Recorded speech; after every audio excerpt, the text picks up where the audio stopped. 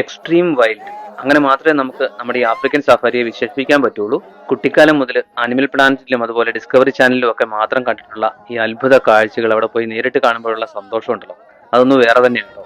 ഏതൊരു wild life പ്രേമിയുടെയും സ്വപ്നമായിട്ടുള്ള African രാജ്യമായ കെനിയയിലെ മാസായിമാരയിൽ ചെന്നിട്ട് അവിടുത്തെ വ്യത്യസ്തങ്ങളായിട്ടുള്ള വൈൽഡ് ലൈഫും അവയുടെ ഹണ്ടിങ്ങും ഒക്കെ കാണിക്കുന്ന ആഫ്രിക്കൻ സഫാരി സീരീസിന്റെ 4-5 വീഡിയോയുടെ ഒരു കൺസോളിഡേറ്റഡ് വീഡിയോ ആട്ടോ ഇത്.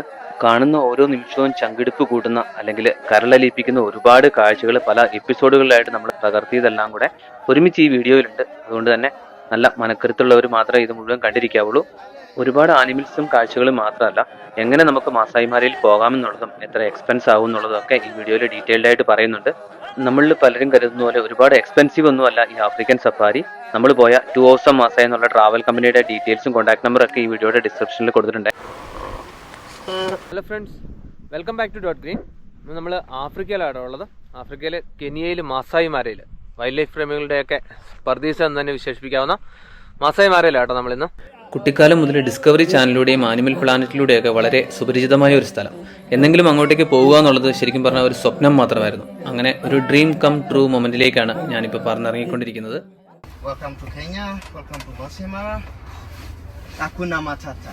നെഹ്റുവിലെ ജോമോ കെനിയാത്ത എയർപോർട്ടിൽ നിന്ന് 6 മണിക്കൂറത്തെ ഡ്രൈവിന് ശേഷം നമ്മൾ മാസായിമാരയിലെത്തി. അവിടെ ഒരു വില്ലേജ് വിസിറ്റും കാര്യങ്ങളൊക്കെ കഴിഞ്ഞ് നമ്മൾ പിറ്റേ ദിവസം രാവിലെ ഗെയിം ഡ്രൈവ് സ്റ്റാർട്ട് ചെയ്തു. നമ്മുടെ മാര വില്ലേജ് വിസിറ്റിൻ്റെ ഡീറ്റെയിൽസ് ഒക്കെ വഴിയെ കാണിച്ചു തരാം കേട്ടോ. അപ്പം വെളുപ്പിന് 6 മണിക്ക് തന്നെ നമ്മൾ സഫാരി സ്റ്റാർട്ട് ചെയ്തു. സൂര്യൻ ഉദിച്ച് വരുന്നതേ ഉള്ളേ. രാവിലെ തന്നെ ലൈൻ സെറ്റിംഗ് ഉണ്ടെന്ന് കേട്ടതോടുകൂടി എല്ലാവരും ക്യാമറയൊക്കെ സെറ്റാക്കി റെഡിയായി കേട്ടോ. നമ്മൾ സ്ഥലത്തെത്തിയപ്പോഴത്തേക്കും ആദ്യം തന്നെ വണ്ടിക്ക് കുറുകെ ഒരു ലൈൻ ക്രോസ് ചെയ്തു പോയി. 1-2 അല്ലായിരുന്നു, ഒരു കൂട്ടം തന്നെ ഉണ്ടായിരുന്നേ. ഇതുപോലെ സിംഹങ്ങളുടെ കൂട്ടത്തെ പ്രൈഡ് എന്നാണ് പറയുന്നത്. ഒരു പ്രൈഡിൽ സാധാരണഗതിയിൽ 2-3 മുതൽ 10-40 വരെയുള്ള വലിയ കൂട്ടങ്ങൾ തന്നെ ഉണ്ടാവാറുണ്ട് കേട്ടോ. നിങ്ങളെല്ലാം കൂടെ രാവിലെ കൂടിയിരുന്ന എന്തോ പരിപാടി. അപ്പോൾ ഞാൻ വിചാരിച്ചു ഓൾറെഡി എന്തെങ്കിലും ഹണ്ട് ചെയ്ത് വെച്ചേക്കുമായിരിക്കും. പക്ഷേ ഹണ്ട് ചെയ്തതല്ല, എല്ലാവരും കൂടെ കൂടിയിരുന്നിട്ട് മുള്ളംപന്നിയുടെ മാളത്തിൽ കൈയിട്ട് അതിനെ പിടിക്കാൻ നോക്കുക കേട്ടോ.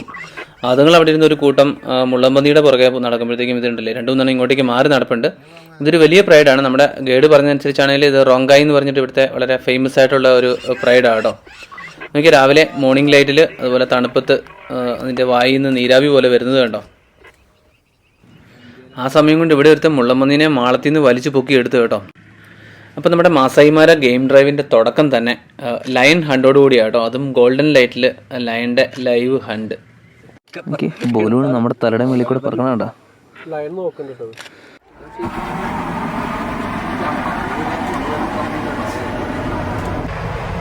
ഇത് ലയണിൻ്റെ ഹണ്ട് കിട്ടിയപ്പോഴത്തേക്കും ബലൂൺ താന്ന് പറന്ന് അതിൻ്റെ സൗണ്ടാണ് കേട്ടോ നമ്മൾ കേട്ടത്. സൗണ്ട് കേട്ടപ്പോഴത്തേക്കും മെല്ലെ സിംഹങ്ങൾ മുകളിലേക്ക് നോക്കുന്നുണ്ടായിരുന്നേ. ഏതായാലും ഇതുങ്ങൾക്ക് ഇതൊന്നും ഇവിടെ ഒരു എന്നാ പറയുക പുത്തിരി അല്ലാത്തതുകൊണ്ടൊന്നും ശ്രദ്ധിക്കാതെ ഇവന്മാർ അവരുടെ പരിപാടി തുടരുവാണ്. നമുക്ക് ഈ ലയണിൻ്റെ ഹണ്ട് കിട്ടിയേക്കെന്ന് നോക്കി എത്ര അടുത്താണെന്നത്. തൊട്ടടുത്ത് കേട്ടോ. വണ്ടികളെല്ലാം കിടക്കുന്നുണ്ട്. നമ്മുടെ വണ്ടിയാണ് ഏറ്റവും ഫ്രണ്ടിൽ കിടക്കുന്നത്. നോക്കി എത്ര ബലൂൺസ് ആണ്. ലയണെ കണ്ടപ്പോഴത്തേക്കും എല്ലാം കൂടെ ഈ ഭാഗത്തേക്ക് വന്നേക്കാണ്. ഇവിടെ ഇങ്ങനെ ഒരു ഓപ്ഷനും കൂടിയുണ്ട്, ബലൂൺ സഫാരി. പക്ഷേ ഭയങ്കര എക്സ്പെൻസീവ് ആണ്. അതും പൊതുവെ വളരെ ഷോർട്ട് ഡ്യൂറേഷൻ, പ്രത്യേകിച്ച് ഈ മോർണിംഗ് ലൈറ്റിലൊക്കെ ഇത് ഉണ്ടാവാറുള്ളൂ.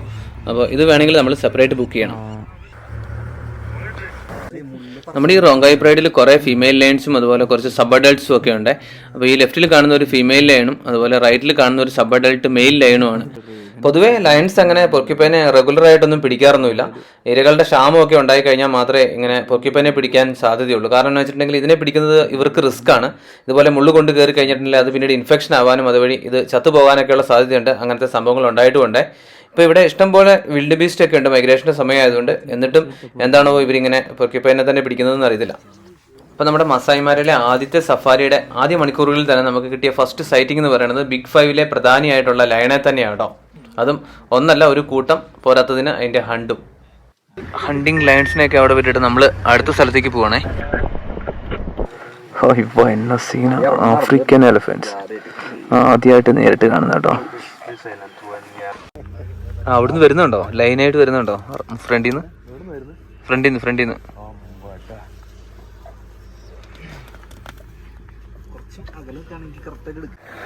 കയ്യെത്തുന്ന ദൂരത്ത് തൊടാവുന്ന ഭാഗത്തിന്.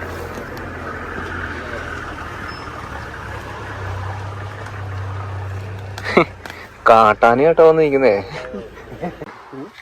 ഇവിടെ ഒരെണ്ണം തൊട്ടടുത്ത് നോക്ക്. എടുത്ത് അലക്കോ?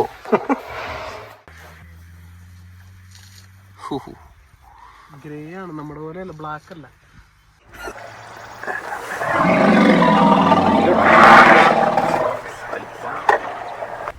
ലോകത്തിൽ പ്രധാനമായിട്ട് 3 ടൈപ്പ് ആനകളാണുള്ളത്. ആഫ്രിക്കൻ ബുഷ് എലഫൻസും, ആഫ്രിക്കൻ ഫോറസ്റ്റ് എലഫൻസ്, പിന്നെ നമ്മുടെ ഏഷ്യൻ എലഫൻസ്. അപ്പോൾ അതിൽ ഈ ആഫ്രിക്കൻ ബുഷ് എലഫൻസിനെയാണ് ഇപ്പോൾ നമ്മൾ കണ്ടുകൊണ്ടിരിക്കുന്നത്. ആഫ്രിക്കൻ ഫോറസ്റ്റ് എലഫൻസ് എന്ന് പറഞ്ഞാൽ ചെറിയ ടൈപ്പ് ആനകളാണ്, പിഗ്മി ആനകളെന്നും അതിനെ വിളിക്കാറുണ്ട് കേട്ടോ. അതിന് വലിപ്പവും കുറവാണ്, അതുപോലെ അത് ക്രിട്ടിക്കലി എൻഡേഞ്ചേർഡ് ആണ്, അങ്ങനെ അധികം കാണപ്പെടാറില്ല. നമ്മുടെ ഇവിടെ മാസായിമാരിലൊക്കെ കോമൺ ആയിട്ട് കാണുന്നത് ഈ ആഫ്രിക്കൻ ബുഷ് എലഫൻസ് ആണ്. അപ്പോൾ ഇത് നമ്മുടെ ഏഷ്യൻ ആനകളുമായിട്ടുള്ള മെയിൻ ഡിഫറൻസ് എന്ന് പറഞ്ഞാൽ വലിപ്പ വ്യത്യാസം തന്നെയാണ് കേട്ടോ. ഇവയ്ക്ക് നമ്മുടെ ഏഷ്യൻ ആനകളെക്കാട്ടിലും നല്ല രീതിയിൽ വലിപ്പ വ്യത്യാസമുണ്ട്. സോഷ്യൽ സ്ട്രക്ചറും കാര്യങ്ങളും അല്ലെങ്കിൽ ഇവയുടെ ബിഹേവിയറും ഒക്കെ സിമിലർ ആണെങ്കിലും ഇവയുടെ രൂപ വ്യത്യാസവും അതുപോലെ വലിപ്പവും ഭാരവും ഒക്കെ ഈ ആഫ്രിക്കൻ എലഫൻസിന് കൂടുതലുണ്ട്. പിന്നെ ഇവയെ ഒറ്റ നോട്ടത്തിൽ തിരിച്ചറിയുന്നത് ഇവയുടെ ചെവിയുടെ വലിപ്പം വെച്ചിട്ടാണ് കേട്ടോ. ആഫ്രിക്കൻ എലഫൻസിന് അല്ലെങ്കിൽ ആഫ്രിക്കൻ ബുഷ് എലഫൻസിൻ്റെ ചെവി വളരെ വലുതാണ് നമ്മുടെ ഏഷ്യൻ എലഫൻസിനെ വെച്ച് നോക്കുമ്പോഴത്തേക്കും. പിന്നെ അതുപോലെ തന്നെ ഇതിൻ്റെ തലയുടെ ഷേപ്പ്, നമ്മുടെ ആഫ്രിക്കൻ ആനകൾക്കാണെങ്കിൽ തല ഒരു ഉരുണ്ട ഷേപ്പിലാണെങ്കിൽ നമ്മുടെ ഏഷ്യൻ എലഫൻസിന് അതിന് 2 മുഴ പോലെ ഇങ്ങനെ തലയിലുണ്ട്. അപ്പം ആ ഒരു ഡിഫറൻസും മെയിനായിട്ടുണ്ട് കേട്ടോ. അപ്പോൾ നമ്മുടെ സഫാരി തുടങ്ങി അധികം സമയം കഴിയുന്നതിന് മുന്നേ തന്നെ ബിഗ് 5-ൽ രണ്ടാമത്തെ സാധനത്തെയും സ്പോട്ട് ചെയ്തു. അതായത് ആഫ്രിക്കൻ എലഫൻസ് ആണ് ലിസ്റ്റിൽ രണ്ടാമത്തേത്. ആദ്യം നമ്മൾ ലയണെ കണ്ടിരുന്നു. അപ്പം ബിഗ് 5 എന്ന് പറഞ്ഞിട്ടുണ്ടെങ്കിൽ ആഫ്രിക്കൻ ലയൺസ്, ആഫ്രിക്കൻ എലഫൻറ്റ്, അതുപോലെ റൈനോസറസ്, പിന്നെ നമ്മുടെ കേപ്പ് ബഫല്ലോ അല്ലെങ്കിൽ നമ്മുടെ കാട്ടുപോത്ത്, അതുപോലെ പിന്നെ ലെപ്പേർഡ്, ആഫ്രിക്കൻ ലെപ്പേർഡ്. ഈ സാധനങ്ങളെയാണ് ബിഗ് 5 എന്നറിയപ്പെടുന്നത് കേട്ടോ. മാസായിമാരെ പാർക്കിന് അടുക്ക് നമ്മൾ ഗ്രൗണ്ടിൽ ഇറങ്ങിയേക്കാണ്. തൊട്ടപ്പുറത്താണ് നമ്മൾ ലയണെ കണ്ടത് കേട്ടോ. അപ്പം ഇതിനകത്ത് ഇറങ്ങുന്നത് റിസ്ക് ഒന്നും ഇല്ല ഇവർ, കാരണം വെച്ചാൽ ഇവർ സ്ഥിരം സഫാരി പോവുകയും ചെയ്യുന്നതൊക്കെ ഉള്ളതുകൊണ്ട് അവർക്കറിയാം. അതുകൊണ്ട് നമ്മുടെ സഫാരി വണ്ടി ഇന്നലെ നമ്മളെ പിക്ക് ചെയ്യാൻ വന്ന വണ്ടി തന്നെയാണെങ്കിലും അതിൻ്റെ ഈ 2 സൈഡിലെ സീറ്റ് എടുത്ത് കളഞ്ഞപ്പോഴത്തേക്കും ഉണ്ടല്ലേ ഇഷ്ടം പോലെ സ്ഥലമാണ് ഇരുന്ന് വിശാലമായിട്ട് ഫോട്ടോയും വീഡിയോ ഒക്കെ എടുക്കാൻ വേണ്ടിയിട്ട്. നമ്മുടെ സഫാരി വീണ്ടും മുന്നോട്ട് പോയപ്പോഴത്തേക്കും കണ്ട ഒരു അപൂർവ കാഴ്ചയാണ്. അപൂർവ കാഴ്ച എന്ന് പറഞ്ഞാൽ നമ്മളെ സംബന്ധിച്ചാണ് അപൂർവ കാഴ്ച, ഇവിടുത്തെ ഒരു സ്ഥിരം കാഴ്ചയാണ്. നമ്മൾ കാണാത്ത ടൈപ്പ് ഒരു ആനിമൽ കേട്ടോ. ടോപ്പി എന്നാണ് ഇതിൻ്റെ പേര്, TOPI. അപ്പോൾ ആൻറ്റിലോപ്പ് വിഭാഗത്തിൽപ്പെട്ട ഇത്, അതായത് നമ്മുടെ വിൽഡ് ബീസ്റ്റിൻ്റെ ഒക്കെ കാറ്റഗറിയിൽ പെട്ടതാണ് കേട്ടോ. മാനുകളുടെ വിഭാഗം എന്ന് വേണമെങ്കിൽ പറയാം. എനിക്ക് എന്നെ രസമാണ്. അപ്പോൾ ഇതിൻ്റെ ആണിനും പെണ്ണിനും ഇതുപോലെ കൊമ്പുണ്ട് കേട്ടോ. അതുകൊണ്ട് 2 ചെറിയ കൊമ്പുകൾ. ശരിക്കും നമ്മുടെ ചീറ്റയുടെയും അല്ലെങ്കിൽ ലെപ്പേർഡിൻ്റെയും ലയൺസിൻ്റെയൊക്കെ ഒരു ഇരയാണ് ഇത് ശരിക്കും പറഞ്ഞാൽ ഈ ടോപ്പി. അപ്പോൾ ടോപ്പി മാത്രമല്ല, ഇവിടുത്തെ ആൻറ്റിലോപ്സിൽ പെട്ട മിക്കതും ഇതുപോലെ കർണിവോറസ് ആയിട്ടുള്ള ആനിമൽസിൻ്റെയൊക്കെ ഇരകൾ തന്നെയാണ് കേട്ടോ. പുല്ലുകൾക്കിടയിൽ കൂടെ നടന്നു വരുന്ന സാധനത്തെ കണ്ടോ? സാക്ഷാൽ ചീറ്റപ്പുലി അഥവാ ചീറ്റ. അതെ, കരയിലെ ഏറ്റവും വേഗം കൂടിയ ജീവിയായ ചീറ്റയാണോ നമ്മൾ കാണുന്നത്. ഞാൻ മാസാമലയിലേക്ക് വരുമ്പോഴത്തേക്കും എനിക്ക് കാണാൻ ഏറ്റവും ആഗ്രഹം ഉണ്ടായിരുന്ന ആനിമൽസിൽ ഒന്നാണ് നമ്മുടെ ചീറ്റപ്പുലി. ഇത് ഇവിടുത്തെ വളരെ ഫേമസ് ആയിട്ടുള്ള നാഷിപ്പൈ എന്നറിയപ്പെടുന്ന ഒരു ചീറ്റയും അതിൻ്റെ 4 കബ്സും കേട്ടോ. അതായത് മൊത്തം 5 ചീറ്റ.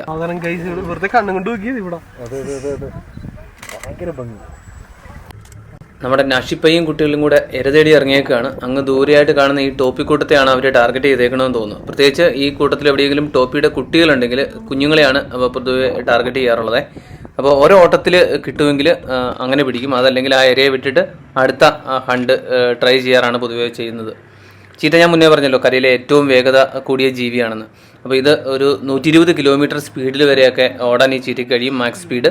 പക്ഷേ അത്ര ഒരുപാട് ദൂരം ഈ സ്പീഡിൽ ഇതിന് ഓടാൻ കഴിയില്ല എന്നുള്ളത് മാത്രമാണ്. ഒരു 60 സെക്കൻഡ്, അതായത് ഏകദേശം ഒരു 1 മിനിറ്റ് വരെയൊക്കെ ഇതിന് ഈ സ്പീഡിൽ ഓടാൻ പറ്റത്തുള്ളൂ. ഞാൻ മുന്നേ പറഞ്ഞില്ലായിരുന്നോ, ഒരൊറ്റ ഓട്ടത്തിൽ ഏരിയയെ കിട്ടിയാൽ പിടിക്കും, അതല്ലെങ്കിൽ പിന്നെ വിട്ടിട്ട് അടുത്ത ഹണ്ട് കുറേ കഴിഞ്ഞ് അറ്റംപ്റ്റ് ചെയ്യും എന്നുള്ളത്. കാരണം ഇത്ര സ്പീഡിൽ ഓടുന്നതുകൊണ്ട് തന്നെ ഇതിൻ്റെ ഫുൾ എനർജി വേസ്റ്റ് ആവും. അതിൽ കൂടുതൽ നേരം ഇതിന് കണ്ടിന്യൂസ് ആയിട്ട് ഓടാനും പറ്റത്തില്ല. ചീറ്റകൾ പൊതുവെ ഇര തേടുന്നത് പകൽ സമയത്ത് തന്നെയാണ്. ചീറ്റയെ പിടിച്ചിട്ട് അന്നേരം തന്നെ കഴിച്ചു തുടങ്ങുകയാണ് ചീറ്റയുടെ പതിവ്. അതല്ലെങ്കിൽ ഹൈനയും വൈൽഡ് ഡോഗ് ഒക്കെ ഇതിൻ്റെ ഇരയെ മോഷ്ടിക്കാറുണ്ട്. അതുപോലെ തന്നെ ഇതുങ്ങൾ ഒരുപാട് ത്രെറ്റ് നേരിടുന്നുണ്ട്. പ്രത്യേകിച്ച് ഇതിൻ്റെ കുഞ്ഞുങ്ങളെയൊക്കെ ലയണും അതുപോലെ ഹൈനയൊക്കെ പിടിക്കാറുണ്ട്. അപ്പം സർവൈവ് ചെയ്ത് കിട്ടുക എന്നുള്ളത് വളരെ ബുദ്ധിമുട്ടാണ് ചീറ്റ കുഞ്ഞുങ്ങളുടെ കാര്യത്തിൽ. അത് വെച്ച് നോക്കുമ്പോഴത്തേക്കും നമ്മുടെ നാഷിപ്പൈ വളരെ സക്സസ്ഫുൾ ആയിട്ടുള്ളൊരു മദറാണ്. കാരണം ഇത്രയും കബ്സിനെ, അതായത് 4 കബ്സ് സ്റ്റിൽ ഈ ഒരു പ്രായത്തിലേക്ക് വളർത്തിക്കൊണ്ട് വരിക എന്ന് പറഞ്ഞാൽ ചീറ്റയെ സംബന്ധിച്ച് വളരെ ശ്രമകരമായ ഒരു പണിയാണ്. എന്നെ ഒരു കാഴ്ച ഒന്ന് നോക്കിയേ, 5 ചീറ്റകൾ 4 പാടും വീക്ഷിച്ചുകൊണ്ടിരിക്കുന്നതുണ്ടോ. അപ്പോൾ ആദ്യത്തെ ദിവസത്തെ കാഴ്ചകളിൽ എനിക്ക് ഏറ്റവും ഇഷ്ടപ്പെട്ടത് നമ്മുടെ നാഷിപ്പയും 4 കബ്സും കൂടെയുള്ള ഈ ഒരു കാഴ്ചയായിരുന്നു കേട്ടോ. ഇപ്പോൾ ചീറ്റിയും കുട്ടികളും ഇച്ചിരി ഹൈറ്റുള്ള സ്ഥലത്ത് കയറിയിരുന്ന് നാലുപാടുമൊക്കെ നോക്കി എവിടെയാണ് ഇരയുള്ളതെന്നൊക്കെ മനസ്സിലാക്കിയ ശേഷം വീണ്ടും ഇര തേടിയുള്ള നടപ്പ് തുടരുകയാണ്. അപ്പോൾ നമ്മൾ നമ്മുടെ യാത്രയും തുടരുവാണ്. നോക്കിയേ അടുത്ത നമ്മുടെ കാഴ്ച. വീണ്ടും മുന്നോട്ട് പോയപ്പോഴത്തേക്കും നമുക്ക് കണ്ട കാഴ്ച എന്ന് പറഞ്ഞാൽ സീബ്രകളാണ് കേട്ടോ. ഒന്നും രണ്ടും അല്ല, ആയിരക്കണക്കിന് സീബ്രാസാണ്. ഇത് മൈഗ്രേഷൻ്റെ സമയമാണ് മാസായി മാരയിൽ. അതുകൊണ്ട് ഒരുപാട് വിൽഡ് ബീസ്റ്റുകളും സീബ്രാസും ഒക്കെ ഇങ്ങനെ നമുക്ക് കാണാൻ പറ്റും. കുട്ടിക്കാലം മുതൽ നമ്മൾ ആനിമൽ പ്ലാനറ്റിലും ഡിസ്കവറി ചാനലിലും ഒക്കെ മാത്രം കണ്ടിട്ടുള്ള വരയൻ കുതിര അല്ലെങ്കിൽ സീബ്രാസ് ആട്ടോ നമ്മുടെ ഈ മുന്നിൽ നിൽക്കുന്നത്. എനിക്ക് പച്ചപ്പിൽ നിൽക്കുമ്പോൾ ഇതിനെ കാണാൻ പ്രത്യേക ഭംഗിയാണ്. സീബ്രാസിനെക്കാട്ടിലും എണ്ണത്തിൽ കൂടുതലുള്ളത് വിൽഡ് ബീസ്റ്റുകളാട്ടോ. ഒരുപാട് എണ്ണമുണ്ട്. ഇങ്ങനെ ശരിക്കും പറഞ്ഞു കഴിഞ്ഞിട്ടുണ്ടെങ്കിൽ ലിറ്ററലി കടൽ പോലെ കിടക്കുകയാണ് ഈ സാധനങ്ങളെ. ഇത് കണ്ടോ, ഞാൻ പറഞ്ഞില്ലേ എന്തുമാത്രം എണ്ണമാണ്. ഇതിനെ കണ്ട കന്നുകാലികളുമായിട്ട് നല്ല സാമ്യം ഉണ്ടെങ്കിലും ഇതും ആൻറ്റിലോപ്പ് വർഗ്ഗത്തിൽ പെട്ടതാട്ടോ. അതായത് മാൻ വർഗ്ഗത്തിൽ പെട്ടതാണ് വിൽഡ് ബീസ്റ്റുകൾ. എന്നാ രസമല്ലേ, കാടിന് നടുക്ക് കൊണ്ടുപോയി വണ്ടി നിർത്തിയിട്ടിട്ട് ഇത് അങ്ങ് ബാക്ക്ഗ്രൗണ്ടിലൊക്കെ നോക്കിക്കഴിഞ്ഞാൽ കാണാം ഇഷ്ടം പോലെ വിൽഡ് ബീസ്റ്റും മറ്റേ സീബ്രയും അല്ലെങ്കിൽ നമ്മുടെ ഗസൽസും ഒക്കെ നിൽക്കുന്നുണ്ട് കേട്ടോ. ഇവിടെ കൊണ്ടുപോയി നിർത്തി ഇതിനെ നടുക്ക് നിന്ന് ബ്രേക്ക്ഫാസ്റ്റ് കഴിക്കുന്നത്. മുമ്പോ ഇതൊക്കെയാണ് ബ്രേക്ക്ഫാസ്റ്റ് ഐറ്റംസ് കേട്ടോ. ബ്രെഡ്, മുട്ട, സോസേജ്, കുറേ സാധനങ്ങളുണ്ട്, എടുക്കണേ ഉള്ളൂ. ബാക്കിയൊക്കെ ഇതിനകത്ത് നല്ല നല്ല പുറത്തേക്ക് വരുന്നുണ്ട്. അപ്പോൾ ബ്രേക്ക്ഫാസ്റ്റ് കഴിക്കുന്ന സമയം കൊണ്ട് നമുക്ക് നമ്മുടെ ഒരു ക്യാമറ പാർട്ണറെ പരിചയപ്പെടാം. തൃശ്ശൂരിലെ ജീനോമാണ് കേട്ടോ നമുക്കിന്ന് നിക്കോൺ ക്യാമറ സ്പോൺസർ ചെയ്തേക്കുന്നത്. നിക്കോണിൻ്റെ ഒഫീഷ്യൽ ഡീലറും അതുപോലെ ഒഫീഷ്യൽ സർവീസ് കളക്ഷൻ സെൻ്ററുമാണ് ജീനോ. ഇവിടുത്തെ മുരളിച്ചേട്ടൻ ഒരു വൈൽഡ് ലൈഫ് ഫോട്ടോഗ്രാഫറും കൂടിയാണ്. അപ്പോൾ പാഷനേറ്റ് വൈൽഡ് ലൈഫ് ഫോട്ടോഗ്രാഫർ ആയതുകൊണ്ട് തന്നെ വൈൽഡ് ലൈഫ് ഫോക്കസ്ഡ് ആയിട്ടുള്ള കുറേ എക്യുപ്മെൻറ്റ്സ് ആട്ടോ പുള്ളി ഇവിടെ ജീനോം വഴി കൊടുക്കുന്നത്. പ്രത്യേകിച്ച് പിന്നെ ക്യാമറാസൊക്കെ ആണെങ്കിലും വൈൽഡ് ലൈഫിന് വേണ്ടിയിട്ട് സ്പെസിഫിക് ആയിട്ടുള്ള സംഭവങ്ങളാട്ടോ. അതുപോലെ നല്ലൊരു ക്യാമറ കൺസൾട്ടൻറ്റും കൂടിയാണ്. പുള്ളിനെ വിളിക്കാനുള്ള നമ്പറൊക്കെ ഞാൻ ഈ വീഡിയോയുടെ ഡിസ്ക്രിപ്ഷനിൽ കൊടുത്തേക്കാമേ. ബ്രേക്ക്ഫാസ്റ്റ് ഒക്കെ കഴിഞ്ഞ് നമ്മളൊരു കോഫിയൊക്കെ കുടിച്ച് ഇനി അടുത്ത ഗെയിം ഡ്രൈവ് കണ്ടിന്യൂ ചെയ്യാൻ വേണ്ടി പോവുകയാണേ. നമ്മൾ പറന്ന് പോയിക്കൊണ്ടിരിക്കുകയാണ് കേട്ടോ. ലെപ്പേർഡ് സൈറ്റിംഗ് കിട്ടിയെന്ന് പറഞ്ഞപ്പോഴത്തേക്കും ലെപ്പേർഡ് ഇവിടുത്തെ റയർ സൈറ്റിംഗ് ആണ് കേട്ടോ. ലെപ്പേർഡ് കിടക്കണേ മുമ്പോ നമുക്ക് ഫുള്ള് വണ്ടികളും വളഞ്ഞിട്ടുള്ള കേട്ടോ. ഇവിടുത്തെ ഏറ്റവും പ്രൈം സാധനമാണ് ഈ ലെപ്പേർഡ്. കാരണം ഇതിനെ മാത്രം ഭയങ്കര റയർ സൈറ്റിംഗ് ആണ്. അതുകൊണ്ട് തന്നെ എല്ലാ വണ്ടികളും ചുറ്റും നിൽക്കണം കേട്ടോ. ഈ ലെപ്പേർഡിൻ്റെ പേര് ലുലൂക്ക എന്നാണേ. രണ്ട് കബ്സുമായിട്ട് അത് നടന്നു പോകുന്ന സ്ഥലം കണ്ടോ. ബാക്ക്ഗ്രൗണ്ടിൽ ഇഷ്ടം പോലെ സീബ്രാസും ആൻറ്റിലോപ്സും ഒക്കെ ആയിട്ട് ഒരുപാട് ആനിമൽസ് ഉണ്ട്. ഒരു കിടിലൻ കാഴ്ചയായിരുന്നു കേട്ടോ. കണ്ടോ ലെപ്പേർഡിനെ എടുക്കാൻ വന്ന വണ്ടികളാട്ടോ. വണ്ടികളുടെ മുഴുവൻ മുന്നേ കണ്ടില്ലെങ്കിൽ ഇപ്പം കണ്ടു എന്തും മാത്രം. യെസ്,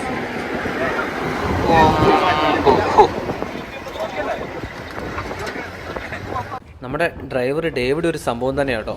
ഇത്രയും വണ്ടികൾ തലങ്ങും വിലങ്ങും നടന്നിട്ട് ഒരൊറ്റ വണ്ടി പോലും ഫ്രെയിമിൽ വരാത്ത രീതിയിൽ പുള്ളി കൊണ്ടുപോയി വണ്ടി നിർത്തി തന്നു കേട്ടോ. നമ്മുടെ ആ ലെപ്പേർഡ് നടക്കുന്ന സീനിനകത്ത് ഒരു വണ്ടി പോലും ബാക്ക്ഗ്രൗണ്ടിലില്ല. എന്തുമാത്രം വിൽഡ് ബീസ്റ്റുകളാണെന്ന് നോക്കിയേ. ഇതെല്ലാം ഈ മൈഗ്രേഷൻ്റെ ഭാഗമായിട്ട് ഇവിടെ എത്തിച്ചേർന്നേക്കുന്നത് കേട്ടോ. ഇവിടുത്തെ നേറ്റീവ് സംഭവങ്ങളല്ല, ഇതെല്ലാം ടാൻസാനിയയിലെ ശരംഗട്ടി നാഷണൽ പാർക്കിൽ നിന്ന് ഇവിടെ എത്തിച്ചേർന്നേക്കുന്നതാണ്. വിൽഡ് ബീസ്റ്റുകൾ മാത്രമല്ല, ഒരുപാട് സീബ്രാസും അതുപോലെ തോംസൺസ് ഗേസൽസും എലാൻസും അങ്ങനെ ഒത്തിരി ആനിമൽസ് ഈ മൈഗ്രേഷൻ്റെ ഭാഗമായിട്ട് ഇവിടെ എത്തുന്നുണ്ട്. അപ്പോൾ എന്താണ് മൈഗ്രേഷൻ എന്ന് നമുക്ക് നോക്കാം. 7 നേച്ചർ വണ്ടേഴ്സിൽ പെടുന്ന ഒരു സംഭവം കേട്ടോ മാസായി മാരയിലെ ഗ്രേറ്റ് മൈഗ്രേഷൻ എന്ന് പറയുന്ന ഈ ഒരു പരിപാടി. അതായത് ആനിമൽസ് കൂട്ടത്തോടെ ടാൻസാനിയയിലെ ശരംഗട്ടി നാഷണൽ പാർക്കിൽ നിന്ന് മാസായി മാര, കെനിയയിലെ മാസായി മാരയിലേക്ക് എത്തുന്ന ഒരു മൈഗ്രേഷൻ പ്രോസസ്സാണ് നമ്മുടെ ഈ ഗ്രേറ്റ് മൈഗ്രേഷൻ എന്നറിയപ്പെടുന്നത്.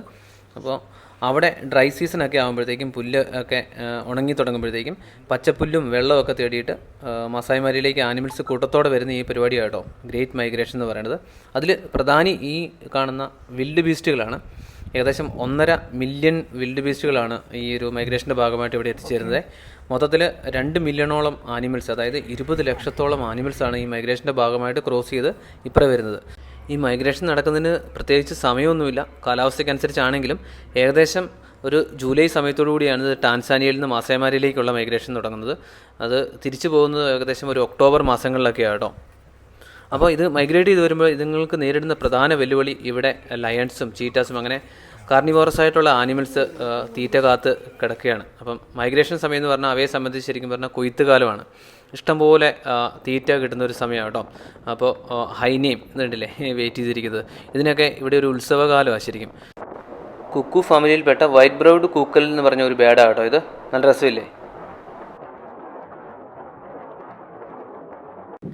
നോക്കി 2 ജിറാഫുകൾ. കുട്ടിക്കാലം മുതലേ നമ്മൾ ഒരുപാട് കൗതുകം ഉണർത്തിയിരുന്ന ഒരു ജീവിയാണ് കേട്ടോ ഈ ജിറാഫ് എന്ന് പറയുന്നത്. അപ്പോൾ ഇതിന് എന്തുമാത്രം പൊക്കം ഉണ്ടാവും നമ്മൾ ഈ പടത്തിലും അല്ലെങ്കിൽ വീഡിയോസിലൊക്കെ കാണുന്നത് പോലെ തന്നെയാണോ എന്നൊക്കെ അറിയാനുള്ള ഒരു ആഗ്രഹം എനിക്കും ഉണ്ടായിരുന്നു. അപാര ഹൈറ്റാണ് കേട്ടോ.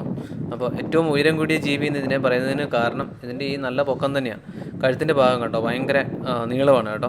അതുപോലെ തന്നെ കാലുകൾ ശരിക്കും പറഞ്ഞാൽ ഇതിൻ്റെ ഒരു ഡിഫെൻസീവ് മെക്കാനിസം കൂടിയാണ്, ഒരു വെപ്പണും കൂടിയാണ്. അപ്പോൾ മറ്റ് ആനിമൽസ് ഇതിനെ അറ്റാക്ക് ചെയ്യുമ്പോൾ അല്ലെങ്കിൽ തമ്മിൽ ഫൈറ്റ് ചെയ്യുമ്പോഴൊക്കെ പ്രധാന 2 ആയുധങ്ങളാണ്, ഒന്ന് കാലും അതുപോലെ കഴുത്തും. ജിറാഫുകളുടെ പുറകിലായിട്ട് നിൽക്കുന്ന ഈ സാധനത്തെ കണ്ടോ, ഒരു യമണ്ടൻ സാധനം കേട്ടോ. കേപ്പ് ബഫല്ലോ അല്ലെങ്കിൽ ആഫ്രിക്കൻ ബഫല്ലോ എന്നറിയപ്പെടുന്ന സാധനമാണിത്. മലയാളത്തിൽ പറയുകയാണെങ്കിൽ കാട്ടുപോത്തെന്ന് വിളിക്കാം. അപ്പം നമ്മുടെ നാട്ടിൽ കാണുന്ന സാധനമോ എന്ന് ചോദ്യം വന്നു കഴിഞ്ഞാൽ അത് ഇന്ത്യൻ വൈൽഡ് ഗവറാണ്. അപ്പോൾ നമ്മുടെ നാട്ടിൽ ഇതുപോലത്തെ സാധനങ്ങളൊന്നും ഇല്ലാത്തതുകൊണ്ട് നമ്മൾ അതിനെയാണ് കേട്ടോ കാട്ടുപോത്തെന്ന് വിളിച്ച് പോന്നുകൊണ്ടിരുന്നത്.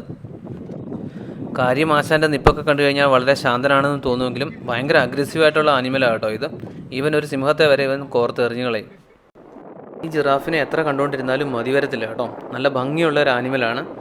നോക്കി അമ്മമാർ ഫുൾ ടൈം ഇങ്ങനെ ഒന്നെങ്കിൽ തിന്നുകൊണ്ട് നടക്കും, അതല്ലെങ്കിൽ കഴുത്ത് പൊക്കി ഇങ്ങനെ 4 പാടും വീക്ഷിച്ചുകൊണ്ടിരിക്കും. ഞാൻ മുന്നേ പറഞ്ഞ പോലെ ഇവയ്ക്കും ത്രെറ്റുണ്ട്.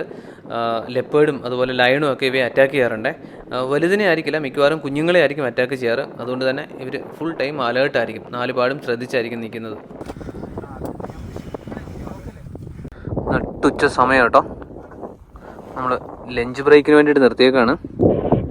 ഇതേ താഴെയൊക്കെ ഇഷ്ടംപോലെ സീബ്രാസിനെയൊക്കെ കാണാം. ഇവിടെ കൊണ്ടാണ് നിർത്തിയേക്കുന്നത് ലഞ്ചിന്. ഇതേപ്പോൾ നമ്മുടെ ലഞ്ച് ഇതേ ബോക്സിൽ പാക്ക് ചെയ്ത് കൊണ്ടുവന്നേക്കാണേ. കുറേ ഐറ്റംസ് ഉണ്ട്. ഇതാ കേട്ടോ നമ്മുടെ ലഞ്ച്. മുട്ട, ആപ്പിൾ, എന്താ ചിക്കൻ പീസ്. ഞാൻ പറഞ്ഞില്ലായിരുന്നു ഇന്നലെ നമ്മൾ വരുന്ന വഴിക്ക് മാസായി വില്ലേജിലൊക്കെ ഒന്ന് പോയിട്ട് അവിടുത്തെ ട്രൈബ്സിൻ്റെ ജീവിത രീതികളും കാര്യങ്ങളൊക്കെ കണ്ടെന്ന്. അപ്പോൾ നമ്മൾ ലഞ്ച് കഴിക്കുമ്പോഴത്തേക്കും അവിടുത്തെ കാഴ്ചകളൊക്കെ ഒന്ന് കണ്ടിട്ട് പോയേ. ഇത് നമ്മൾ ഒടുവിൽ മാസായി വില്ലേജിലെത്തി കേട്ടോ. നമ്മൾ ക്യാമ്പിൽ പോകുന്നതിന് മുന്നേ നേരെ വില്ലേജിൽ വന്നിട്ട് ഇവിടെ മാസായി വില്ലേജ് വിസിറ്റൊക്കെ കഴിഞ്ഞിട്ടാണ് ക്യാമ്പിലോട്ട് പോകുന്നത്.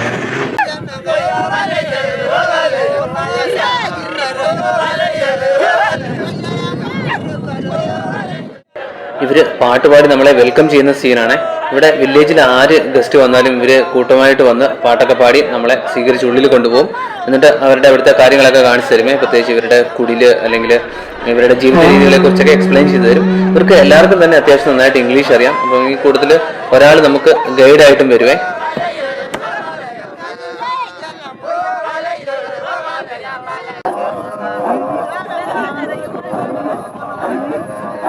My name is Grace. I will be your guide in the village. Okay. So it's Ketere, the chief of the village. Joseph, the chief of the village.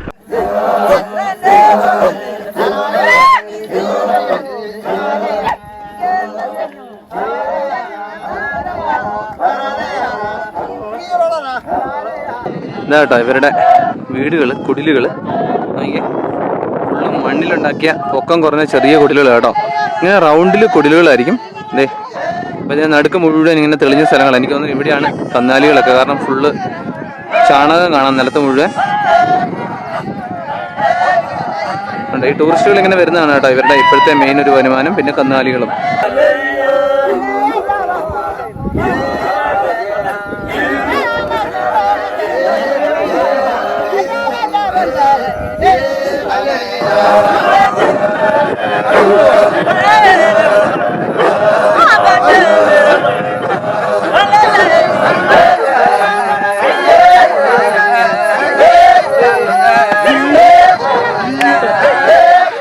If you keep jumping and you win like two times or more, you even create a chance of winning the most beautiful girl here in the village. Oh, okay.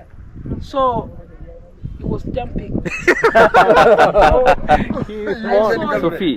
So all of them they are going back home. You here without. നമുക്ക് അവരുടെ ഒരു വീടൊന്ന് കാണാവേ. നോക്കിയേ, വളരെ പൊക്കം കുറവ് കേട്ടോ. അവരുടെ അത്രയും പൊക്കം ഉള്ളതിന് ഉണ്ട്. ഇത്ര ഉള്ളു സംഭവം. മണ്ണും കൊണ്ട് ഉണ്ടാക്കിയേക്കുന്നത്. അതുപോലെ മൊത്തം ചാണകം മെഴുകിയതാ കേട്ടോ. ചാണകം മെഴുകിയിട്ട് അതിന്റെ മുകളിൽ കൂടെ ഓ, മേൽക്കൂരയും ചാണകം മെഴുകിയേക്കുന്ന. So this one is one of our മരത്തിന്റെ കമ്പ് house. ചെളി ചാണകം അല്ലേ? With even no help from your mother. Without anyone help. No. Okay. My mother is just far away, so I get married here and then I come and build my own house. Oh. So you cannot be So helped. you build this alone? Yes. Oh. The husband is the boss. He's the one to is the husband of the 4 wives. From there, 1, 2, 3, 4. This is the grandmother's house, and this one is mine. The others are my co-wives. അങ്ങനെ നമ്മുടെ ബിബിൻ അവസാനം നമ്മുടെ മസായിമാര വില്ലേജിൽ നിന്ന് തന്നെ ഒരു പെണ്ണ് കെട്ടാൻ തീരുമാനിച്ചു. നമുക്കിതിനകത്ത് കയറി കാണുകയൊക്കെ ചെയ്യാം കേട്ടോ. ഇതാ കേട്ടോ ഇതിൻ്റെ ഉൾവശം. ഇവർ കിടക്കുന്ന സ്ഥലമൊക്കെയാണ് ഈ കാണുന്നത്. ലൈറ്റ് ഇല്ല, ഇതുണ്ടോ? നാച്ചുറലി പുറത്തുനിന്ന് ഒരു ചെറിയ ഹോൾ ഇതിനിട്ടിട്ടുണ്ട്, അതുവഴിയാണ് ലൈറ്റ് വരുന്നത്.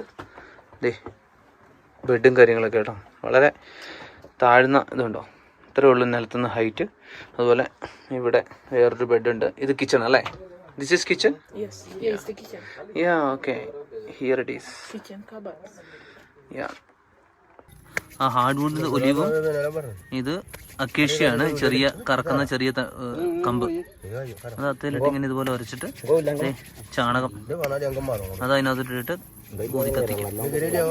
ഇപ്പൊ തന്നെ പുകയുന്നുണ്ടോ? കമ്പയിൽ വെച്ച് ഉരച്ച് കിട്ടി ചെറിയ തീപ്പൊരി ഇതിനകത്തേക്ക് ഇട്ടിട്ട് ഊതി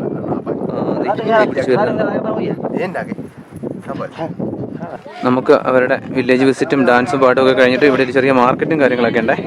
പാത്രങ്ങളൊക്കെ ഉണ്ട്, നമുക്ക് കഞ്ഞി കുടിക്കാം, ഇതിനകത്ത് കഞ്ഞി കുടിക്കാം. ഓ, കഞ്ഞി കുടിക്കാനുള്ള തവി ഇറച്ചി വെട്ടാനുള്ള കത്തിയൊക്കെ കഴിക്കും. ഓ, അങ്ങനെ നമ്മൾ വില്ലേജ് വിസിറ്റ് ഒക്കെ കഴിഞ്ഞിട്ട് മാരാഡ്യൂമ ക്യാമ്പിലെത്തി. നമ്മുടെ ക്യാമ്പിൻ്റെ പേര് മാരാഡ്യൂമ ബുഷ് ക്യാമ്പ് എന്നാണ് കേട്ടോ. ഇത് നമ്മളങ്ങനെ ചെക്കിനൊക്കെ ചെയ്ത് നമ്മുടെ റൂമിലോട്ട് പോകണേ. ഇതുണ്ടോ നമ്മുടെ റൂമിൻ്റെ വാതിക്കൽ തന്നെ ഒരു റിവറാണ്. ഇവിടെ ഇഷ്ടംപോലെ ആനിമൽസ് വരുന്ന പറഞ്ഞേ, ക്രോക്കഡൈലും അതുപോലെ ഹൈനി അടക്കമുള്ള ആനിമൽസിനെ നമുക്കിവിടെ കാണാൻ പറ്റും. ഇപ്പോൾ ഇതാ കേട്ടോ നമ്മുടെ റൂം വരുന്നത്. 3 ഷെയറിംഗ് ആണ് റൂം. ഇതേ ഒരു ബെഡ് ഇവിടെ, 2 എണ്ണം ഇവിടെ. അപ്പോൾ ഇതുപോലെ തന്നെ ഇത് നമ്മുടെ ബാൽക്കണി കേട്ടോ. ബാൽക്കണിയിൽ നിന്ന് കാണുന്നത് ഫ്രണ്ടിൽ റിവർ, അതിനപ്പുറത്തേക്ക് നമ്മുടെ മസായിമാര നാഷണൽ പാർക്ക്. അപ്പോൾ അതിനകത്ത് ആനിമൽസൊക്കെ ഇഷ്ടംപോലെ വരുവേ. അതുപോലെ എന്താ ബെഡ് 2 നോർമൽ ബെഡും ഒരു ചെറിയ ബെഡും. ശരിക്കും പറഞ്ഞു കഴിഞ്ഞാൽ ഇത് 2 ആണ് ബെഡ്. 3 ഷെയറിംഗ് ആണെങ്കിലും 4 ബെഡിൻ്റെ സൈസുണ്ട്. നമ്മുടെ പ്ലഗും കാര്യങ്ങളൊക്കെ കണ്ടോ, ഇത് ഈ ടൈപ്പാണേ. അപ്പം കണക്ട് ചെയ്യാൻ വേണ്ടിയിട്ട് ഇതുപോലത്തെ കണക്ടറും കാര്യങ്ങളൊക്കെ മേടിച്ചുകൊണ്ട് വന്നോണം, യൂണിവേഴ്സൽ അഡാപ്റ്ററോ കാര്യങ്ങളൊക്കെ. ഇവിടെ ഒരു വാഷ് ഏരിയ ഉണ്ട്, ബാത്റൂം സെപ്പറേറ്റ് ആണ്. അതുപോലെ ഇവിടെ ടോയ്ലറ്റ്. ഇപ്പോൾ ഒരു അടിപൊളി ക്യാമ്പ് കേട്ടോ, നല്ല കിടിലൻ ലൊക്കേഷനും അതുപോലെ നല്ല വെൽ സെറ്റ് ചെയ്തേക്കുന്ന ഒരു അടിപൊളി ക്യാമ്പിലാണ് നമ്മളിപ്പം. അങ്ങനെ സഫാരി പോകുന്നതിന് മുന്നേ തന്നെ നമുക്ക് ഫസ്റ്റ് ആഫ്രിക്കൻ എലിഫൻറ്റ് സൈറ്റിംഗ് കിട്ടിയേ. ക്യാമ്പിൻ്റെ ഫ്രണ്ടിലിരുന്നല്ലേ. ഇവിടെയാണെങ്കിലും ക്രൊക്കോഡൈലും കിടപ്പുണ്ട് കണ്ടോ. ഒക്കെ നമ്മുടെ ക്യാമ്പിൻ്റെ ഫ്രണ്ടിലാട്ടോ. നമുക്ക് റിവറിലേക്ക് ഇറങ്ങാൻ അനുവാദമില്ല, ഒക്കെ ഇതിനെ ഇവിടെ നിന്ന് കാണാം. ഇവിടെ ഫെൻസിങ്ങും കാര്യങ്ങളും ഉണ്ട്. അതെ, ഇതിനിപ്പുറത്ത് നിന്നിട്ടാട്ടോ കാണുന്നത് നമ്മുടെ ക്യാമ്പും. അപ്പോൾ മാസായിമാരെ കാഴ്ചകളൊന്നും തീർന്നിട്ടില്ല. ഒരുപാട് സഫാരിയും അതുപോലെ ഒത്തിരി ആക്ഷൻസൊക്കെ ഇനിയും ബാക്കിയാണ്. അത് നമുക്ക് വരും എപ്പിസോഡുകളിൽ കാണാം. അതൊക്കെ കാണുന്നുണ്ടെങ്കിൽ ചാനലൊന്ന് സബ്സ്ക്രൈബ് ചെയ്ത് വെച്ചിരുന്നേക്കുക. നമുക്ക് മാസായിമാരയുടെ 2nd എപ്പിസോഡിൽ കാണാം. അതുവരെ എല്ലാവർക്കും ബൈ ബൈ.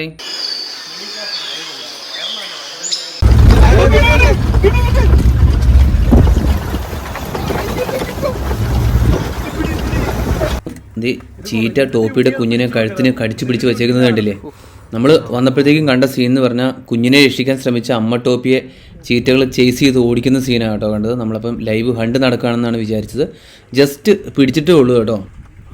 സ്വന്തം കുഞ്ഞിനെ ചീറ്റപ്പുലികൾ കടിച്ചു കീറുന്നത് നോക്കി നിസ്സഹായതയോടെ നിൽക്കുന്ന അമ്മ ടോപ്പിയുടെ കരളയിലിരിക്കുന്ന കാഴ്ച കേട്ടോ ഇന്നത്തെ ആദ്യത്തെ സൈറ്റിംഗ്. നമ്മൾ കഴിഞ്ഞ എപ്പിസോഡിൽ കണ്ട നാഷിപ്പയും 4 കബ്സും കേട്ടോ ഇത്. അപ്പോൾ ഇവിടെ ഹണ്ട് നടത്തിയേക്കുന്നത് കബ്സാണ്. അതുകൊണ്ട് തന്നെ അതൊരു ട്രെയിനിങ് സെഷനും കൂടി ആയിരുന്നിരിക്കണം. നമ്മുടെ നാഷിപ്പൈ ഇതിനൊക്കെ ഒരു മേൽനോട്ടം വഹിച്ചിട്ടേ ഉള്ളൂ. പോകുന്നില്ല കേട്ടോ, അതിൻ്റെ തള്ള പാവം. പ്രകൃതിയുടെ വികൃതികൾക്ക് മുന്നിൽ നമുക്ക് വേറെ ഒന്നും ചെയ്യാനില്ല. തള്ളയ്ക്ക് ചെറിയൊരു കുറ്റബോധം ഉണ്ടോ, അങ്ങോട്ട് നോക്കുന്നുണ്ടല്ലോ ഈ തള്ള ആ തള്ളേനെ. ഇതൊരു ഭംഗിയൊന്നും കാണാൻ. കൊന്നിട്ടേക്കുന്നോ? അല്ല. ചീറ്റയുടെ പ്രത്യേകത എന്ന് പറഞ്ഞു കഴിഞ്ഞിട്ടുണ്ടെങ്കിൽ പിടിച്ചിട്ട് കഴിഞ്ഞാൽ അന്നേരം തന്നെ ഇത് ഭക്ഷിച്ചു തുടങ്ങും. വെയിറ്റ് ചെയ്തിരിക്കുന്ന പരിപാടിയില്ല. എന്താ കാരണം എന്ന് ചോദിച്ചിട്ടുണ്ടെങ്കിൽ ഹൈന അല്ലെങ്കിൽ വൈൽഡ് ഡോഗ്സ് അതൊക്കെ വന്നിട്ട് ഇതിൻ്റെ തീറ്റ പൊതുവെ മോഷ്ടിച്ചുകൊണ്ട് പോകാറുണ്ട്. അവയോടൊന്നും ചേർത്ത് നിൽക്കാനുള്ള കപ്പാസിറ്റി ഇല്ലാത്തതുകൊണ്ട് തന്നെ കൊന്ന് ഉടനെ തന്നെ ഭക്ഷിക്കുക എന്നുള്ളതാണ് ഇവരുടെ ഒരു ലൈൻ. പ്രകൃതിയുടെ ചില നിയമങ്ങൾ അങ്ങനെയാണ്. അതിൻ്റെ നീതിയും ന്യായവും ഒന്നും നമുക്ക് മനസ്സിലാവുന്ന രീതിയിലല്ല, അതിക്രൂരമാണെന്ന് നമുക്ക് തോന്നും. ഇവിടെ ഒരമ്മ തൻ്റെ കുഞ്ഞുങ്ങൾക്ക് ഭക്ഷണം കണ്ടെത്തി കൊടുത്തതിൻ്റെ സംതൃപ്തിയിലാണെങ്കിൽ മറ്റൊരമ്മ തൻ്റെ കുഞ്ഞിനെ എന്നേക്കുമായി നഷ്ടപ്പെട്ടതിൻ്റെ തീരാ ദുഃഖത്തിലുമാട്ടോ. ഇടയ്ക്ക് ഞങ്ങളെ തിരിഞ്ഞൊന്ന് നോക്കി എന്തെങ്കിലും സഹായം കിട്ടുമെന്ന് പ്രതീക്ഷിച്ച്. പക്ഷേ പ്രകൃതിയുടെ ഈ ക്രൂര നിയമത്തിന് മുന്നിൽ ഞങ്ങളും നിസ്സഹായരായിരുന്നു. ഇതിനു മുമ്പ് പല പ്രാവശ്യം ഹണ്ടിങ് ഒക്കെ കണ്ടിട്ടുണ്ടെങ്കിലും മാസായിമാരിൽ നിന്ന് തിരിച്ചെത്തിയ ശേഷവും മനസ്സിൽ നിന്ന് മായാത്ത ഒരു സങ്കട കാഴ്ചയായി നമ്മുടെ അമ്മ ടോപ്പിയുടെ ആ വിതുമ്പുന്ന മുഖം. ചീറ്റകൾ കഴിച്ചു കഴിയുന്നതും കാത്ത് രണ്ടുപേരും മരത്തിൽ വെയിറ്റ് ചെയ്തെന്ന് കണ്ടോ. ഇവരും ഭക്ഷ്യശൃംഖലയുടെ മറ്റൊരു ഭാഗമാണല്ലോ. ചീറ്റിപ്പുലികളെയും അമ്മ ടോപ്പിയെയും അതുപോലെ അതാ കാത്തിരിക്കുന്ന കഴുകന്മാരെയൊക്കെ അവിടെ വിട്ടിട്ട് നമ്മൾ നമ്മുടെ യാത്ര തുടരുവാണേ. ഇപ്പോൾ ഒന്ന് ജീവിയെ കണ്ടോ, സെർവൽ ക്യാറ്റ് എന്നാണ് കേട്ടോ ഇതിനെ പറയുന്നത്. അതായത് ഒരു കാട്ടുപൂച്ചയാണ്. കണ്ടോ ഇതിൻ്റെ ലുക്ക് കണ്ടോ. പൂച്ചയാണോന്ന് ചോദിച്ചാൽ പൂച്ചയല്ല, പുലിയാണെന്ന് ചോദിച്ചാൽ പുലിയല്ല. അതിൻ്റെ രണ്ടിൻ്റെയും ഇടയ്ക്ക് നിൽക്കുന്ന ഒരു ശരീരപ്രകൃതി കേട്ടോ ഇതിനുള്ളത്. നീളമുള്ള കാലുകളും അതുപോലെ നല്ല നീളം കൂടിയ കഴുത്തും വലിപ്പം കൂടിയ ചെവിയും. ശരീരത്തിൻ്റെ അനുപാതം വെച്ച് നോക്കുമ്പോൾ നല്ല നീളമുള്ള ചെവികളും കേട്ടോ ഇതിൻ്റെ ഒരു പ്രത്യേകത. ഇങ്ങനെയുള്ള പുൽമേടുകളിലാണ് ഇതിനെ കൂടുതലായിട്ടും കാണപ്പെടുന്നത്. ഇതിൻ്റെ പ്രധാനമായിട്ടുള്ള ഭക്ഷണം എന്ന് പറഞ്ഞു കഴിഞ്ഞിട്ടുണ്ടെങ്കിൽ ഈ നിലത്ത് കാണുന്ന ജീവികളും അതുപോലെ നിലത്ത് കാണുന്നത് മാത്രമല്ല കേട്ടോ, പക്ഷിയെയും അതുപോലെ വെള്ളത്തിലിറങ്ങി തവളകളെയും വരെ ഇവ പിടിക്കാറുണ്ട്. ഇതിൻ്റെ വലുപ്പത്തിൽ അല്ലെങ്കിൽ ഇതിന് പിടിക്കാൻ പറ്റുന്ന പാകത്തിൽ കിട്ടുന്ന എന്ത് ജീവിയെയും പിടിച്ച് ഭക്ഷിക്കാറുണ്ട് കേട്ടോ. പ്രധാനമായിട്ടും ഇവ ഇരയെ പിടിക്കുന്നതെന്ന് പറഞ്ഞിട്ടുണ്ടെങ്കിൽ ഇതിൻ്റെ കേൾവി ശക്തി തന്നെയാണ് കേട്ടോ. ഇരയുടെ ഏത് ചെറിയ അനക്കവും ദൂരെ നിന്ന് തന്നെ കേട്ടിട്ട് ചാടി വീണ് അവയെ പിടിക്കുകയാണ് ഇതിൻ്റെ പ്രധാന പരിപാടി. ഇതേ എന്തിനെയോ ഓൾറെഡി പിടിച്ചു കഴിഞ്ഞു കേട്ടോ. പൂച്ച ഫാമിലിയിൽപ്പെട്ട മറ്റ് മൃഗങ്ങളെ വെച്ച് നോക്കുമ്പോൾ ഇതിൻ്റെ ഹണ്ടിങ് സക്സസ് റേഷ്യോ ഭയങ്കര കൂടുതലാണ്. 2 അറ്റംപ്റ്റിൽ മിക്കവാറും ഒരെണ്ണത്തിൽ അതിനെ ഇരയെ പിടിച്ചിട്ടുണ്ടാവും. അതുകൊണ്ട് തന്നെ മറ്റ് ആനിമൽസ് പിടിച്ചിട്ടിട്ടേക്കുന്നതിൻ്റെ ബാക്കിയൊന്നും ഇത് ഭക്ഷിക്കാറില്ല. കാരണം ഇഷ്ടം പോലെ തന്നെ ഹണ്ട് ചെയ്യാൻ പറ്റും. പ്രത്യേകിച്ച് 2-3 മീറ്റർ ഉയരത്തിലോട്ടൊക്കെ ചാടി പറന്നു പോകുന്ന പക്ഷികളെയൊക്കെ ഇവ പിടിക്കാറുണ്ട്. ഇത് കേട്ടോ നമ്മൾ സഫാരി പോകുന്ന നമ്മുടെ ലാൻഡ് ക്രൂസറിൻ്റെ ഉൾവശം 2 സൈഡും റൂഫും ഓപ്പൺ ആണ്. അതുപോലെ ഒരു സൈഡിൽ സീറ്റൊക്കെ എടുത്ത് കളഞ്ഞിട്ട് ഫോട്ടോയ്ക്കും വീഡിയോയ്ക്കൊക്കെ വേണ്ടി സെറ്റാക്കി വെച്ചേക്കുകയാണ്. ഇത് വണ്ടി കൊണ്ടുപോയി നിർത്തിയേക്കുന്ന സ്ഥലം കണ്ടോ. ഒരു യമണ്ടൻ കാട്ടുപോത്ത് കേട്ടോ.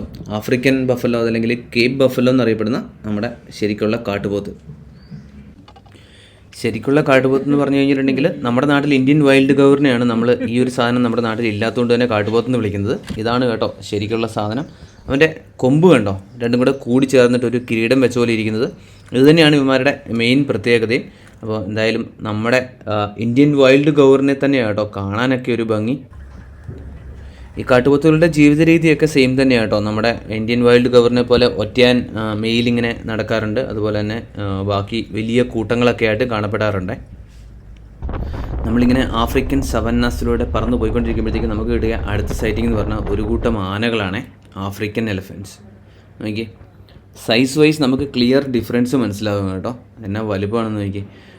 ഇതേ ഒരു കുറുമ്പൻ നമ്മുടെ നേരെ പാഞ്ഞു വരുന്നത് കണ്ടോ. കുറുമ്പനാണോ കുറുമ്പിയാണെന്ന് കൊമ്പ് കണ്ടിട്ട് പറയാൻ പറ്റത്തില്ല. കാരണം ആഫ്രിക്കൻ ആനകൾക്ക് മെയിലിനും ഫീമെയിലിനും കൊമ്പുണ്ട്. അപ്പം കൊമ്പനാന എന്ന് വിളിക്കുന്നതിൽ കഥയില്ല. നമുക്കിവിടെ മെയിലിനെയാണ് നമ്മുടെ നാട്ടിൽ കൊമ്പനാന എന്ന് വിളിക്കുന്നതെങ്കിൽ ഇവിടെ അങ്ങനെ വിളിക്കാൻ പറ്റത്തില്ല. എല്ലാ ആനയ്ക്കും കൊമ്പുണ്ടെങ്കിലും അതുപോലെ നല്ല വലിപ്പവും വലിയ ചെവികളും ഒക്കെ ആണെങ്കിൽ തന്നെയും നമ്മുടെ ഏഷ്യൻ ആനകളെ കാണുന്ന ആ ഒരു ഭംഗി ഇതിനുണ്ടെന്ന് തോന്നുന്നില്ല. ചിലപ്പോൾ നമ്മുടെ ഒരു പെർസ്പെക്റ്റീവിൻ്റെ ആയിരിക്കും. നമ്മൾ കൊച്ചിലെ മുതൽ ആന എന്നുള്ള നമ്മുടെ ഒരു സങ്കല്പത്തിൽ നിന്ന് ചെറുതായിട്ടൊക്കെ ഒരു വ്യത്യാസം ഉള്ളതുകൊണ്ടായിരിക്കാം എനിക്ക് നമ്മുടെ ഏഷ്യൻ ആനകളെ കാണുന്ന കേട്ടോ ഒന്നുകൂടെ ഭംഗിയുള്ളതായിട്ട് തോന്നിയിട്ടുള്ളത്. ഏതായാലും നമ്മുടെ ആന നടന്നു പോകുന്നതിൻ്റെ ബാക്കിലായിട്ട് അങ്ങ് ദൂരെ കുനുകുനുവെന്ന് കാണുന്നത് മുഴുവൻ വിൽഡ് ബീസ്റ്റുകളാണ്. ഒരുപാടെണ്ണം ഇങ്ങനെ കടൽ പോലെയുണ്ട്. നമ്മൾ ഫസ്റ്റ് എപ്പിസോഡിൽ വിൽഡ് ബീസ്റ്റുകളെയും സീബ്രകളെയൊക്കെ ഒരുപാടെണ്ണം കാണിച്ചു. മൈഗ്രേഷൻ ആയതുകൊണ്ട് തന്നെ ഇവിടെ ഒത്തിരി എണ്ണം ഉണ്ട് കേട്ടോ. ഇപ്പം മൈഗ്രേഷൻ്റെ സമയമായതുകൊണ്ട് തന്നെ സവന്നാസ്, അതായത് ഈ ആഫ്രിക്കൻ പുൽമേടുകൾ എപ്പോഴും ഭയങ്കര കളർഫുള്ളായിരിക്കും. ഒരുപാട് വിൽഡ് ബീസ്റ്റുകളും സീബ്രാസും ടോപ്പീസും അങ്ങനെ ഒരുപാട് ആനിമൽസ് നമ്മുടെ സെരംഗട്ടി നാഷണൽ പാർക്ക്, ടാൻസാനിയയിലുള്ള സെരംഗട്ടി നാഷണൽ പാർക്കിൽ നിന്ന് തീറ്റയും വെള്ളമൊക്കെ തേടിയിട്ട് നമ്മുടെ മാസായിമാര, കെനിയയിലെ മാസായിമാരിലേക്ക് വരുന്ന ആ പ്രോസസ്സാണ് ഈ മൈഗ്രേഷൻ എന്ന് പറയുന്നത്. മൈഗ്രേഷനെ കുറിച്ച് ഡീറ്റെയിൽ ആയിട്ട് നമ്മൾ ഫസ്റ്റ് എപ്പിസോഡിൽ പറഞ്ഞിട്ടുണ്ടേ.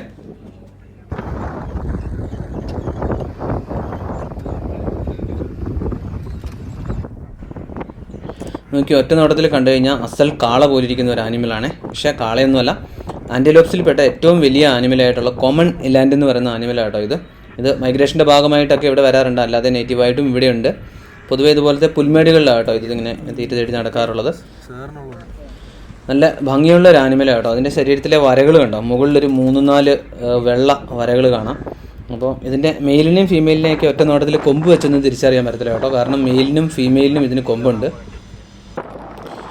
ഒരു ജിറാഫ് നിൽക്കുന്ന നോക്കി, പ്ലെയിൻ ആയിട്ടുള്ള സ്ഥലത്ത് ശരിക്കും പറഞ്ഞാൽ ഒരു ടവർ പണിത് വെച്ചേക്കുന്ന പോലെ ആശാൻ്റെ നിൽപ്പേ. സാധാരണ കുറ്റിക്കാട്ടിനോട് ചേർന്നാണ് ഇതിനെ കാണാറുള്ളത്, കാരണം ഇങ്ങനെ പ്ലെയിൻ ആയിട്ടുള്ള സ്ഥലത്ത് ഇതിന് കഴിക്കാൻ പാകത്തിനൊന്നും കിട്ടാറില്ലല്ലോ. നിലത്തുനിന്ന് കഴിക്കാനാണ് ഇതിന് വലിയ ബുദ്ധിമുട്ടുമാണ്. ഇത് ഒരു ഒട്ടകപ്പക്ഷി, ലോകത്തിലെ ഏറ്റവും വലിയ പക്ഷിയാണ് ഒട്ടകപ്പക്ഷി. ഇതിന് ശരിക്കും പറഞ്ഞാൽ പറക്കാനുള്ള കഴിവില്ല, എന്നാലും പക്ഷിയാണ്. അതുപോലെ തന്നെ ഇതിൻ്റെ മുട്ടയാട്ടോ ലോകത്തിലെ ഏറ്റവും വലിപ്പമുള്ള എഗ്ഗ്. ഒരു 1.5 കിലോ ഒക്കെ ഏകദേശം ഭാരം വരും ഒട്ടകപ്പക്ഷിയുടെ മുട്ടയ്ക്ക്.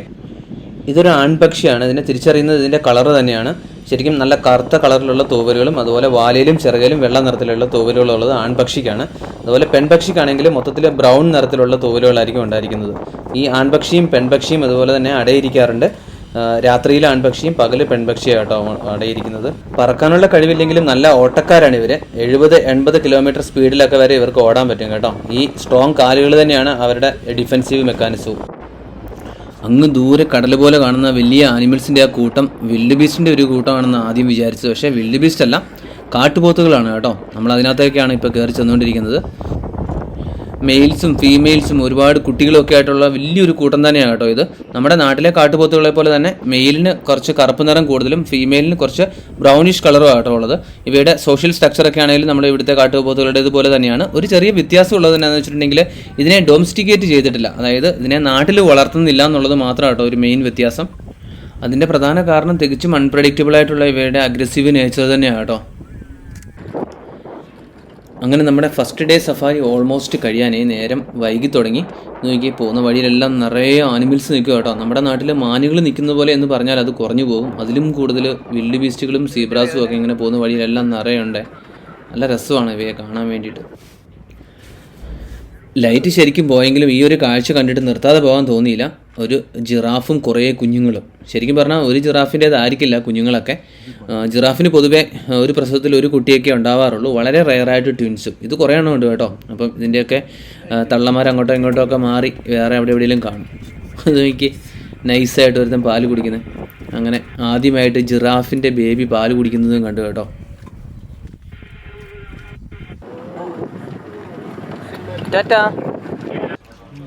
അങ്ങനെ നമ്മൾ ഫസ്റ്റ് ഡേ സഫാരിയൊക്കെ കഴിഞ്ഞ് തിരിച്ച് നമ്മുടെ ക്യാമ്പിലെത്തി. ഡിന്നറും കഴിഞ്ഞ് ഇത് പോയി കിടന്ന് രാവിലെ എഴുന്നേറ്റ് അടുത്ത സഫാരി സ്റ്റാർട്ട് ചെയ്തേ. സഫാരി തുടങ്ങിയപ്പോൾ തന്നെ കണ്ടത് ഒരു അടാറ് ആൺസിംഹം പ്രൗഢഗംഭീരമായിട്ട് നടന്നു വരുന്ന സീനാണ് കേട്ടോ. ലൈറ്റ് വീണ് വരുന്നതേ ഉള്ളൂ. നമ്മുടെ വണ്ടിക്ക് ക്രോസ് ചെയ്ത് മെല്ലെ അങ്ങോട്ടങ്ങ് മാറിയേ. ഒരെണ്ണം അല്ലായിരുന്നു കേട്ടോ, 2 എണ്ണം ഉണ്ടായിരുന്നു. എന്നെ ഒരു കാഴ്ച നോക്കി, 2 ആൺസിംഹങ്ങൾ ഒരുമിച്ച് നമ്മുടെ നേരെ നടന്നു വരുന്നത്. ഞാൻ ആദ്യമായിട്ടാണ് കേട്ടോ 2 ആൺസിംഹങ്ങളെ ഒരുമിച്ച് കാണുന്നത്. ഇത് 2 എണ്ണമല്ല, ശരിക്കും 3 എണ്ണം ഉണ്ട്. ഒരെണ്ണം അപ്പുറത്തെ എവിടെയുണ്ട്.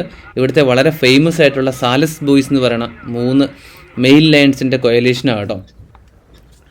എന്താണ് ഈ കൊലീഷൻ എന്ന് ചോദിച്ചിട്ടുണ്ടെങ്കിൽ, സാധാരണ ഒരു സിംഹത്തിൻ്റെ കൂട്ടത്തെ, അതായത് ഒരു പ്രൈഡിനെ ലീഡ് ചെയ്യുന്നത് ഒരു മെയിൽ ലയൺ ആയിരിക്കും. അപ്പോൾ ചില സമയത്ത് ഒരു 2-3 അല്ലെങ്കിൽ അതിൽ കൂടുതലോ സിംഹങ്ങൾ, ആൺസിംഹങ്ങൾ ഒരുമിച്ച് കൂടിയിട്ട് ഒരു കൊലീഷൻ ഉണ്ടാക്കും. എന്നിട്ട് അവരായിരിക്കും ആ പ്രൈഡിനെ ലീഡ് ചെയ്യുന്നത്.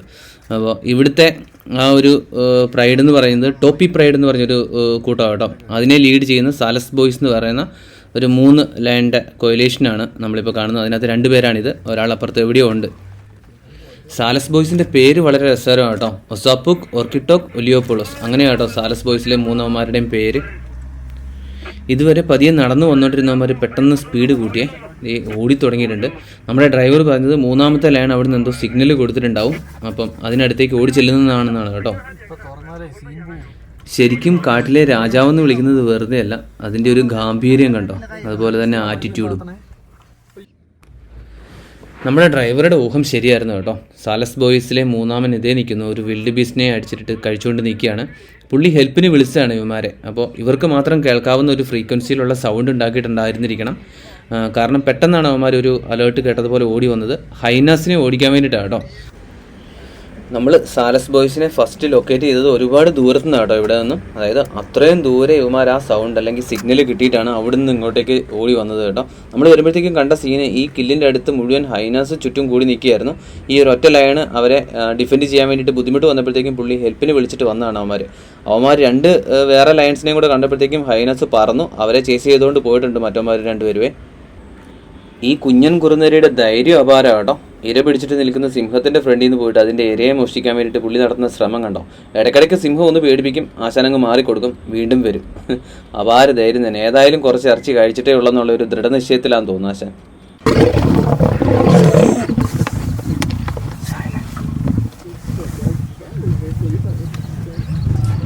ഫുഡിൻ്റെ പേരിൽ അവന്മാരുടെ ഇടയിൽ ഒരു ചെറിയ ആഭ്യന്തര കലഹം തൽക്കാലത്തേക്ക് ഉണ്ടായപ്പോഴത്തേക്കും ആ ഗ്യാപ്പ് മുതലെടുത്ത് കുറുനരി ഒരു ചെറിയ പീസും കടിച്ചോണ്ട് പോയി കേട്ടോ. സൈഡ് സ്ട്രൈപ്ഡ് ചാക്കൽസ് എന്നറിയപ്പെടുന്ന ആഫ്രിക്കയിൽ കാണുന്ന ഒരു തരം കുറുനരി ആട്ടോ ഇത്. ഇവന്മാർ പൊതുവെ അഗ്രസീവ് ഒന്നുമല്ല, സ്കാവെഞ്ചേഴ്സ് ആണ്. ഇതുപോലെ സിംഹങ്ങളോ അല്ലെങ്കിൽ വലിയ കാർണിവോറസ് ആയിട്ടുള്ള ആനിമൽസ് പിടിച്ചിടുന്ന ഇരകളുടെ അവശിഷ്ടങ്ങൾ കഴിക്കുക, അല്ലെങ്കിൽ ഇതുപോലെ പോയി സൈഡിൽ നിന്ന് മോഷ്ടിച്ച് ചിരിച്ചൊക്കെ കഴിക്കുക എന്നുള്ളതാണ് ഇവന്മാരുടെ ഒരു ലൈൻ. ഇവർക്ക് അധികം ഫുഡൊന്നും വേണ്ട, അതുകൊണ്ട് തന്നെ സിംഹം ഇവനെ വലിയ കാര്യമായിട്ടൊന്നും മൈൻഡ് ചെയ്യുന്നില്ല. ഇടയ്ക്കൊന്ന് പേടിപ്പിച്ച് വിടുന്നതേ ഉള്ളൂ. കാരണം അവൻ കൊണ്ടുപോയാലും ഇത്രയ്ക്ക് കൊണ്ടുപോകുമെന്ന് ഇവർക്കറിയാം. മൂന്നാമൻ ഇതുവരെ ഇങ്ങോട്ടേക്ക് എത്തിയിട്ടില്ല കേട്ടോ. അവൻ ഹൈനാസിൻ്റെ പുറകെ പോയിട്ട് തിരിച്ചെത്തിയിട്ടില്ല. ആ സമയം കൊണ്ട് ഇവന്മാർ രണ്ടുപേരും ഇവിടെ കഴിച്ചു തുടങ്ങിയേ. ഞാൻ മുന്നേ പറഞ്ഞിട്ടുണ്ടായിരുന്നില്ലേ, ഇത് ടോപ്പി പ്രൈഡിൻ്റെ ലീഡേഴ്സാണ് ഈ സാലസ് ബോയ്സ് എന്നുള്ളത്. അപ്പോൾ ടോപ്പി പ്രൈഡ് എന്ന് പറഞ്ഞാൽ ഈ മസായിമാരിൽ തന്നെ ഏറ്റവും വലിയ ലയൺ പ്രൈഡാണ് കേട്ടോ. അതിൻ്റെ അമരത്തിരിക്കുന്ന യുവമാർ ഒട്ടും മോശക്കാരല്ല. ഇതുവരെ ഒരു ഫൈറ്റിലും ഇവന്മാർ തോറ്റിട്ടില്ല എന്നാണ് കേട്ടോ കേട്ടേക്കുന്നത്. കാരണം ടെറിട്ടറി ഫൈറ്റ് ആകട്ടെ, അങ്ങനെ എന്ത് ഫൈറ്റ് വന്നാലും ഇവന്മാർ ഇതുവരെ തോൽവി അറിയാതെ വാഴുന്ന രാജാക്കന്മാരാണെന്നാണ് പറയുന്നത്. അത്രയ്ക്കും സ്ട്രോങ് ആയിട്ടുള്ള ഒരു മെയിൽ കൊയിലേഷനാണ് ഈ സാലസ് ബോയ്സ് എന്ന് പറയുന്നത്. ഇവർ പൊതുവെ ഇവരുടെ ടെറിട്ടറി വിട്ട് പുറത്തേക്ക് പോയി ഫൈറ്റൊന്നും ചെയ്യാറില്ല, വഴക്കൊന്നും പോകാറില്ല, മാന്യന്മാരാണെന്ന് തോന്നുന്നു. ഇങ്ങോട്ട് വന്ന ഇവന്മാർ വെറുതെ വിടാറുമില്ല കേട്ടോ.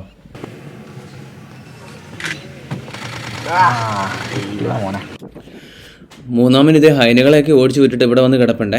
മറ്റവന്മാർ കഴിച്ചു തീരാൻ വേണ്ടിയിട്ട് തൻ്റെ ഊഴം കാത്തിരിക്കുകയാണെന്ന് തോന്നുന്നു.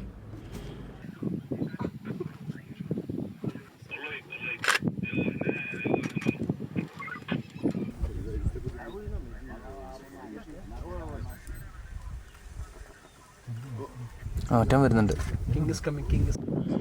ഹൈനുകളെയൊക്കെ ഓടിച്ചിട്ട് കുറച്ചു നേരം വെയിറ്റ് ചെയ്ത് കിടന്ന് ശേഷം ആശാൻ മെല്ലെ എണീറ്റിങ് പോകുന്നേ. പുള്ളിക്കും വിശക്കുന്നുണ്ടെന്ന് തോന്നുന്നു.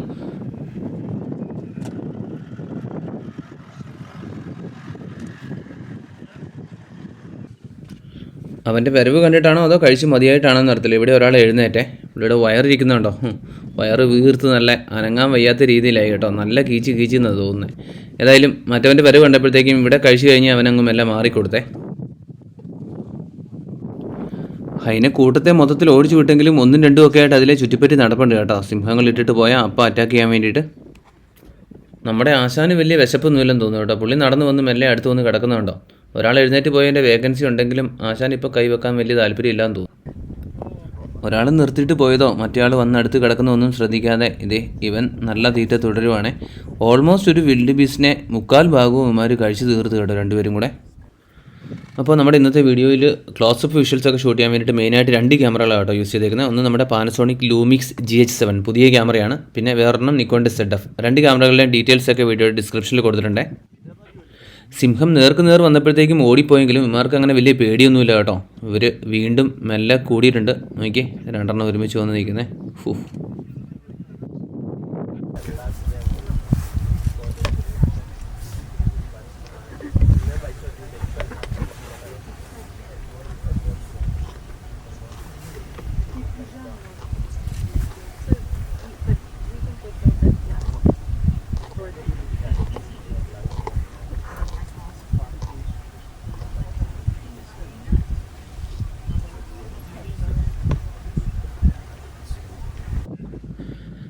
അപ്പം ഗോൾഡൻ ലൈറ്റിൽ നമുക്ക് സാലസ് ബോയ്സ് തന്നത് എക്സ്ട്രീം വൈൽഡ് കാഴ്ചകളായിരുന്നേ അവരെ. അപ്പോൾ അവരുടെ പാട്ടിന് വേണ്ടിയിട്ട് നമ്മൾ വീണ്ടും പുതിയ കാഴ്ചകൾ തേടി പോവുകയാണേ. ഇത് നമ്മുടെ അടുത്ത സൈറ്റിങ്സ് എന്ന് പറയുന്നത് കരയിലെ ഏറ്റവും വേഗം കൂടിയ ആനിമലായിട്ടുള്ള ചീറ്റയാണ്. എന്തുകൊണ്ടാണ് ചീറ്റയെ വേഗം കൂടിയ ആനിമൽ എന്ന് പറയുന്നതെന്നുള്ളതിന് കാരണം നമ്മൾ ഈ വീഡിയോയിൽ തന്നെ കാണിച്ചു തരുന്നുണ്ട്. ഇന്ത്യയിൽ മുന്നേ ഒരുപാട് എണ്ണം ഉണ്ടായിരുന്ന സാധനമാണ് ഈ ചീറ്റ എന്ന് പറയുന്നത്. പക്ഷേ പിന്നീട് വേട്ടയാടലും അതുപോലെ ആവാസ വ്യവസ്ഥ നശിച്ചതൊക്കെ കാരണം വംശനാശം സംഭവിച്ചു പോയതാണ്. ഈ ചീറ്റ എന്നുള്ള വേർഡ് തന്നെ ആക്ച്വലി സംസ്കൃത വാക്കായിട്ടുള്ള പെയിൻറ്റഡ് എന്നർത്ഥം വരുന്ന ചിത്രയ എന്നുള്ളൊരു വാക്കിൽ നിന്ന് ഉത്ഭവിച്ചതെന്നാണ് പറയപ്പെടുന്നത് കേട്ടോ. ഹൈറ്റുള്ള ഒരു സ്ഥലത്ത് കയറി എന്നിട്ട് 4 പാടും വീക്ഷിക്കുകയാണ് ആശാൻ. ചുറ്റും വല്ല ഇരകളും നിൽപ്പുണ്ടോയെന്ന് നോക്കുകയാണ്. ഒരു ഹണ്ടിങ്ങിനുള്ള തയ്യാറെടുപ്പാണെന്ന് തോന്നുന്നു. ചീറ്റകളെക്കുറിച്ച് ഏതായാലും നമ്മൾ ഒരുപാട് ഫസ്റ്റ് എപ്പിസോഡിൽ ഡിസ്കസ് ചെയ്തതായതുകൊണ്ട് ഇവിടെ കൂടുതൽ പറയുന്നില്ല കേട്ടോ. അപ്പോൾ നമ്മളെ ഈ മാസായിമാരയിലെ അത്ഭുത കാഴ്ചകളിലേക്ക് എത്തിച്ചത് 2 Awesome മാസായി എന്ന് പറഞ്ഞ ഒരു ട്രാവൽ കമ്പനിയാണ് കേട്ടോ. മലയാളി ഓണർഷിപ്പിലുള്ളൊരു കമ്പനിയാണ്, ട്രസ്റ്റഡ് ആണ്. അതുപോലെ തന്നെ വളരെ ചെറിയ ബഡ്ജറ്റിൽ ഇങ്ങോട്ടേക്കുള്ള പാക്കേജ് ചെയ്തു തരുന്ന ഒരു കമ്പനിയും കൂടിയാണ് കേട്ടോ. അവരുടെ ഡീറ്റെയിൽസും കാര്യങ്ങളും ഒക്കെ നമ്മുടെ വീഡിയോയുടെ ഡിസ്ക്രിപ്ഷനിൽ കൊടുത്തിട്ടുണ്ട്. അപ്പോൾ നമ്മൾ സെക്കൻഡ് ഡേയിലെ സഫാരിയിലെ മാരക സൈറ്റിങ്സിന് ശേഷം ബ്രേക്ക്ഫാസ്റ്റ് കഴിക്കാൻ വേണ്ടി കൊണ്ട് നിർത്തിയേക്കാണ് കേട്ടോ. ഇത് കുറേ ഐറ്റംസ് ഉണ്ട് കേട്ടോ. അതെല്ലാം കൂടെ എടുത്തുകൊണ്ട് നമുക്ക് നല്ല കാറ്റായതുകൊണ്ട് എടുത്ത് വെച്ചെടുക്കാൻ സമയമില്ല. എടുക്കുക കഴിക്കുക, അതുകൊണ്ട് കാണിച്ചു തരാനൊക്കെ ഇത്തിരി പാടാട്ടോ. അതെ ഓരോരോ ഐറ്റം എടുക്കുന്നുണ്ട്, അതിന് മുന്നേ എടുത്ത് തീർക്കണം. ഏതാണ്ട് ഇന്നലത്തേന് സിമിലർ ആയിട്ടുള്ള ഒരു ബ്രേക്ക്ഫാസ്റ്റ് തന്നെയാണ്. ഇതൊക്കെയാണ് കേട്ടോ ആംബിയൻസ് എന്ന് പറയുന്നത്. കൊടുങ്കാട്ടിൽ, അതും ആഫ്രിക്കയിലെ കൊടുങ്കാടിന് നടുക്ക് കൊണ്ട് ഈ വണ്ടി നിർത്തിയിട്ട് ബ്രേക്ക്ഫാസ്റ്റ് കഴിക്കുന്നുണ്ടോ. ആശാനും ശിഷ്യന്മാരും എല്ലാം ഉണ്ട്. കഴിച്ചോണ്ടിരുന്നപ്പോഴത്തേക്കും ലൈൻ സൈറ്റിംഗ് ഉണ്ടെന്ന് പറഞ്ഞ് കോള് വന്നതനുസരിച്ച് ചവിട്ടി വിടുക കേട്ടോ ഡേവിഡ്. നമ്മളവിടെ ചെന്നപ്പോഴത്തേക്കും കണ്ട കാഴ്ച എന്ന് പറഞ്ഞു കഴിഞ്ഞാൽ വണ്ടിക്ക് തൊട്ട് ഫ്രണ്ടിൽ കൂടെ സിംഹിണികൾ നടന്നു പോകുന്നതുണ്ടോ. ഒരെണ്ണമല്ല, ഒരു കൂട്ടം തന്നെയുണ്ടേ. എന്നെ ഒരു കാഴ്ച ഒന്ന് നോക്കി. സിംഹക്കുട്ടികളും അതുപോലെ പെൺസിംഹങ്ങളും ഒക്കെ ആയിട്ടൊരു വലിയ കൂട്ടം നമ്മുടെ നേരെ നടന്നു വരുന്നത് കണ്ടോ. ഇത് നമ്മൾ ഫസ്റ്റ് എപ്പിസോഡിൽ കണ്ട അതേ കൂട്ടമാണേ. ഒരു മാളത്തിൽ നിന്ന് മുള്ളമ്പന്നീനെയൊക്കെ വലിച്ച് പുറത്തിട്ട് പിടിച്ച് തിന്നുന്ന ഒരു ഗ്രൂപ്പിനെ കണ്ടില്ലായിരുന്നോ, റോങ്കായ് പ്രൈഡ്. അതേ പ്രൈഡിൽ പെട്ട സിംഹങ്ങൾ തന്നെയാണ് കേട്ടോ ഇത്. അതിനകത്തെ പെൺസിംഹങ്ങളും അതുപോലെ കുട്ടികളുമാണ് കേട്ടോ ഈ ഗ്രൂപ്പിലുള്ളത്. കുറുമ്പന്മാരായിട്ടുള്ള കുട്ടികളടങ്ങിയ സിംഹക്കൂട്ടം ഇതുപോലെ പുല്ലിനകത്തൂടെ നടന്നു വരുന്നത് കാണാനേ എന്നാ ഒരു രസമെന്ന് നോക്കി.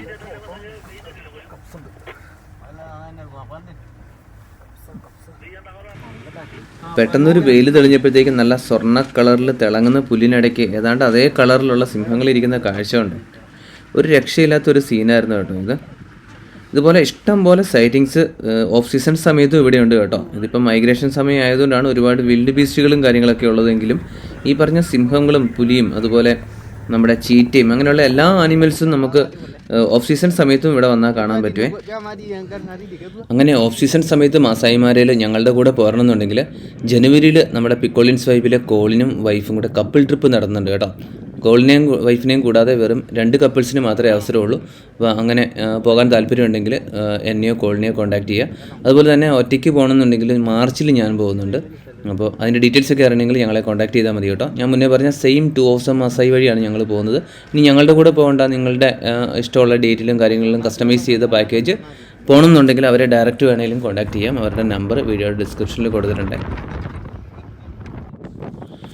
ഒരു ടോപ്പിക്കൂട്ടം വളരെ അലേർട്ടായിട്ട് അങ്ങോട്ടേക്ക് നോക്കി നിൽക്കുന്നുണ്ടോ. അതിനർത്ഥം ഏതോ പ്രെഡേറ്റർ തൊട്ടടുത്തുണ്ടെന്നുള്ളതാണ്. അതാണ് അവർ അത്ര അലേർട്ടായിട്ട് നിൽക്കുന്നത്. പോരാത്തതിന് ഒരു കുട്ടിയും കൂടെയുണ്ട് കണ്ടോ.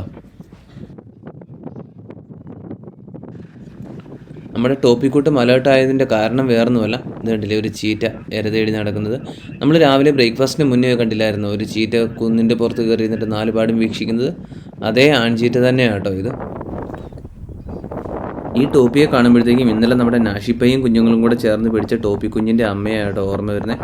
അതൊരു വല്ലാത്ത കാഴ്ച തന്നെയായിരുന്നു. ചീറ്റയുടെ ഒരു ഹണ്ടിൻ്റെ സാധ്യതയുണ്ട്. കുറച്ച് നേരമായിട്ട് അത് അങ്ങോട്ടും ഇങ്ങോട്ടും നോക്കിക്കൊണ്ട് നടക്കുന്നുണ്ട് കേട്ടോ. കരയിലെ ഏറ്റവും വലിയ ഓട്ടക്കാരനാണെന്നുള്ളതിൻ്റെ ജാടിയൊന്നും ഇല്ലാത്ത ആ നടപ്പ് കണ്ടോ. ശരിക്കും അത്രയ്ക്കും സ്പീഡ് എടുക്കാൻ മാത്രം പാകത്തിന് ഡിസൈൻ ചെയ്തേക്കുന്ന ഒരു ബോഡിയാണ് കേട്ടോ അത്. മെലിഞ്ഞ കാലുകളും അതുപോലെ മെലിഞ്ഞ ശരീരവും ശരീരത്തിൻ്റെ ആ ഷേപ്പും ഒക്കെ ഒരൊറ്റ ചാട്ടത്തിൽ തന്നെ ഒരുപാട് ഡിസ്റ്റൻസ് കവർ ചെയ്യാനും ഒരുപാട് എനർജി അല്ലെങ്കിൽ പവർ ജനറേറ്റ് ചെയ്യാനും പാകത്തിലുള്ള ഒരു ശരീരമാണ് കേട്ടോ.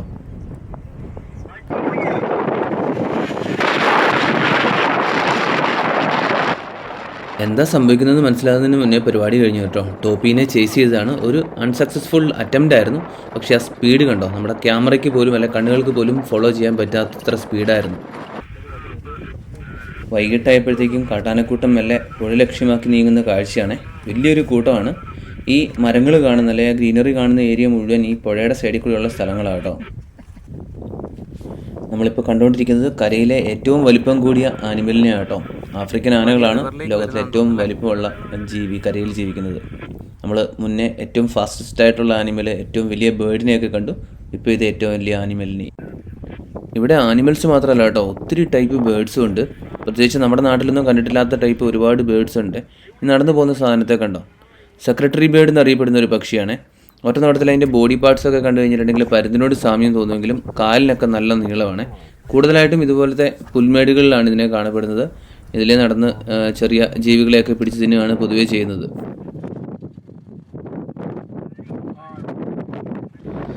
തലയിൽ നല്ല നീളത്തിലുള്ള തൂവലുകളുണ്ട്. കാറ്റടിക്കുമ്പോഴത്തേക്കും അതിങ്ങനെ എഴുന്നേറ്റ് നിൽക്കും കേട്ടോ. ഒരു സൂര്യകാന്തി പൂ വിരിഞ്ഞ് നിൽക്കുന്ന പോലെയുണ്ട് ഇതിൻ്റെ തല കണ്ടു കഴിഞ്ഞാൽ കാറ്റത്ത് നടക്കുമ്പോൾ. എന്തൊരു ക്യൂട്ടാന്ന് നോക്കിയേ. ഇതാ കേട്ടോ ഇംബാല. ആഫ്രിക്കയിൽ മാത്രം കാണപ്പെടുന്ന ഒരുതരം ആൻറ്റലോപ്പാണ് ഇത്. കോമൺ ഇംബാല അല്ലെങ്കിൽ കെനിയൻ ഇംബാല എന്നൊക്കെ അറിയപ്പെടുന്നുണ്ട്. ഇതൊരു ഫീമെയിൽ ഗ്രൂപ്പാണ് കേട്ടോ. 90 കിലോമീറ്റർ സ്പീഡിൽ വരെ ഇതിന് ഓടാൻ പറ്റും. അങ്ങനെ ഓടി ഇരകളെയൊക്കെ വെട്ടിച്ച് രക്ഷപ്പെടാൻ പറ്റും കേട്ടോ, പ്രത്യേകിച്ച് ചീറ്റപ്പുലിനെ. ഇത് മെയിലാണ്. ഇതിൻ്റെ കൊമ്പിൻ്റെ പ്രത്യേകത കണ്ടോ, ഈ ഒരു തരത്തിൽ വളഞ്ഞിരിക്കുന്ന കൊമ്പുകളാണ് കേട്ടോ ഇതിൻ്റെ മെയിലിൻ്റെ പ്രത്യേകത.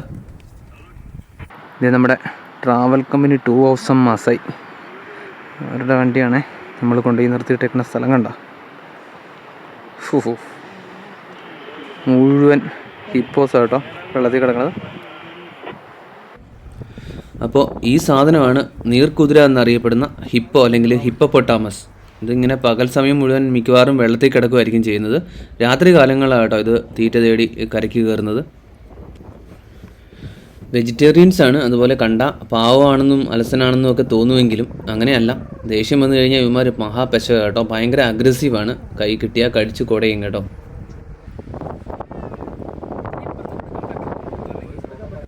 ഹിപ്പോക്കൂട്ടം കിടക്കുന്നതിന് അപ്പുറത്തായിട്ട് മാറിക്കിടക്കുന്ന ഈ ഭീകരനെ കണ്ടോ, ഇവനാ കേട്ടോ നൈൽ ക്രോക്കഡൈൽ.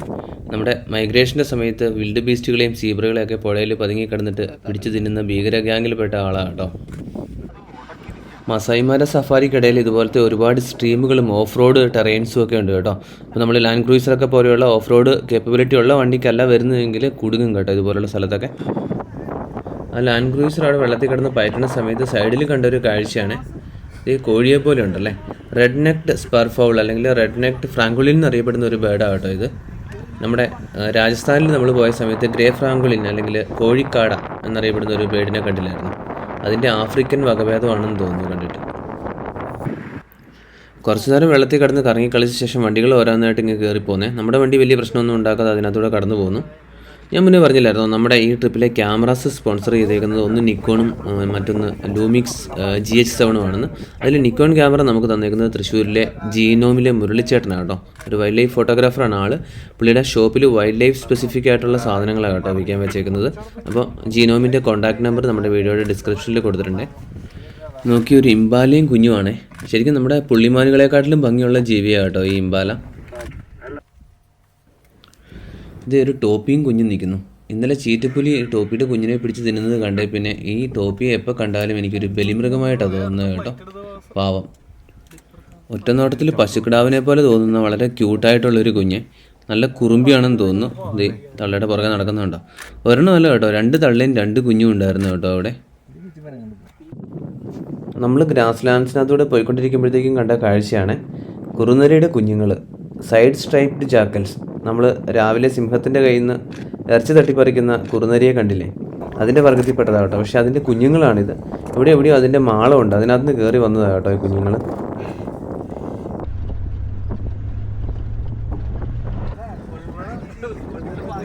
അമ്പോ, കുറ്റിക്കാട്ടിനിടയിൽ നിന്ന് കയറി വരുന്ന സാധനത്തെ കണ്ടോ, ഒരു പുള്ളിപ്പുലി കേട്ടോ. നമ്മൾ ശരിക്കും കറങ്ങി തിരിഞ്ഞ് നമ്മുടെ ക്യാമ്പിൻ്റെ ഫ്രണ്ട് ഭാഗത്തായിട്ട് എത്തിയായിരുന്നു കേട്ടോ. തലേക്ക് റിവറിൻ്റെ അപ്പുറത്തെ സൈഡിൽ നമ്മുടെ ക്യാമ്പാണ് ആ കാണുന്നത്. ആ ക്യാമ്പിനോട് ചേർന്നാണ് കേട്ടോ ഈ പുള്ളിപ്പുലിയുടെ സൈറ്റിങ്സ് കിട്ടിയേക്കുന്നത്. ഈ പുലി ഒരു ഹണ്ടിനുള്ള പുറപ്പാടാണെന്ന് തോന്നുന്നത്. അപ്പുറത്ത് കുറേ വാർത്തോക്സ് അല്ലെങ്കിൽ കാട്ടുപന്നികൾ നിൽപ്പുണ്ട് കേട്ടോ. അതിനെ ടാർഗറ്റ് ചെയ്ത് മെല്ലെ നീങ്ങുവാണ്. അതിനിടയ്ക്ക് നമ്മുടെ ഡ്രൈവർ പെട്ടെന്ന് പുലിയുടെ ഫ്രണ്ടിലോട്ട് കൊണ്ടുപോയി വണ്ടി വട്ടം വെച്ച് കണ്ടപ്പോഴത്തേക്കും നമ്മൾ വിചാരിച്ചു ഇതിൻ്റെ ഹണ്ടിനെ ബ്ലോക്ക് ചെയ്യുവാണെന്ന്. പക്ഷേ പുള്ളി അതിന് ഹൈഡ് ചെയ്തിരിക്കാനുള്ള ഒരു സ്ഥലം ഉണ്ടാക്കി കൊടുക്കുകയായിരുന്നു കേട്ടോ ചെയ്തത്. ഇവർ തമ്മിലുള്ള ഈ കമ്മ്യൂണിക്കേഷൻ എങ്ങനെയാണോ വർക്കൗട്ട് ആയതെന്ന് എനിക്കറിയത്തില്ല. പുലി കറക്റ്റായിട്ട് വന്ന് നമ്മുടെ വണ്ടിയുടെ സൈഡിൽ പതുങ്ങിയിരുന്നേ. എന്നിട്ട് വണ്ടിയുടെ മറ പിടിച്ച് മെല്ലെ ദൂരെയുള്ള അതിനെ ടാർഗറ്റ് ചെയ്ത് അങ്ങോട്ട് നീങ്ങി കേട്ടോ. ഒട്ടും പ്രതീക്ഷിക്കാതിരുന്നൊരു കാര്യം കേട്ടോ പിന്നെ സംഭവിച്ചത്. വാർത്തോക്സിനെ ടാർഗറ്റ് ചെയ്ത് പോവുകയായിരുന്നു ഞങ്ങൾ വിചാരിച്ച പുലി പെട്ടെന്നാണ് തൊട്ട് ഫ്രണ്ടിലത്തെ കുറ്റിക്കാട്ടിൽ നിന്ന് ഒരു മുയലിനെയും പിടിച്ചുകൊണ്ട് തിരിച്ചു വന്നത്. അങ്ങനെ സെക്കൻഡ് ഡേ സഫാരി തീരാനായ സമയത്ത് കിട്ടിയ പുള്ളിപ്പുലിയുടെ മുയൽവേട്ടയായിരിക്കും ഇന്നത്തെ ലാസ്റ്റ് സൈറ്റിംഗ് എന്ന് കരുതി മടങ്ങിപ്പോയിക്കൊണ്ടിരുന്ന ഞങ്ങൾക്ക് കിട്ടിയ അപ്രതീക്ഷിതമായിട്ടുള്ളൊരു മറ്റൊരു കാഴ്ചയായിരുന്നു കേട്ടോ ഇത്. അസ്തമയ സൂര്യൻ്റെ ബാക്ക്ഗ്രൗണ്ടിൽ ആനക്കൂട്ടം. ശരിക്കും ഇന്നത്തെ ട്രിപ്പിൻ്റെ ഹൈലൈറ്റ് എന്ന് തന്നെ പറയാവുന്നത് അതിസുന്ദരമായ ഈ കാഴ്ചയായിരുന്നേ. നമ്മുടെ സെക്കൻഡ് ഡേ സഫാരി മാത്രമേ ഇതോടെ തീരാൻ പോകുന്നുള്ളേ. ഇനിയും ഉദ്യോഗജനകമായ ആക്ഷൻ പാക്ഡ് ആയിട്ടുള്ള കുറേ മസൈമാര കാഴ്ചകളും കൂടെ വരാനുണ്ട് കേട്ടോ. അപ്പോൾ ഇതുപോലത്തെ വീഡിയോസൊക്കെ ഇഷ്ടമാണെങ്കിൽ നമ്മുടെ ചാനൽ ഇപ്പോൾ തന്നെ ഒന്ന് സബ്സ്ക്രൈബ് ചെയ്ത് വെച്ചേക്കുക. മസൈമാരയുടെ നെക്സ്റ്റ് എപ്പിസോഡ് ഉടൻ തന്നെ വരുന്നതായിരിക്കുമേ. ഇതുപോലത്തെ ഒരുപാട് വീഡിയോസ് കേരളത്തിനകത്തും പുറത്തും ഒക്കെ ആയിട്ട് ഒരുപാട് കാട് വീഡിയോസ്, കാടിനകത്തെ സ്റ്റേ, ട്രക്കിംഗ് അല്ലെങ്കിൽ സഫാരി വീഡിയോസൊക്കെ നമ്മുടെ ചാനലിൽ ഓൾറെഡി കിടപ്പുണ്ട്. ഇനിയും ഇതുപോലത്തെ തന്നെ വീഡിയോസ് വരുന്നതുമായിരിക്കും കേട്ടോ. അപ്പോൾ ഇങ്ങനത്തെ വീഡിയോസൊക്കെ കാണുമെങ്കിൽ ഞാൻ മുന്നേ പറഞ്ഞ പോലെ സബ്സ്ക്രൈബ് ചെയ്ത് വെച്ചേക്കുക. നമ്മുടെ ഇൻസ്റ്റാഗ്രാം അക്കൗണ്ടും കാര്യങ്ങളൊക്കെ ഒന്ന് ഫോളോ ചെയ്തേക്കുക. അതിനകത്ത് നമ്മൾ ഇതുപോലത്തെ റീൽസും ഫോട്ടോസും അങ്ങനെ കാട് അല്ലെങ്കിൽ നമ്മുടെ യാത്ര സംബന്ധമായ വിവരങ്ങളൊക്കെ അപ്ഡേറ്റ് ചെയ്യുന്നതാണ്. അപ്പം ഞാൻ മുന്നേ പറഞ്ഞ പോലെ തന്നെ ഇതുപോലെ മസൈമാരയിൽ പോകാൻ താല്പര്യമുണ്ടെങ്കിൽ പിക്കോളിൻസ് വൈബ് ജനുവരിയിൽ ഒരു കപ്പിൾ ട്രിപ്പ് നടന്നുണ്ട്. അതുപോലെ തന്നെ ഞാൻ മാർച്ചിൽ ഒരു സെയിം ട്രിപ്പ് റിപ്പീറ്റ് ചെയ്യുന്നുണ്ട്. അപ്പം അതിൻ്റെയൊക്കെ അപ്ഡേറ്റ്സ് അറിയണമെങ്കിൽ ഞങ്ങളുടെ ഇൻസ്റ്റാഗ്രാം അക്കൗണ്ട്സ് ഫോളോ ചെയ്യുക, അതല്ലെങ്കിൽ ഞങ്ങളെ കോൺടാക്റ്റ് ചെയ്യുക കേട്ടോ. അതല്ല നിങ്ങൾക്ക് ഡയറക്റ്റ് പോകണമെന്നുണ്ടെങ്കിൽ 2 Awesome മസായിനെ കോൺടാക്ട് ചെയ്യാനുള്ള ഡീറ്റെയിൽസൊക്കെ വീഡിയോയുടെ ഡിസ്ക്രിപ്ഷനിൽ കൊടുത്തിട്ടുണ്ട്. അതുപോലെ ക്യാമറ ഡീറ്റെയിൽസും മറ്റു വിവരങ്ങളൊക്കെ നമ്മുടെ വീഡിയോയുടെ ഡിസ്ക്രിപ്ഷനിലുണ്ട്. നമ്മൾ നമ്മുടെ മസൈമാരുടെ 3-ാം ദിവസത്തെ സഫാരിക്ക് ഇറങ്ങിയേക്കുവാണേ. എന്നാ രസമുള്ള കാഴ്ചകളാണെന്നറിയോ. ഇവിടെ ആനിമൽസ് മാത്രമല്ല, ഇവിടുത്തെ ലാൻഡ്സ്കേപ്പ് ഒരു രക്ഷയില്ല കേട്ടോ. നമ്മൾ ഇപ്പം കണ്ടുകൊണ്ടിരിക്കുന്നത് സൺറൈസ് ആണേ.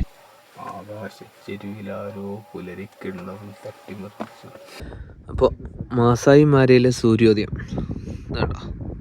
ഇവിടുത്തെ ഒരു പ്രത്യേകത കേട്ടോ, ഇങ്ങനെ വലിയ ഭയങ്കര പ്ലെയിൻ ഏരിയാസ്, അതിനകത്ത് ഇതുപോലെ ഒരു ഒറ്റപ്പെട്ട മരം. നമ്മൾ സൂര്യോദയം കാണാൻ വേണ്ടിയിട്ട് നിർത്തിയതിന് തൊട്ടടുത്തായിട്ട് തന്നെ ദേ കണ്ടോ ഒരു ഹൈന. അപ്പോൾ നമ്മുടെ ഇന്നത്തെ ആദ്യത്തെ സൈറ്റിംഗ് ഈ ഭീകരജീവിയാണ്. ഇതിനെ ഭീകരജീവി എന്ന് വിളിക്കുന്നതിനുള്ള കാരണം നമ്മൾ വരും എപ്പിസോഡുകളിൽ ക്ലിയർ ആയിട്ട് കാണിക്കുന്നുണ്ട് കേട്ടോ. ഹൈന മാത്രമല്ല കേട്ടോ, കഴുകന്മാരും എത്തിയിട്ടുണ്ട്. ഈ ലെഫ്റ്റിൽ കാണുന്നത് വൈറ്റ് റംഡ് വൾച്ചേഴ്സ് ആണെങ്കിൽ ഈ റൈറ്റിൽ കാണുന്നത് റെപ്പൽസ് വൾച്ചർ എന്നറിയപ്പെടുന്ന ലോകത്തിലെ ഏറ്റവും ഹൈറ്റിൽ പറക്കുന്ന പക്ഷിയാണ് കേട്ടോ. ഇത് നമ്മുടെ വൈറ്റ് റംഡ് വൾച്ചർ തന്നെയാണ് ഏറ്റവും റൈറ്റിൽ കാണുന്നത്. ഇതെല്ലാം IUCNൻ്റെ റെഡ് ലിസ്റ്റിൽ വരുന്നത് കേട്ടോ, ക്രിട്ടിക്കലി എൻഡേഞ്ചേർഡ് ആണ്. വിൽഡ് ബീസ്റ്റിൻ്റെ കൂട്ടം ലൈനായിട്ട് മൂവ് ചെയ്യുന്നത് കേട്ടോ. മൈഗ്രേഷൻ സമയത്ത് ഇവിടെ വന്നു കഴിഞ്ഞാലത്തെ മെയിൻ ഒരു കാഴ്ച കേട്ടോ, വിൽഡ് ബീസ്റ്റുകളും സീബ്രാസും ഒക്കെ ഇങ്ങനെ ഇഷ്ടം പോലെ ഇവിടെയുണ്ട്. അപ്പോൾ നമ്മുടെ ഇന്നത്തെ മെയിൻ പരിപാടി എന്ന് പറഞ്ഞു കഴിഞ്ഞാൽ മാരാ റിവർ അല്ലെങ്കിൽ സാൻ റിവറിൻ്റെ ഒക്കെ ഭാഗത്തേക്ക് പോയിട്ട് ആനിമൽ ക്രോസിംഗ് കിട്ടുമെന്ന് നോക്കാൻ വേണ്ടിയിട്ട് പോകാം കേട്ടോ. മൈഗ്രേഷൻ്റെ ഒരു പ്രധാന സംഭവമാണ് ക്രോസിംഗ്. അത് അത്ര എളുപ്പത്തിൽ കിട്ടുന്നതല്ല. മിക്കപ്പോഴും ആൾക്കാർ ഇവിടെ വന്നിട്ട് ദിവസങ്ങളോളം കാത്തിരുന്ന ശേഷമൊക്കെയാണ് ക്രോസിംഗ് കിട്ടാറുള്ളത്. നമുക്ക് ആദ്യത്തെ 2 ദിവസം കൊണ്ട് തന്നെ അത്യാവശ്യം നല്ല രീതിയിൽ ഒരുവിധപ്പെട്ട എല്ലാ സൈറ്റിങ്സും കിട്ടി എന്നുള്ളതുകൊണ്ട് നമ്മൾ ക്രോസിംഗ് ട്രൈ ചെയ്യാമെന്ന് വിചാരിച്ചിട്ടാണ് ഇന്ന്. ഇത് നല്ല ഒരു ഒത്ത ആഫ്രിക്കൻ ടസ്കർ എന്നുള്ള വിളിപ്പേര് ഇവൻ എത്രമാത്രം അനുയോജ്യമാണ് ഇവിടെ എന്ന് പറയാൻ പറ്റത്തില്ല. കാരണം എന്ന് വെച്ചിട്ടുണ്ടെങ്കിൽ ഇവിടെ മെയിലിനും ഫീമെയിലിനും ടസ്ക് ഉണ്ട് എന്നുള്ളത് കൊണ്ട് തന്നെ കേട്ടോ. ഏതായാലും ഒരു ഒറ്റയാനാണ് ഇവൻ. നമ്മൾ ഇത്രയും നേരം കണ്ടത് അല്ലെ ഇത്രയും ദിവസം കണ്ടതൊക്കെ ആഫ്രിക്കൻ മെയിൽ എലഫന്റിനെയൊക്കെ കണ്ടുവെങ്കിലും അതെല്ലാം കൂട്ടത്തിൻ്റെ കൂടിയായിരുന്നു. ഇവിടെയാണെങ്കിലും ഒറ്റയാന്മാർ ഭയങ്കര റിസ്ക് കേട്ടോ. ഈവൻ ലയൺസിൻ്റെ ഒക്കെ അടുത്ത് വരെയും വളരെ ക്ലോസ് ആയിട്ട് നമുക്ക് വണ്ടി കൊണ്ടുപോയി നിർത്തി തരുമെങ്കിൽ ഇവിടെ ഈ ഒറ്റയാന്മാരുടെ അടുത്തോട്ട് ഇവർ വണ്ടി അധികം അടുപ്പിക്കത്തില്ല കേട്ടോ. ഇവർ ഭയങ്കര ഡേഞ്ചറാണെന്നും വണ്ടിക്ക് നേരെ ചാർജ് ചെയ്യാനുള്ള സാധ്യത ഉണ്ടെന്നുള്ളതും ആണ് ഇവിടുത്തെ ഡ്രൈവർമാർ പറഞ്ഞത്. നമ്മൾ അങ്ങനെയൊന്നും അധികം കണ്ടിട്ടില്ലാത്ത മറ്റൊരു ആനിമലാണ്. ഒറ്റനോട്ടത്തിൽ കണ്ടു കഴിഞ്ഞാൽ നമ്മുടെ ടോപ്പിയെ പോലെ ഇരിക്കുമെങ്കിലും ടോപ്പിയല്ല, എന്നാൽ ആൻറ്റലോപ്പിൽ തന്നെ പെട്ട വേറൊരു ആനിമലാണ് കേട്ടോ. ഹാർട്ട് ബീസ്റ്റ് എന്നാണ് കേട്ടോ ഇതിൻ്റെ പേര് പറയണത്. ഇതിന് ശരിക്കും പറഞ്ഞാൽ ടോപ്പിയെ വെച്ച് നോക്കുമ്പോഴത്തേക്കും വലിപ്പം കൂടുതലാണ്. അതുപോലെ തന്നെ കൊമ്പിനൊക്കെ നല്ല ഡിഫറൻസ് ഉണ്ട്. കളറ് ടോപ്പിക്ക് കുറച്ചും കൂടെയും കൂടുതൽ ബ്രൗണിഷ് കളറാണെങ്കിൽ ഇതിന് ആ കളറ് ഇത്തിരി കൂടെ ലൈറ്റാണ് കേട്ടോ. അപ്പോൾ ഹാർട്ട് ബീസ്റ്റ് എന്ന് പറയുന്ന ഈ സാധനത്തെയും കൂടെ ചേർത്ത് എത്ര ടൈപ്പ് ആൻറ്റലോപ്സിനെ നമ്മളിവിടെ കണ്ടു എന്നുള്ളത് അതിശയകരമാണ് കേട്ടോ. ഒരുപാട് മാൻവർഗത്തിൽപ്പെട്ട ആനിമൽസ് ഇവിടെയുണ്ട്. ഇത് വീണ്ടും സിംഹം. ഇത്തവണ 2 ആൺസിംഹങ്ങളാണ് കേട്ടോ. ഇത് ശരിക്കും പറഞ്ഞാൽ 2 മാത്രമല്ല, ഇവിടെ 2 ഉള്ളൂന്നേ ഉള്ളൂ. ശരിക്കും 3 ആൺസിംഹങ്ങളുള്ള ഒരു മെയിൽ കോയിലേഷനാണ്. എന്താണ് ലയൺസിൻ്റെ മെയിൽ കോയിലേഷൻ എന്നൊക്കെ ഉള്ളത് ഞാൻ മുന്നത്തെ വീഡിയോയിൽ എക്സ്പ്ലെയിൻ ചെയ്യുന്നുണ്ട്. ഇത് 2 മെയിൽ ലയൺസ് മാത്രമല്ല, അവരുടെ പ്രൈഡും ഇവിടെ തന്നെയുണ്ട്. ഇവൻ്റെ പേരാണ് ബ്രോൺ. അതായത് അപ്പുറത്ത് മാറി കിടക്കുന്ന അവൻ്റെ പേര് ഒമക്കീൽ. പിന്നെ റാമി എന്ന് പറഞ്ഞിട്ട് വേറെ ഒരെണ്ണം കൂടെയുണ്ട്. അപ്പോൾ ഈ 3 മെയിൽ ലയൺസിൻ്റെ കൊയിലീഷനെ കസ്കസ് മെയിൽസ് എന്നറിയപ്പെടുന്ന ഒരു ഗ്രൂപ്പാണ് കേട്ടോ. അതെ, അവരുടെ പ്രൈഡ് ദൂരെ നിന്ന് വരുന്ന കണ്ടുകൊണ്ട് അവന്മാർ നമ്മുടെ വണ്ടിയുടെ നേരെ തൊട്ടടുത്ത് വന്ന് നിൽക്കുന്നുണ്ടോ. ഓഫ്, ഒമക്കീൽ നോക്കിയാൽ അവൻ്റെയും മറ്റവൻ്റെയും തമ്മിലുള്ള വ്യത്യാസം. ഇവൻ്റെ ശരിക്കും പറഞ്ഞാൽ സടയിൽ കറുത്ത നിറമുണ്ട്, മറ്റവനാണെങ്കിൽ ഫുൾ ബ്രൗൺ കളറുള്ള സട കേട്ടോ. അതുപോലെ തന്നെ ഈ കസ്കസ് മെയിൽസിനെ കുറിച്ച് വേറെ ഒരു സ്റ്റോറി ഉണ്ട്. ഇവന്മാർ ആക്ച്വലി വരത്തന്മാരാണ്. ഇവന്മാർ ഇവിടുത്തെ നേറ്റീവ് മെയിൽസ് അല്ല. ഇവർ ശരംഗട്ടി നാഷണൽ പാർക്കിൽ നിന്ന് ഇവിടെ വന്ന് ഇവിടെ ടെറിട്ടറി ഫോം ചെയ്ത് പ്രൈഡ് ഉണ്ടാക്കി ഇവിടെ കൂടിയതാണ് കേട്ടോ. ഇവന്മാരിപ്പോൾ ഉള്ള ഈ പ്രൈഡിൻ്റെ പേര് ലുക്ക് ഔട്ട് പ്രൈഡ് എന്നാണെന്ന് തോന്നുന്നു. പക്ഷേ അതിന് ഒരു സ്ഥിരീകരണം എനിക്കില്ല കേട്ടോ. ഞങ്ങൾക്ക് കിട്ടിയ ഇൻഫർമേഷൻ വെച്ചിട്ട് ഒന്നുകിൽ ലുക്ക് ഔട്ട് പ്രൈഡ് അതല്ലെങ്കിൽ സാലസ് പ്രൈഡ്, ഈ രണ്ടിൽ ഏതോ ഒരു പ്രൈഡാണെന്നാണ് അറിയാൻ കഴിഞ്ഞത്. പക്ഷേ ഇതിന് കൺഫർമേഷൻ ഇല്ല കേട്ടോ. അപ്പം അതിൻ്റെ ഡീറ്റെയിൽസ് അറിയാവുന്നവരാരെങ്കിലും ഉണ്ടെങ്കിൽ അതൊന്ന് കമൻറ്റിൽ ഇട്ടേക്കണേ. ഏതായാലും നമ്മുടെ വണ്ടി ഈ 2 മെയിൽ ലൈൻസിൻ്റെയും അതുപോലെ ഇവരുടെ പ്രൈഡിൻ്റെയും നേരെ ഇടയ്ക്കായതുകൊണ്ട് ഇവർ അങ്ങോട്ടും ഇങ്ങോട്ടും പോകുന്നതും വരികയൊക്കെ ചെയ്യുന്നത് നമ്മുടെ വണ്ടിയോട് വളരെ ചേർന്നാണ്. ഇതിൻ്റെ കൂടെ 2-3 ചെറിയ കുട്ടികളും ഉണ്ട്. ഇതേ എന്നെ ക്യൂട്ടാന്ന് നോക്കി അവരെ കാണാൻ വേണ്ടിയിട്ട്. ഏതായാലും ഇവരുടെ ഈ പ്രൈഡിനിടയിലുള്ള ഫാമിലി ബോണ്ടിങ് ഭയങ്കര സ്ട്രോങ് ആണെന്ന് തോന്നുന്നത്. നമ്മൾ ആദ്യം കാണുമ്പോൾ ഈ 2 മെയിൽസ് മാത്രമേ ഇവിടെ ഉണ്ടായിരുന്നുള്ളൂ. അത് കഴിഞ്ഞ് ഈ ഒരു പ്രൈഡ് അല്ലെങ്കിൽ ഫീമെയിൽസും കുട്ടികളെല്ലാം കൂടെ പിന്നീട് വന്നതാണ് കേട്ടോ. അവർ ആദ്യം വന്നപ്പോൾ തന്നെ എന്തുണ്ടല്ലേ, ഇവരെ കണ്ട് ഓടി വന്ന് ആദ്യത്തെ മെയിലിൻ്റെ അടുത്ത് പോയി സ്നേഹപ്രകടനങ്ങളൊക്കെ നടത്തി നേരെ എല്ലാവരും കൂടെ അടുത്ത ആളുടെ അടുത്ത് പോയി അവിടെയും ഒരു ചെറിയ കുശലാന്വേഷണവും കാര്യങ്ങളൊക്കെ കഴിഞ്ഞ് നോക്കി അങ്ങനെ ആ ഒരു റിലേഷൻ 2 പേരോടും ഇവർ ഈക്വൽ റെസ്പെക്റ്റും സ്നേഹവും ഒക്കെ കാണിക്കുന്നുണ്ടെന്നുള്ളതാണ്. ഇവരുടെ ഈ സ്നേഹവും കൂട്ടായ്മയും അല്ലെങ്കിൽ എന്നാ പറയണ്ടേ സോഷ്യൽ സ്ട്രക്ചറും ഒക്കെ കേട്ടോ മറ്റ് ആനിമൽസിൽ നിന്ന് സിംഹത്തെ വേർതിരിക്കുന്ന പ്രധാന ഘടകം. പ്രത്യേകിച്ച് മറ്റ് ബിഗ് ക്യാറ്റ്സുകളിൽ നിന്ന് സിംഹമാണ് കാട്ടിലെ രാജാവ് എന്ന് പറയാനുള്ളതിൻ്റെ ഒരു റീസണും അതാണ്. ഒരു കൂട്ടത്തെ അല്ലെങ്കിൽ ഒരു എന്നാ പറയണ്ടേ ഗ്രൂപ്പിനെ നയിക്കുന്നതും അല്ലെങ്കിൽ അവരെ കൊണ്ടു നടക്കുന്നതിനൊക്കെയുള്ള കഴിവ് ഈ സിംഹത്തിന് മാത്രമേ ഉള്ളൂ. നമ്മുടെ കടുവയ്ക്ക് ശരിക്കും പറഞ്ഞാൽ സിംഹത്തെക്കാട്ടിലും കുറച്ചുകൂടെയൊക്കെ സ്ട്രോങ് ആണെങ്കിൽ പോലും ഒരു കൂട്ടമായിട്ട് ജീവിക്കാനോ അല്ലെങ്കിൽ അതിനെ കൊണ്ടു നടക്കാനോ ഉള്ള കഴിവൊന്നും കടുവയ്ക്കില്ല. കടുവ ഒറ്റയ്ക്ക് ജീവിക്കുന്ന ഒരു ആനിമലാണ് കേട്ടോ. അപ്പം രാജാവിന് വേണ്ട പ്രധാന ഗുണം എന്ന് പറഞ്ഞു കഴിഞ്ഞിട്ടുണ്ടെങ്കിൽ ലീഡ് ചെയ്യാനുള്ള കഴിവെന്നാണല്ലോ. അത് സിംഹത്തിന് ഉള്ളതുകൊണ്ടാണ് അതിനെ രാജാവെന്ന് വിളിക്കുന്നത്. നമ്മുടെ ബ്രോണ് കാര്യമായി എന്തോ ഇഞ്ചുറി സംഭവിച്ചിട്ടുണ്ടെന്ന് തോന്നുന്നു. വല്ലാതെ മുടന്തി കഷ്ടപ്പെട്ടാണ് നടപ്പൊക്കെ. പുള്ളി അങ്ങനെ കഷ്ടപ്പെട്ട് നടന്ന് ഈ കൂട്ടത്തിനടുത്തേക്ക് വന്നപ്പോഴത്തേക്കും അതിൻ്റെ കുഞ്ഞിലൊരെണ്ണം വന്ന് അടുത്ത് വരുന്നത് കണ്ടോ. എനിക്ക് തോന്നുന്നത് അപ്പൻ്റെ സുഖവിവരമൊക്കെ അന്വേഷിക്കാൻ വേണ്ടിയിട്ട് വന്നതാണെന്ന് തോന്നുന്നു. എന്നാ പറ്റിയാന്നൊക്കെ ചോദിച്ച് ഇതുണ്ടോ. ഈ ഒരു ബോണ്ടിങ് ആണ് ഞാൻ മുന്നേ പറഞ്ഞത്. മറ്റ് ബിഗ് ക്യാറ്റ്സിൽ കാണാൻ കഴിയാത്ത ഒരു കാര്യമാണ് കേട്ടോ ഇത്. നല്ല ക്യൂട്ടായിട്ടുള്ള ഫേസ് ആയിരുന്നു. പക്ഷേ നോക്കിയ മുഖത്ത് മുഴുവൻ ഈച്ച പറ്റി പിടിച്ചിരിക്കുന്നത്. ഇതിനർത്ഥം ഇതുങ്ങൾ തൊട്ട് അടുത്തെപ്പോഴോ ഇര പിടിച്ച് ഭക്ഷിച്ചു എന്നുള്ളതാണ് കേട്ടോ. നല്ല ചൂട് ചോരയുടെ സ്മെല്ലോ അല്ലെങ്കിൽ ചോരയുടെ നനവൊക്കെ ഉള്ളതുകൊണ്ടായിരിക്കണം ഈച്ച വന്നിരിക്കുന്നത്. നമ്മൾ മാര റിവറിനോട് അപ്രോച്ച് ചെയ്തുകൊണ്ടിരിക്കുകയാണേ. നമ്മുടെ എന്താ പറയണ്ടേ ചരിത്ര പ്രസിദ്ധമായ മൈഗ്രേഷനൊക്കെ നടക്കുന്ന അല്ലെങ്കിൽ ലോകപ്രശസ്തമായ മാര റിവറിനടുത്തേക്ക് പോയിക്കൊണ്ടിരിക്കുക കേട്ടോ. ആനിമൽ ക്രോസിംഗ് കാണണം എന്നുള്ള നമ്മുടെ അത്യാഗ്രഹത്തിന് ശക്തി പകരുന്ന വിധം നമ്മളവിടെ ചെന്നപ്പോഴത്തേക്കും ഒരു കൂട്ടം സീബ്രാസ് നദിയോട് ചേർന്ന് നിൽപ്പുണ്ട്. വിൽഡ് ബീസ്റ്റിൻ്റെ ഇവിടെ നമ്മൾ പോകുന്ന വഴിക്കെല്ലാം കിടപ്പുണ്ട്. എല്ലാ പുലിയോ അല്ലെങ്കിൽ സിംഹമോ ഒക്കെ പിടിച്ചതായിരിക്കാനാണ് സാധ്യത. ഇത് നമ്മുടെ 4th day breakfast with zebras. ഒരുപാടെണ്ണം ഇവിടെ നിൽക്കുന്നുണ്ട് കേട്ടോ. അപ്പോൾ ഈ താഴെ കാണുന്നത് സാൻ റിവർ എന്നാണ് കേട്ടോ പറഞ്ഞത്. അപ്പം ഈ കാണുന്ന സീബ്രാസും അപ്പുറത്തേക്ക് മാറി അപ്പുറത്തെ കരയിലൊക്കെ കുറേ വൈൽഡ് ബീസ്റ്റ് നിൽപ്പുണ്ട്. അപ്പം ഈ സാധനങ്ങളൊക്കെ ചിലപ്പോൾ റിവർ ക്രോസ് ചെയ്യുമായിരിക്കും. നമുക്ക് ഇടയ്ക്കൊക്കെ കൊണ്ട് ഇങ്ങനെ നിർത്തി തരും കേട്ടോ. ഇങ്ങനെ നിർത്തി ഇറങ്ങാൻ പറ്റുന്ന സ്ഥലങ്ങൾ ഇവർ പറയും. അവിടെ മാത്രമേ ഇറങ്ങാൻ പാടുള്ളൂ. അല്ലാതെ പോകുന്ന സ്ഥലത്തൊന്നും അങ്ങനെ നമുക്ക് ഇറങ്ങാൻ പറ്റില്ല കേട്ടോ. ആനിമൽസ് ഉള്ള സ്ഥലങ്ങളൊക്കെ തന്നെ നമുക്ക് നല്ല സ്പോട്ടിങ് ഉള്ള സ്ഥലങ്ങൾ ഇവർ കൊണ്ട് നിർത്തി തരും കേട്ടോ. ഇതിൻ്റെ ഇവിടെ മുഴുവൻ സീബ്രാസാണുള്ളത്. ഇത് ഈ കാണുന്ന സാധനമാണ് വാട്ടർ ബഗ്. ശരിക്കും ആൻറ്റിലോപ്സിൽ പെട്ട വേറൊരു ആനിമലാണ്. കണ്ടാൽ നമ്മുടെ മ്ലാവിന് കുറച്ചുകൂടെ ഒക്കെ ഭംഗി വെച്ചതുപോലെ ഇരിക്കും. ഏതാണ്ട് മ്ലാവിൻ്റെ അതേ സ്വഭാവം തന്നെയാണ് കേട്ടോ. പെട്ടെന്ന് ഓടിയൊക്കെ രക്ഷപ്പെടും ആൾക്കാരെ കണ്ട. അപ്പോൾ നമ്മുടെ ബ്രേക്ക്ഫാസ്റ്റ് കഴിച്ചു തുടങ്ങി. പതിവ് പോലെ തന്നെ ഇതാ നമ്മൾ ഗാർഡൻ നടുക്ക് കൊണ്ടുപോയി നിർത്തിയിട്ടിട്ട് ബ്രേക്ക്ഫാസ്റ്റ് കഴിച്ചുകൊണ്ടിരിക്കുന്നു.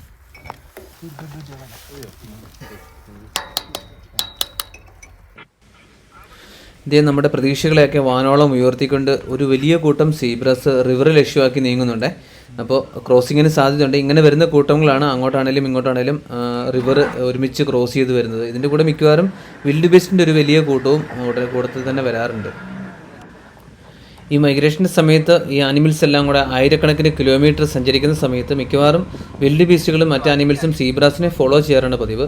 ഈ സീബ്രാസിന് റൂട്ട് മനസ്സിലാക്കാനും അല്ലെങ്കിൽ അപകടമൊക്കെ സെൻസ് ചെയ്യാനൊക്കെ പ്രത്യേക കഴിവുണ്ടെന്നാണ് കേട്ടോ പറയുന്നത്.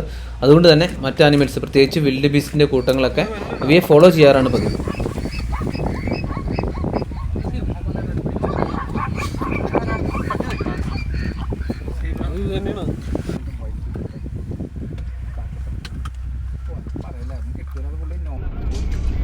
നമ്മുടെ സീബ്രാക്കൂട്ട് എത്തുന്നതിന് മുന്നേ എത്താൻ വേണ്ടിയിട്ട് ഞങ്ങൾ നേരെ റിവറിലേക്ക് വെച്ച് പിടിപ്പിച്ചേ. അവിടെ പോയി നല്ല സ്പോട്ട് നോക്കി വെയിറ്റ് ചെയ്ത് നിൽക്കാൻ വേണ്ടിയിട്ട് ചെല്ലുമ്പോൾ ഇതേ വെള്ളത്തിൽ കിടക്കുന്ന ആൾക്കാരെ കണ്ടോ. ഒരു കൂട്ടം ഹിപ്പോസ് വെള്ളത്തിൽ കിടപ്പുണ്ട്. ഇവിടുത്തെ മിക്ക റിവറിലും അല്ലെങ്കിൽ ചെറിയ ജലാശയങ്ങളിലൊക്കെ ഇവരെ കാണാൻ പറ്റുമേ. വെള്ളത്തിൽ മാത്രമല്ല കരയ്ക്കും ഒരു കൂട്ടത്തെ ഉണക്കാൻ ഇട്ടിട്ടുണ്ട്. അപ്പുറ സൈഡിൽ മുഴുവൻ ഹിപ്പോസാണ്. മാരാ റിവറിൽ ഇതിവിടെ പൊതുവേ ക്രോസിംഗ് ഒക്കെ നടക്കുന്ന സ്ഥലമുണ്ട്. മൺതിട്ടയൊക്കെ ഇളക്കിയിട്ടേക്കുന്നതൊക്കെ ഉണ്ടോ. ഈ മൈഗ്രേഷൻ ചെയ്യുന്ന അനിമൽസ് സ്ഥിരമായിട്ട് ഇറങ്ങുകയും കയറുകയും ചെയ്യുമ്പോൾ ഉണ്ടായേക്കുന്ന ചാലിനകത്ത് ഒരാൾ കിടക്കുന്നത് കണ്ടോ. ഒരു യമണ്ടൻ നൈൽ ക്രൊക്കഡൈൽ ഇങ്ങോട്ടേക്ക് ഇറങ്ങുന്നത് നോക്കി അല്ലെങ്കിൽ വരുന്നത് നോക്കി വെയിറ്റ് ചെയ്ത് കിടക്കുവാന്ന് തോന്നുന്നു ആശാനെ. ഇത്ര ഭീകര സൈസ് ഉള്ളതുകൊണ്ടാണ് കേട്ടോ ഇവന്മാർക്ക് വിൽഡ് ബീസ്റ്റിനെ അല്ലെങ്കിൽ ഒരു സീബ്രോനെയൊക്കെ പിടിച്ചിട്ട് ഈസി ആയിട്ട് വിഴുങ്ങാൻ പറ്റുന്നത്. ഓ അവൻ്റെ വാല് കണ്ടു. ഇതേ നമ്മൾ ഇത്രയും തരം ഹിപ്പോസ് വെള്ളത്തിൽ ഇറങ്ങി കിടക്കുന്നതും അല്ലെങ്കിൽ കരയ്ക്ക് കയറി കിടക്കുന്നതൊക്കെ അല്ലേ കണ്ടുള്ളൂ. കാടിനകത്ത് നിൽക്കുന്നത് കണ്ടിട്ടില്ലല്ലോ. ഇതേ പുഴയുടെ സൈഡിൽ തന്നെ കയറി കാടിനകത്തോട്ട് ഇറങ്ങി പറഞ്ഞാൽ നിൽക്കുന്നത് കണ്ടോ. വെറുതെ അങ്ങ് നിൽക്കുക കേട്ടോ, ഒരു ആക്ഷനും ഇല്ലാതെ കുറേ നേരമായിട്ട്. റിവർ ക്രോസിങ്ങും പ്രതീക്ഷിച്ച് കുറച്ചധികം നേരം മാരാ റിവറിൻ്റെ സൈഡിൽ വെയിറ്റ് ചെയ്തെങ്കിലും ഒന്നും കാണാത്തതുകൊണ്ട് ഞങ്ങൾ അവിടുന്ന് സ്ഥലം വിട്ടു കേട്ടോ. ഇതാണ് ഇംബാല. നമ്മൾ കഴിഞ്ഞ വീഡിയോയിൽ ഇവയുടെ സോഷ്യൽ സ്ട്രക്ചറിനെ കുറിച്ചൊക്കെ പറഞ്ഞപ്പോഴത്തേക്കും ബാച്ചിലർ ഗ്രൂപ്പ്സായിട്ട് ഇതിനെ കാണപ്പെടാറുണ്ടെന്ന് പറഞ്ഞായിരുന്നേ. അങ്ങനെ ഒരു ബാച്ചിലർ ഗ്രൂപ്പാണിത്. മുഴുവൻ മെയിൽസ് മാത്രമുള്ള ഒരു ഗ്രൂപ്പ് കേട്ടോ. എനിക്ക് ഭയങ്കര ഭംഗിയുള്ള ഒരു ആനിമലാണ് കേട്ടോ. ഇതിനെ കണ്ടു കഴിഞ്ഞിട്ടുണ്ടെങ്കിൽ ശരിക്കും പറഞ്ഞാൽ പെർഫെക്റ്റ് ആയിട്ട് കൊത്തിയെടുത്തേക്കുന്ന ഒരു ശില്പമൊക്കെ പോലെ തോന്നും. അത്രയ്ക്ക് ഫിനിഷിംഗ് ആണ് ഇതിനെ കണ്ടാലേ. നമ്മളീ പോകുന്ന വഴികളിലെല്ലാം നിറയെ ഇതുപോലെ വിൽഡ് ബീസ്റ്റുകളും സീബ്രാസും ഒക്കെ ഇങ്ങനെ വലിയ കൂട്ടമായിട്ട് പോകുന്നത് കാണാവേ. ഇതൊക്കെ മൈഗ്രേഷൻ്റെ ഭാഗമായിട്ട് പോകുന്നത് തന്നെയാണ്. പക്ഷേ നമ്മളിവയെ ഫോളോ ചെയ്തിട്ട് റിവറിൻ്റെ സൈഡിലോ അല്ലെങ്കിൽ എവിടെയെങ്കിലുമൊക്കെ പോയി നിന്ന് കഴിഞ്ഞാൽ നമുക്ക് ക്രോസിങ് കിട്ടണമെന്ന് യാതൊരു നിർബന്ധവുമില്ല. കാരണം എന്ന് വെച്ചിട്ടുണ്ടെങ്കിൽ ഇതുങ്ങൾ പോയിട്ട് അവിടെ കുറേ നേരം വെയിറ്റ് ചെയ്ത് കഴിഞ്ഞ് സാഹചര്യങ്ങളും ഒക്കെ നോക്കി പല ഫാക്ടേഴ്സ് ഇതിനെ ബേസ് ചെയ്തായിട്ടോ നിങ്ങൾ ക്രോസ് ചെയ്യുന്നത്. അപ്പോൾ നമ്മൾ ചെല്ലുന്ന സമയത്തൊക്കെ പുഴ സൈഡിൽ വലിയ കൂട്ടങ്ങളുണ്ടായിരുന്നെങ്കിലും അതുങ്ങൾ കുറേ നേരം അങ്ങനെ നിൽക്കുകയും കുറേ എണ്ണം തിരിച്ചു പോവുകയൊക്കെയാണ് ചെയ്തത്. ഒന്നും ക്രോസ് ചെയ്തിട്ടുണ്ടായിരുന്നില്ല. ഈ ഗ്രേറ്റ് മൈഗ്രേഷൻ എന്ന് പറയുന്ന പ്രോസസ്സ് ശരിക്കും ജൂലൈയോടുകൂടി സ്റ്റാർട്ട് ചെയ്ത് ഒക്ടോബറോടുകൂടി കഴിയുന്ന ഒരു പ്രോസസ്സാണ് നോർമലി. നമ്മുടെ വേറെ ക്ലൈമറ്റ് ചേഞ്ചോ കാര്യങ്ങളോ ഒന്നും ഇതിനെ എഫക്റ്റ് ചെയ്തിട്ടില്ല എന്നുണ്ടെങ്കിൽ, അതായത് ജൂലൈയിൽ സെരംഗട്ടിയിൽ നിന്ന് സ്റ്റാർട്ട് ചെയ്തിട്ട് അവിടുത്തെ പുല്ലും വെള്ളമൊക്കെ തീരുമ്പോഴത്തേക്കും മസായി മലയിലോട്ട് ഇതെല്ലാം കൂടെ വരും. എന്നിട്ടൊരു ഒക്ടോബർ ഒക്കെ ആകുമ്പോഴത്തേക്കും ഇവിടെ ഉണക്കാകുമ്പോഴത്തേക്കും ഇതുങ്ങളെല്ലാം കൂടെ തിരിച്ച് സെരംഗട്ടിയിലോട്ട് പോകും. അതാണ് ഈ ഒരു മൈഗ്രേഷൻ്റെ സൈക്കിൾ. ഈ ഒരു സമയത്ത് ഇതുങ്ങൾ 1000ഓളം കിലോമീറ്ററാണ് ഇതുങ്ങൾ സഞ്ചരിക്കുന്നത്. അതുപോലെ 1-2 ആനിമൽസ് അല്ല വരുന്നത്. ഈ വിൽഡ് ബീസ്റ്റുകളും സീബ്രസും ഒക്കെ ആയിട്ട് ലക്ഷക്കണക്കിന് അല്ലെങ്കിൽ മില്യൺസ് ഓഫ് ആനിമൽസാണ് അവിടുന്ന് ഇങ്ങോട്ടേക്ക് ക്രോസ് ചെയ്ത് തിരിച്ചു പോയിക്കൊണ്ടിരിക്കുന്നത്. ഇവന്മാർ മൈഗ്രേഷൻ്റെ ആൾക്കാരല്ല കേട്ടോ. അത്രയും ആനിമൽസിനെ അടിക്കുന്നതുണ്ടോ. മുട്ടുകുത്തി തീറ്റ തിന്നുന്ന വേറൊരു കാറ്റഗറി പുംബാസ് അല്ലെങ്കിൽ എന്നാ പറയണ്ടേ, നമ്മുടെ വാർത്തോക്സ് എന്നൊക്കെ പറയുന്ന കാട്ടുപന്നികളാണ് കേട്ടോ. ഇത് കുറേ കുഞ്ഞുങ്ങളുമായിട്ട് എനിക്ക് അവന്മാർ തീറ്റ തിന്നുന്ന ഒരു രീതി ഉണ്ടോ.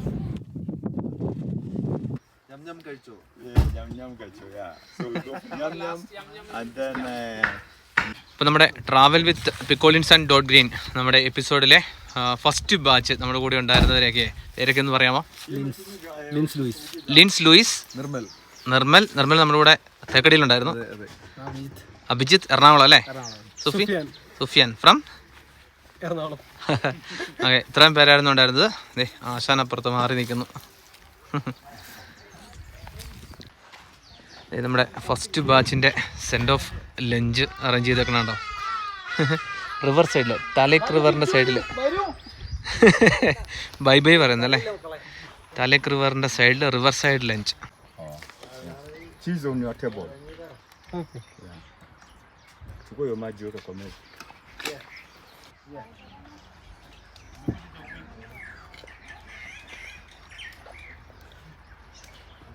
ഇത് നമ്മുടെ ഫസ്റ്റ് ബാച്ച് പോവുകയാണ്. അവരെ യാത്ര പറഞ്ഞത് റൈറ്റിൽ കാണുന്ന വണ്ടിയിൽ കയറ്റി വിട്ടിട്ട് നമ്മുടെ സെക്കൻഡ് ബാച്ച് എത്തിയിട്ടുണ്ട്. അവരെ നമ്മൾ വന്ന വണ്ടിയിൽ കയറ്റി നമ്മൾ വീണ്ടും അടുത്ത 4 ദിവസം സെക്കൻഡ് ബാച്ചിൻ്റെ കൂടെയാണ്. അവരെ നമുക്ക് ഡീറ്റെയിൽഡായിട്ട് വേറെ പരിചയപ്പെടാം. അങ്ങനെ ഫസ്റ്റ് ഡേ മാസായിമാര വില്ലേജ് വിസിറ്റ് ഒക്കെ കഴിഞ്ഞിട്ട് നെക്സ്റ്റ് ഡേ സെക്കൻഡ് ബാച്ചിൻ്റെ കൂടെയുള്ള ഫസ്റ്റ് സഫാരി സ്റ്റാർട്ട് ചെയ്തേ. നമുക്ക് ബാക്ക്ഗ്രൗണ്ടിൽ ഫുള്ള് ബലൂൺസ് ആട്ടോ, ഹോട്ട് എയർ ബലൂൺസ്. അപ്പോൾ നമുക്ക് ആദ്യം തന്നെ കിട്ടിയ സൈറ്റിംഗ് എന്ന് പറഞ്ഞിട്ടുണ്ടെങ്കിൽ ലയൺ സൈറ്റിംഗ് ആണ്. അപ്പോൾ ഇവിടെ ഈ മോർണിംഗ് ലൈറ്റിൽ എപ്പോഴും നമുക്ക് മിക്കപ്പോഴും ലയൺസിനെ കാണാൻ സാധ്യതയുണ്ട്, മിക്കവാറും അവരുടെ ഹണ്ടും ഒക്കെ ആയിട്ട്.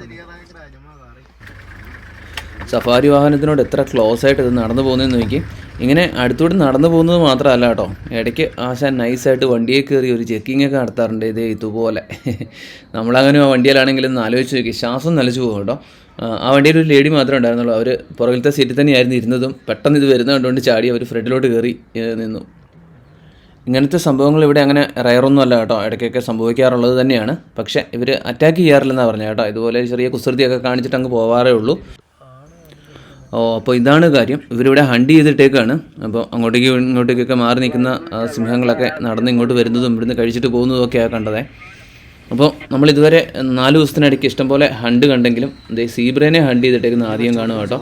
തിരിച്ചറിയാൻ ഏതായാലും നല്ല എളുപ്പമാണ്, കാരണം വരകൾ കണ്ടോ. ഇത് നമ്മുടെ ഫസ്റ്റ് 2 എപ്പിസോഡിൽ കണ്ട റോങ്കായി പ്രൈഡ് തന്നെയാണ് കേട്ടോ. അപ്പം നമ്മൾ സഫാരി സ്റ്റാർട്ട് ചെയ്യുന്ന സ്ഥലത്ത് തന്നെയാണ് ഏകദേശം ഇവരുടെ ടെറിട്ടറി എന്നുള്ളത് കൊണ്ട് തന്നെ നമുക്ക് മിക്കപ്പോഴും ആദ്യം ഇവിടെ സൈറ്റിംഗ് കിട്ടാറുള്ളത് റോങ്കായി പ്രൈഡിനെ തന്നെയാണ് കേട്ടോ. ഇതിനകത്ത് കൂടുതലായിട്ടും ഉള്ളത് ഇതുണ്ടല്ലേ, നമുക്ക് കഴിഞ്ഞ ദിവസവും സൈറ്റിംഗ് കിട്ടിയത് ഈ യങ് ലയൺസ് തന്നെയാണ്. നമ്മുടെ ഡ്രൈവറിൻ്റെ സ്കില്ലിനെ പറ്റി ഞാൻ കഴിഞ്ഞ വീഡിയോസിലൊക്കെ പറഞ്ഞിട്ടുണ്ടായിരുന്നേ. ഇതുണ്ടല്ലേ, ഈ ലൈൻ ഹണ്ട് നടക്കുന്നിടത്തും ബാക്ക്ഗ്രൗണ്ടിലെങ്ങും വേറൊരു വണ്ടി ഇല്ലാതെ നല്ല പെർഫെക്റ്റ് ആയിട്ട് ഏറ്റവും ക്ലോസ് ഷോട്ട് കിട്ടുന്ന രീതിയിൽ പുള്ളി കൊണ്ടുപോയി വണ്ടി സെറ്റ് ചെയ്ത് തരുവേ. ഇവിടെ മാത്രമല്ല, എവിടെ എന്ത് സൈറ്റിങ്സ് കിട്ടിയാലും നമുക്ക് കിട്ടുന്നതെന്ന് പറഞ്ഞാൽ one of the best camera angles ആയിരിക്കും കേട്ടോ. അത് പുള്ളിക്കൊരു പ്രത്യേക സ്കില്ല് തന്നെയാണ്. പിന്നെ വേറൊരു പ്രത്യേകത, പുള്ളി നമ്മുടെ ട്രാവൽ കമ്പനി, നമ്മൾ ഈ ഒരു സഫാരി വന്നേക്കുന്നത് 2 Awesome മസായി എന്ന് പറഞ്ഞൊരു ട്രാവൽ കമ്പനിയാണ്. മലയാളികൾ നടത്തുന്ന ഒരു കമ്പനിയാണ്. അതിനകത്ത് ഒരു പാർട്ട്ണറും കൂടിയാണ് ഈ നമ്മുടെ ഡേവിഡ്, ഈ ഡ്രൈവർ കേട്ടോ. അതുപോലെ 2 Awesome മസായിയെ പറ്റി പറയുകയാണെങ്കിൽ വൈൽഡ് ലൈഫ് ഇൻഡ്യൂസിയാസ്റ്റ് ആയിട്ടുള്ള 2 മലയാളികളാട്ടോ ഇത് സ്റ്റാർട്ട് ചെയ്തേക്കുന്നത്. അവരിവിടെ ഒരുപാട് സഫാരിയൊക്കെ വന്ന് അങ്ങനെ സ്റ്റാർട്ട് ചെയ്ത ഒരു കമ്പനിയാണ്. അതുകൊണ്ട് തന്നെ അവർക്കറിയാം വൈൽഡ് ലൈഫ് പ്രേമികളായിട്ടുള്ള നമ്മുടെ നാട്ടിൽ നിന്ന് വരുന്ന ആൾക്കാർക്ക് എന്താണ് വേണ്ടതെന്നുള്ളത്. നല്ല പെർഫെക്റ്റ് ആയിട്ടുള്ളൊരു വണ്ടിയാണ് അവർ ആദ്യം അറേഞ്ച് ചെയ്ത് തരുന്നത്. നമ്മുടെ ക്യാമറയ്ക്കും ഫോട്ടോയ്ക്കും ഒക്കെ പറ്റിയ രീതിയിൽ അതിൻ്റെ സീറ്റിങ്ങും ആംഗിൾസും ഒക്കെ സെറ്റ് ചെയ്ത് സൈഡ് ഫുൾ ഓപ്പൺ ആയിട്ടുള്ള ലാൻഡ് ക്രൂയിസർ തന്നെയാണ് നമുക്കിവിടെ കിട്ടുന്നത്. അതുപോലെ നല്ല സൗകര്യങ്ങളുള്ള ക്യാമ്പുകളിലാണ് ഇവർ സ്റ്റേ അറേഞ്ച് ചെയ്ത് തരുന്നത്, നല്ല ഫുഡും ഒക്കെ ആയിട്ട്. അപ്പോൾ അതുകൂടാതെ തന്നെ ഏറ്റവും നല്ല റേറ്റിൽ നമുക്ക് ചെയ്തു തരുകയും ചെയ്യും കേട്ടോ. എനിക്ക് തോന്നുന്നത് നമ്മുടെ നാട്ടിൽ നിന്ന് തന്നെ പാക്കേജ് ചെയ്യുന്നതിൽ ഏറ്റവും ബെസ്റ്റ് റേറ്റിൽ നിങ്ങൾക്ക് മസായിക്ക് വരണമെന്നുണ്ടെങ്കിൽ ഇവരെ കോൺടാക്ട് ചെയ്താൽ മതി. ഇവരുടെ ഡീറ്റെയിൽസൊക്കെ വീഡിയോയുടെ ഡിസ്ക്രിപ്ഷനിൽ കൊടുത്തിട്ടുണ്ട്. കഴിച്ചുകൊണ്ടിരിക്കുന്നതിനിടയ്ക്ക് കൂട്ടത്തിലൊരു കുരുപ്പ് ഇതേ അപ്പുറത്ത് കിടക്കുന്ന ഹൈനയുടെ പുറകെ പോകുന്നുണ്ടോ.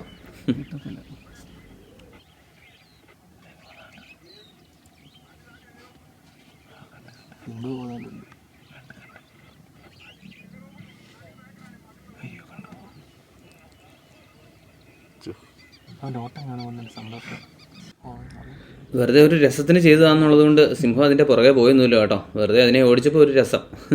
ഹൈനസിനാണെങ്കിലും അങ്ങനെ വലിയ പേടിയൊന്നുമില്ല. ഇവന്മാർ ഈ സിംഹം കഴിച്ച് കഴിയാൻ വേണ്ടിയിട്ട് ഇങ്ങനെ വെയിറ്റ് ചെയ്ത് കിടക്കും. ഇടയ്ക്കൊക്കെ അറ്റാക്ക് ചെയ്യാനും ശ്രമിക്കും.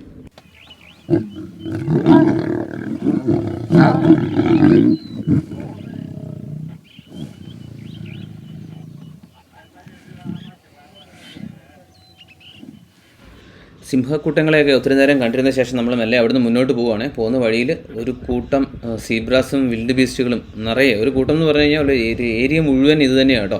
അതിന് നടുക്കോട്ടാണ് നമ്മൾ വണ്ടി ഓടിച്ചിപ്പോൾ കയറുന്നത്. ചുറ്റും വിൽഡ് ബീസ്റ്റുകളും സീബ്രകളും.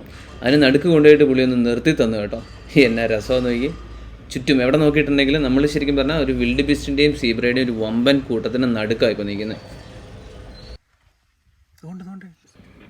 ഇതൊക്കെ ഇവിടുത്തെ ഒരു നിത്യ കാഴ്ചയാണ് കേട്ടോ. പാതി ഭക്ഷിക്കപ്പെട്ട നിലയിൽ കാണപ്പെടുന്ന ഇതുപോലത്തെ ശവശരീരങ്ങളും അതുപോലെ കഴുകനും മറ്റുമൊക്കെ വലിച്ചു കീറുന്നതുമൊക്കെ ഇവിടെ ഇങ്ങനെ സ്ഥിരമായിട്ട് കാണാറുള്ള കാഴ്ച തന്നെയാണ്. നമ്മുടെ ജീവിതത്തിൻ്റെ നിസ്സാരതയൊക്കെ നമ്മളെ ഓർമ്മിപ്പിക്കുന്ന കാഴ്ചകളാണ് കേട്ടോ ചുറ്റിലും. ചോരയുടെ മണം എവിടെയുണ്ടോ അവിടെ ഇവന്മാരെത്തും കേട്ടോ. ഹൈനാസ് അഥവാ കഴുതപ്പുലികൾ. ലെപ്പേഡിൻ്റെ സൈറ്റിംഗ് കിട്ടിയെന്ന് കേട്ടപ്പോഴത്തേക്കും വണ്ടികളെല്ലാം കൂടെ പാഞ്ഞു പോകുന്ന കാഴ്ച കേട്ടോ ഈ കാണുന്നത്. ഇതുപോലത്തെ വണ്ടികളിലും ഇവിടെ സഫാരി കൊടുക്കുന്നുണ്ട്. അതുകൊണ്ടാണ് ഞാൻ മുന്നേ പറഞ്ഞത് നമ്മൾ സഫാരി ബുക്ക് ചെയ്യുമ്പോഴത്തേക്കും വണ്ടി നല്ലതാണെന്ന് ഉറപ്പ് വരുത്തണം, അല്ലെങ്കിൽ ആസ്വാദനത്തിൻ്റെ ലെവലിൽ വ്യത്യാസം വരുവേ. ഇത് നമ്മൾ എത്തിയപ്പോഴത്തേക്കും ലെപ്പേർഡ് ഉണ്ട്, പക്ഷെ ഒത്തിരി ദൂരത്തിലുമാണ്, അതുപോലെ കുറ്റിക്കാട്ടിലുമാണ് കേട്ടോ. ഒരുപാട് നേരം ഇവിടെ വെയിറ്റ് ചെയ്ത ശേഷമാണ് ആശാൻ നിന്ന് മെല്ലെ പുറത്തേക്ക് വന്നത്. ലെപ്പേർഡിന് വേണ്ടിയിട്ട് ഇവിടെ ആൾക്കാർ എത്ര നേരം വേണേലും വെയിറ്റ് ചെയ്തിരിക്കുവേ.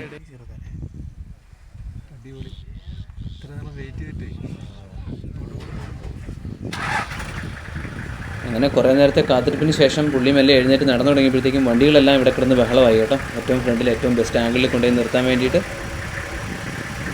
ലെപ്പേഡിൻ്റെ ഈ മൂവ്മെൻറ്റ് കണ്ടപ്പോഴത്തേക്കും ഇപ്പുറത്ത് മാറി മെയ്യുന്ന ഈ തോംസൺസ് ഗേസൽസിൻ്റെ കൂട്ടത്തെയാണ് ടാർഗറ്റ് ചെയ്തുകൊണ്ട് പുള്ളി പോകുന്നതെന്ന് വിചാരിച്ച് ഞങ്ങൾ അവിടെ വെയിറ്റ് ചെയ്തിരിക്കുമായിരുന്നേ. പക്ഷേ പുള്ളി നേരെ അടുത്തുള്ളൊരു മരത്തേലോട്ടാണ് കേട്ടോ കയറിയത്. അവിടെ ഓൾറെഡി ഹണ്ട് ചെയ്ത് വെച്ചിട്ടുണ്ടായിരുന്നു.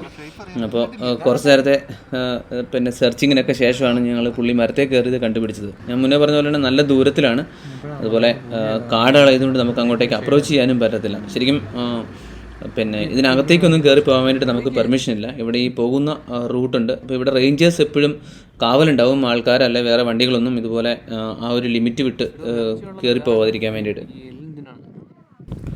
ലെപ്പേർഡ് ഒത്തിരി ദൂരത്തിലായിരുന്നുകൊണ്ടും കാഴ്ചകൾ അത്ര ക്ലിയർ അല്ലായിരുന്നുകൊണ്ടും നമ്മൾ അധികം സമയം പിന്നെ അവിടെ നിന്നില്ല കേട്ടോ. നമ്മൾ നേരെ അടുത്ത ടാർഗറ്റ് ലക്ഷ്യമാക്കി പോയിക്കൊണ്ടിരുന്നപ്പോൾ കണ്ട ഒരു കാഴ്ചയാണ് മരബൂ സ്റ്റോക്ക് എന്നറിയപ്പെടുന്ന ഒരു തരത്തിലുള്ള കൊറ്റി ആണ്. കുളം കലക്കി മീൻ പിടിക്കുന്ന പരിപാടിയാണെന്ന് തോന്നുന്നു കേട്ടോ.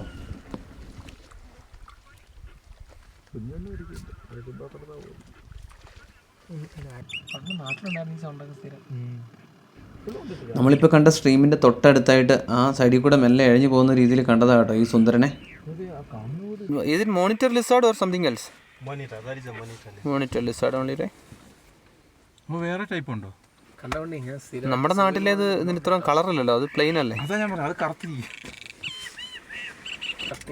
നൈൽ മോണിറ്റർ ലിസാർഡ് അല്ലെങ്കിൽ ആഫ്രിക്കൻ മോണിറ്റർ ലിസാർഡ് എന്നറിയപ്പെടുന്ന നമ്മുടെ നാട്ടിൽ കാണുന്ന ഉടുമ്പിൻ്റെ ഒരു സുന്ദരമായിട്ടുള്ള വകഭേദം എന്ന് വേണമെങ്കിൽ പറയാം.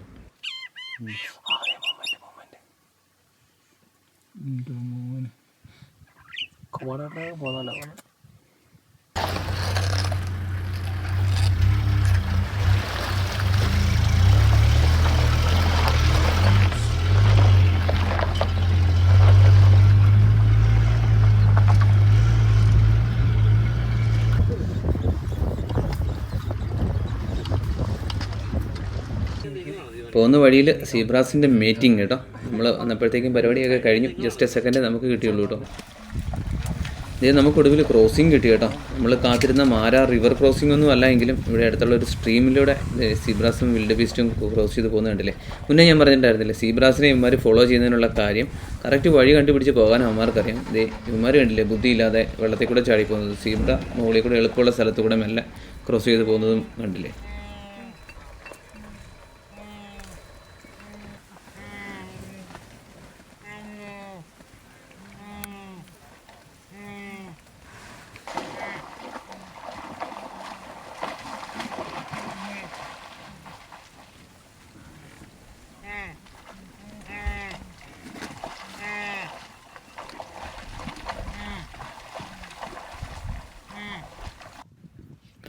അനിമൽസിൻ്റെ മൂവ്മെൻറ്റ് അത്യാവശ്യം ഉള്ളതുകൊണ്ട് നമ്മൾ മെല്ലെ റിവർ സൈഡിലേക്ക് ഒന്ന് പോയി നോക്കാമെന്ന് വിചാരിച്ചു കേട്ടോ. ഇന്നലെ പോയതുപോലെ വല്ല ക്രോസിങ് എങ്ങനെയും കിട്ടിയാലോ. പോകുന്ന വഴിയിൽ കണ്ടതാണ് ഈ സീബ്രകളുടെ കൂട്ടത്തെ. നമ്മൾ ഒത്തിരി സീബ്രാസിനെ ഇതുവരെ കണ്ടെങ്കിലും ഇതുണ്ട് ഇങ്ങനെ പച്ചപ്പിൻ്റെ ബാക്ക്ഗ്രൗണ്ടിൽ ഇതിനെ കാണുമ്പോഴേ വല്ലാത്തൊരു ഭംഗിയാണ്. അപ്പോൾ നമ്മൾ മെയിനായിട്ട് ഇന്നത്തെ ഷൂട്ടിങ്ങിന് ഉപയോഗിച്ചേക്കുന്ന ക്യാമറാസ് പാനസോണിക് ലൂമിക്സ് GH7 എന്ന് പറഞ്ഞ പുതിയൊരു മോഡലും അതുപോലെ നിക്കോണിൻ്റെ ZF ക്യാമറയാണ് കേട്ടോ. ഈ സീനുകളൊക്കെ തന്നെ ഷൂട്ട് ചെയ്തേക്കുന്നത് GH7ലാണ്. ഭയങ്കര കേപ്പബിളായിട്ടുള്ള ഒരു മൈക്രോ ഫോർ തേർഡ് കാറ്റഗറിയിൽ വരുന്ന ഒരു ക്യാമറ കേട്ടോ. ജസ്റ്റ് ഈ അടുത്തിടയ്ക്ക് ഇറങ്ങിയിട്ടേ ഉള്ളൂ. 4K 120 frames per second shoot ചെയ്യാം എന്നുള്ളതും അതുപോലെ 8 സ്റ്റോപ്പ് സ്റ്റെബിലൈസേഷനും പിന്നെ നമ്മുടെ ആനിമൽ ഐ ഡിറ്റക്ഷൻ ഓട്ടോ ഫോക്കസും ഒക്കെ ആയിട്ട് ഭയങ്കര കേപ്പബിളായിട്ടുള്ളൊരു ക്യാമറ തന്നെയാണ് കേട്ടോ ഈ GH7 എന്ന് പറയുന്നത്. അതുപോലെ തന്നെ ഇൻബിൽറ്റ് ഫാൻ വരുന്നുണ്ട്. വീഡിയോഗ്രാഫിക്ക് വേണ്ടിയിട്ട് സ്പെസിഫിക്കലി ഡിസൈൻ ചെയ്തതാണ്. ഫോട്ടോയും പറ്റും എങ്കിലും വീഡിയോ ഫസ്റ്റ് ക്യാമറ കേട്ടോ. പിന്നെ ഏറ്റവും പുതിയ ഫീച്ചറായിട്ടുള്ള അരി ലോഗ് എന്ന് പറഞ്ഞിട്ടൊരു പുതിയ ലോഗ് ഫോർമാറ്റും കൂടി ഇതിൽ വന്നിട്ടുണ്ട്. അപ്പോൾ ഈ പാനസോണിക് ലൂമിക്സ് GH7 വാങ്ങാനോ അല്ലെങ്കിൽ അതിനെക്കുറിച്ച് കൂടുതൽ അറിയാനോ ഒക്കെ താല്പര്യമുള്ളവർക്ക് ലൂമിക്സിൻ്റെ കോൺടാക്ട് നമ്പറും കൂടെ നമ്മുടെ വീഡിയോയുടെ ഡിസ്ക്രിപ്ഷനിൽ കൊടുത്തിട്ടുണ്ട്. അതുപോലെ തന്നെ നമ്മുടെ നിക്കോൺ ക്യാമറ സ്പോൺസർ ചെയ്തേക്കുന്നത് തൃശ്ശൂരിലെ ജീനോമിലെ മുരളിച്ചേട്ടനാണ് കേട്ടോ. വൈൽഡ് ലൈഫ് ഫോട്ടോഗ്രാഫറും ക്യാമറ കൺസൾട്ടൻറ്റും ഒക്കെയാണ്. പുള്ളിയുടെ കോൺടാക്ട് ഡീറ്റെയിൽസും നമ്മുടെ വീഡിയോയുടെ ഡിസ്ക്രിപ്ഷനിൽ കൊടുത്തിട്ടുണ്ട്. ഇത് സീബ്രയുടെ ഒരു കുഞ്ഞ്. സീബ്രയുടെ വലുതാണെങ്കിൽ പോലും നല്ല ഓമനത്വം തോന്നുന്ന ഒരു ജീവിയല്ലേ. അപ്പോൾ അതിൻ്റെ കുഞ്ഞിനെ കാണുമ്പോഴത്തേക്കും എന്തൊരു ക്യൂട്ടാന്ന് നോക്കി. അങ്ങനെ സീബ്ര കൂട്ടത്തേക്ക് അതിൻ്റെ പാട്ടിന് വേണ്ടിയിട്ട് നമ്മൾ മെല്ലെ റിവറിൻ്റെ സൈഡിലേക്ക് പോയിക്കൊണ്ടിരിക്കുകയാണ്. നോക്കി എന്തുമാത്രം എണ്ണമാണ്, ഒരു രക്ഷയില്ലാത്ത കാഴ്ച കേട്ടോ. ഈ ഒരു പോയിന്റിൽ നമ്മൾ ഇന്നലെ കണ്ട സാൻ റിവറും അതുപോലെ ഈ സൈഡിൽ നിന്ന് വരുന്ന റൈറ്റ് സൈഡിൽ നിന്ന് വരുന്ന മാരാ റിവറും കൂടെ ജോയിൻ ചെയ്യുന്ന ഒരു സ്ഥലമാണ് കേട്ടോ. അപ്പോൾ ഈ സംഗമ സ്ഥലം ടാൻസാനിയയിലാണ്. ഇത് ഈ ബോർഡിനപ്പുറം ടാൻസാനിയ കേട്ടോ. അപ്പോൾ ആൾക്കാർ അവിടെ നിന്ന് ഫോട്ടോ ഒക്കെ എടുക്കുന്നുണ്ട്. അങ്ങോട്ടേക്ക് അതിക്രമിച്ച് കയറരുതെന്ന് എഴുതി വെച്ചിട്ടുണ്ടെങ്കിലും അപ്പോൾ ഞാനും ഒട്ടും കുറച്ചില്ല. ഇത് ഈ പക്ഷിയെ കണ്ടോ, ലൈലാക് ബ്രസ്റ്റഡ് റോളർ എന്നാട്ടോ ഇതിൻ്റെ പേര്. കെനിയയുടെ നാഷണൽ ബേർഡാണ്. നമ്മുടെ ഇന്ത്യൻ റോളറുമായിട്ട് നല്ല സാമ്യമുണ്ട്. ശരിക്കും ആ കളറിലൊരു ചെറിയ ഡിഫറൻസ് മാത്രമേ ഉള്ളൂ കേട്ടോ. ഇത് മാരാ റിവറിൽ മുതലുകൾ കിടക്കുന്നുണ്ടോ. നമ്മുടെ വിൽഡ് ബീസ്റ്റും സീബ്രയൊക്കെ ക്രോസ് ചെയ്യുമ്പോൾ ഇവന്മാരാണ് പിടിക്കുന്നത്. ഇതുണ്ടോ, വേറെ 2-3 ഇത് കൊടുംഭീകര സൈസുള്ള സാധനങ്ങളാണ്. ഇതിന് തിന്നിട്ട് കിടക്കുന്നതായിരിക്കും മിക്കവാറും വിൽഡ് ബീസ്റ്റ്. ക്രോസിങ് സ്റ്റിൽ നടക്കുന്നുണ്ട്, പക്ഷേ അത്ര റെഗുലറായിട്ടില്ലെന്നേ ഉള്ളൂ. അപ്പം ക്രോസ് ചെയ്ത വല്ലത്തിനെയും പിടിച്ചടിച്ച് കിടക്കുന്നതായിരിക്കും. എനിക്ക് ഹിപ്പോയുടെ കുഞ്ഞുങ്ങളൊക്കെ ഉണ്ടോ, 2 വളരെ ചെറുതായിട്ടോ.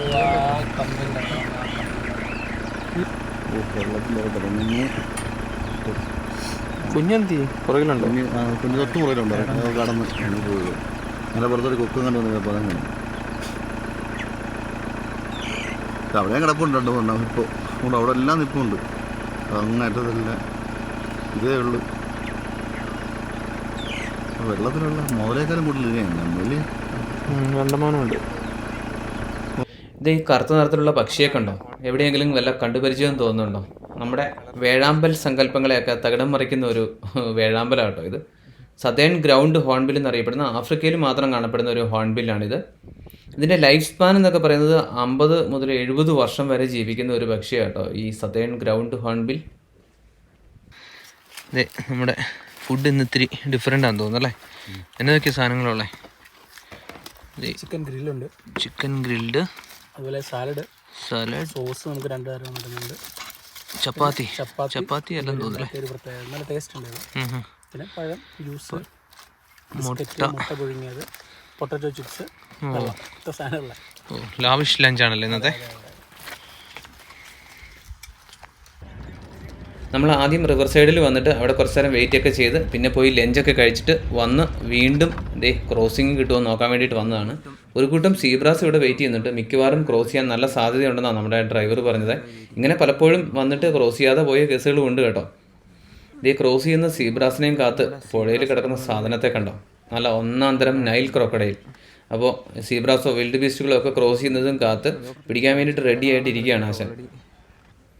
സീബ്രാസ് മാത്രമല്ല കേട്ടോ, പതിവ് പോലെ ഒരു കൂട്ടം വിൽഡ് ബീസ്റ്റുകളും ഇതിൻ്റെ കൂടെയുണ്ട്. സീബ്രാസ് ക്രോസ് ചെയ്ത് കഴിഞ്ഞാൽ പുറകെ പോകാൻ വേണ്ടിയിട്ട് റെഡിയായി നിൽക്കുകയാണ്.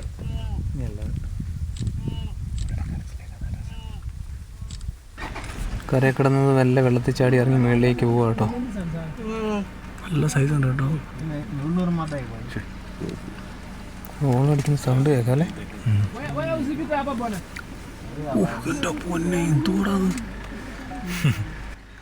ആനിമൽസിൻ്റെ മൂവ്മെൻറ്റ് സെൻസ് ചെയ്തിട്ടാണെന്ന് അറിയത്തില്ല, കരയിൽ വെറുതെ കിടക്കുമായിരുന്നു. വെള്ളത്തിലോട്ട് ഇറങ്ങിയിട്ട് മെല്ലെ മേളിലേക്ക് കയറി വരുന്നുണ്ടോ. അവന്മാർ ക്രോസ് ചെയ്യാൻ സാധ്യതയുള്ള ആ ചാലിൻ്റെ ഭാഗത്തേക്കാണ് ഇത് വന്നുകൊണ്ടിരിക്കുന്നത്.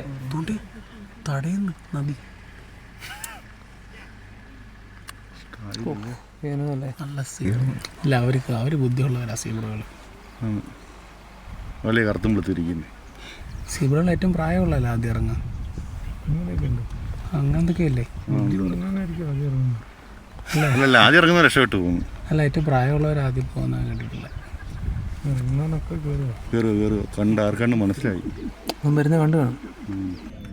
നമ്മുടെ മുതലയുടെ അഡ്വാൻസ് മൂവ്മെൻറ്റ് ശകലം പാളിയെന്ന് തോന്നുന്നത്. ക്രോസ് ചെയ്യാൻ വേണ്ടിയിട്ട് വെള്ളത്തിലോട്ട് ആദ്യം ചാടി ഇറങ്ങിയ 2-3 സീബ്രകൾ അതേപടി ഇങ്ങ് തിരിച്ചു കയറി പോകുന്നു കേട്ടോ. ഇനിയിപ്പോൾ ഉടനെ ഇവന്മാരൊരു ക്രോസിങ് അറ്റംപ്റ്റ് ചെയ്യാനുള്ള സാധ്യതയില്ലെന്നാണ് ഡേവിഡ് പറഞ്ഞത്. അതുകൊണ്ട് തന്നെ നമ്മൾ വെയിറ്റ് ചെയ്യുന്നില്ല, തിരിച്ചു പോവുകയാണ്. ഇതേ പോകുന്ന വഴിയിൽ നിൽക്കുന്നത് കണ്ടോ ജിറാഫുകൾ. മെയിലും ഫീമെയിലും കുട്ടികളും ഒക്കെ അടങ്ങുന്ന ഒരു 5-6 എണ്ണത്തിൻ്റെ കൂട്ടം കേട്ടോ. നമ്മുടെ വണ്ടി കണ്ടപ്പോഴത്തേക്കും വണ്ടിയിലോട്ട് ശ്രദ്ധിച്ച് നിൽക്കുന്നു. എനിക്ക് അനക്കം ഇല്ലാതെ കുറേ നേരം ഇവന്മാർ ഈ നിപ്പ് തുടർന്നേ. നോക്കിയ കാർട്ടൂൺ ക്യാരക്ടേഴ്സിനെയൊക്കെ പോലെയില്ലേ. കരയിലെ ഏറ്റവും ഉയരം കൂടിയ ജീവിയും അതുപോലെ അയവിറക്കുന്ന ജീവികളിൽ ഏറ്റവും വലുതുമാണ് കേട്ടോ ഈ ജിറാഫ് എന്ന് പറയുന്നത്. ഇവയ്ക്ക് സൗണ്ട് ഉണ്ടാക്കാനുള്ള ശേഷി ഇല്ലെന്നാണ് പറയുന്നത്. പക്ഷേ അതിനും കൂടെ പകരം കാഴ്ചശക്തി ഉണ്ട് കേട്ടോ. 1.5 കിലോമീറ്റർ ദൂരമുള്ള കാഴ്ചകൾ വരെ ഇതുങ്ങൾക്ക് കാണാൻ പറ്റും. അതുപോലെ തന്നെ നല്ല ഹൈറ്റിലായതുകൊണ്ട് തടസ്സമില്ലാത്ത ദൂരക്കാഴ്ചകൾ ഇവയ്ക്ക് കാണാൻ പറ്റും കേട്ടോ. നിങ്ങൾ ഈ ഫുൾ ടൈം എഴുന്നേറ്റ് നിന്ന് ഇങ്ങനെ ശ്രദ്ധിക്കുന്നത് ശത്രുക്കളൊക്കെ വരുന്നുണ്ടോ എന്നുള്ളതാണ്. ജിറാഫ് ഇത്രയും വലിയ ആനിമലാണെന്ന് പറഞ്ഞിട്ട് കാര്യമില്ല. ഇതിനും ഒരുപാട് ശത്രുക്കളുണ്ട്. ഇതിനെ പിടിച്ച് തിന്നുന്ന ജീവികളൊക്കെ ഉണ്ട് കേട്ടോ. ലയണും ലെപ്പേർഡും അതുപോലെ ഹൈനാസും വൈൽഡ് ഡോഗ്സ് ഒക്കെ ഇവയെ അറ്റാക്ക് ചെയ്യാറും പിടിക്കാറും ഒക്കെ ഉണ്ട്. ഈ ജിറാഫുകളെ പറ്റി ഇനിയും ഒരുപാട് ഇൻട്രസ്റ്റിംഗ് ഫാക്ടേഴ്സൊക്കെ ഉണ്ട് കേട്ടോ. നമ്മുടെ ആനകളെ പോലെ ഇവ ദിവസത്തിൻ്റെ ഭൂരിഭാഗവും 16-20 മണിക്കൂറോളം മേഞ്ഞ് നടന്ന് ഭക്ഷണം കഴിക്കും. ഒരു 130-135 കിലോഗ്രാം ഭക്ഷണമൊക്കെ ഡെയിലി ഇവ കഴിക്കും. അതുപോലെ തന്നെ ഉറങ്ങുന്നത് വളരെ കുറവാണ്. 20 മിനിറ്റൊക്കെ ഇവ ഉറങ്ങാറുള്ളതാണ് കേട്ടോ പറയപ്പെടുന്നത്. അതുകൊണ്ട് ഇത് 2 മീറ്റിംഗ് ലയൺസ് ആണ്. മീറ്റിങ്ങിനിടയ്ക്ക് ഉള്ള റെസ്റ്റ് ടൈമാണ്. കിടന്നുറങ്ങണം കേട്ടോ. ലയൺസിൻ്റെ മീറ്റിംഗ് ശരിക്കും ഒരു കോംപ്ലിക്കേറ്റഡ് പ്രോസസ്സാണ് കേട്ടോ. ഫീമെയിൽ ലയൺസ് 2 വയസ്സ് മുതലും ആൺസിംഹങ്ങൾ ഏകദേശം 3 മുതൽ 4 വയസ്സ് പ്രായമൊക്കെ ആകുമ്പോഴത്തേക്കുമാണ് മീറ്റിങ്ങിന് റെഡി ആവുന്നത്. മീറ്റിങ്ങിന് റെഡി ആയി കഴിഞ്ഞിട്ടുണ്ടെങ്കിൽ കൂടുതൽ ഏറ്റവും സ്ട്രോങ് ആയിട്ടുള്ള മെയിൽ ലയൺസിനാണ് മീറ്റിങ്ങിന് അവസരം കിട്ടുന്നത്.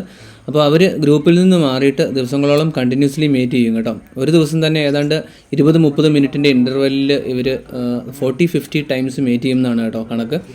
എന്തുകൊണ്ടാണ് ഇങ്ങനെയെന്ന് ചോദിച്ചു കഴിഞ്ഞിട്ടുണ്ടെങ്കിൽ ഇവരുടെ ഫെർട്ടിലിറ്റി റേറ്റ് ഭയങ്കര കുറവാണ്. അതുകൊണ്ട് തന്നെ ഏകദേശം 3000 തവണയൊക്കെ മീറ്റ് ചെയ്താൽ മാത്രമാണ് ഒരു തവണ ഇത് പ്രഗ്നൻ്റ് ആവുന്നത്.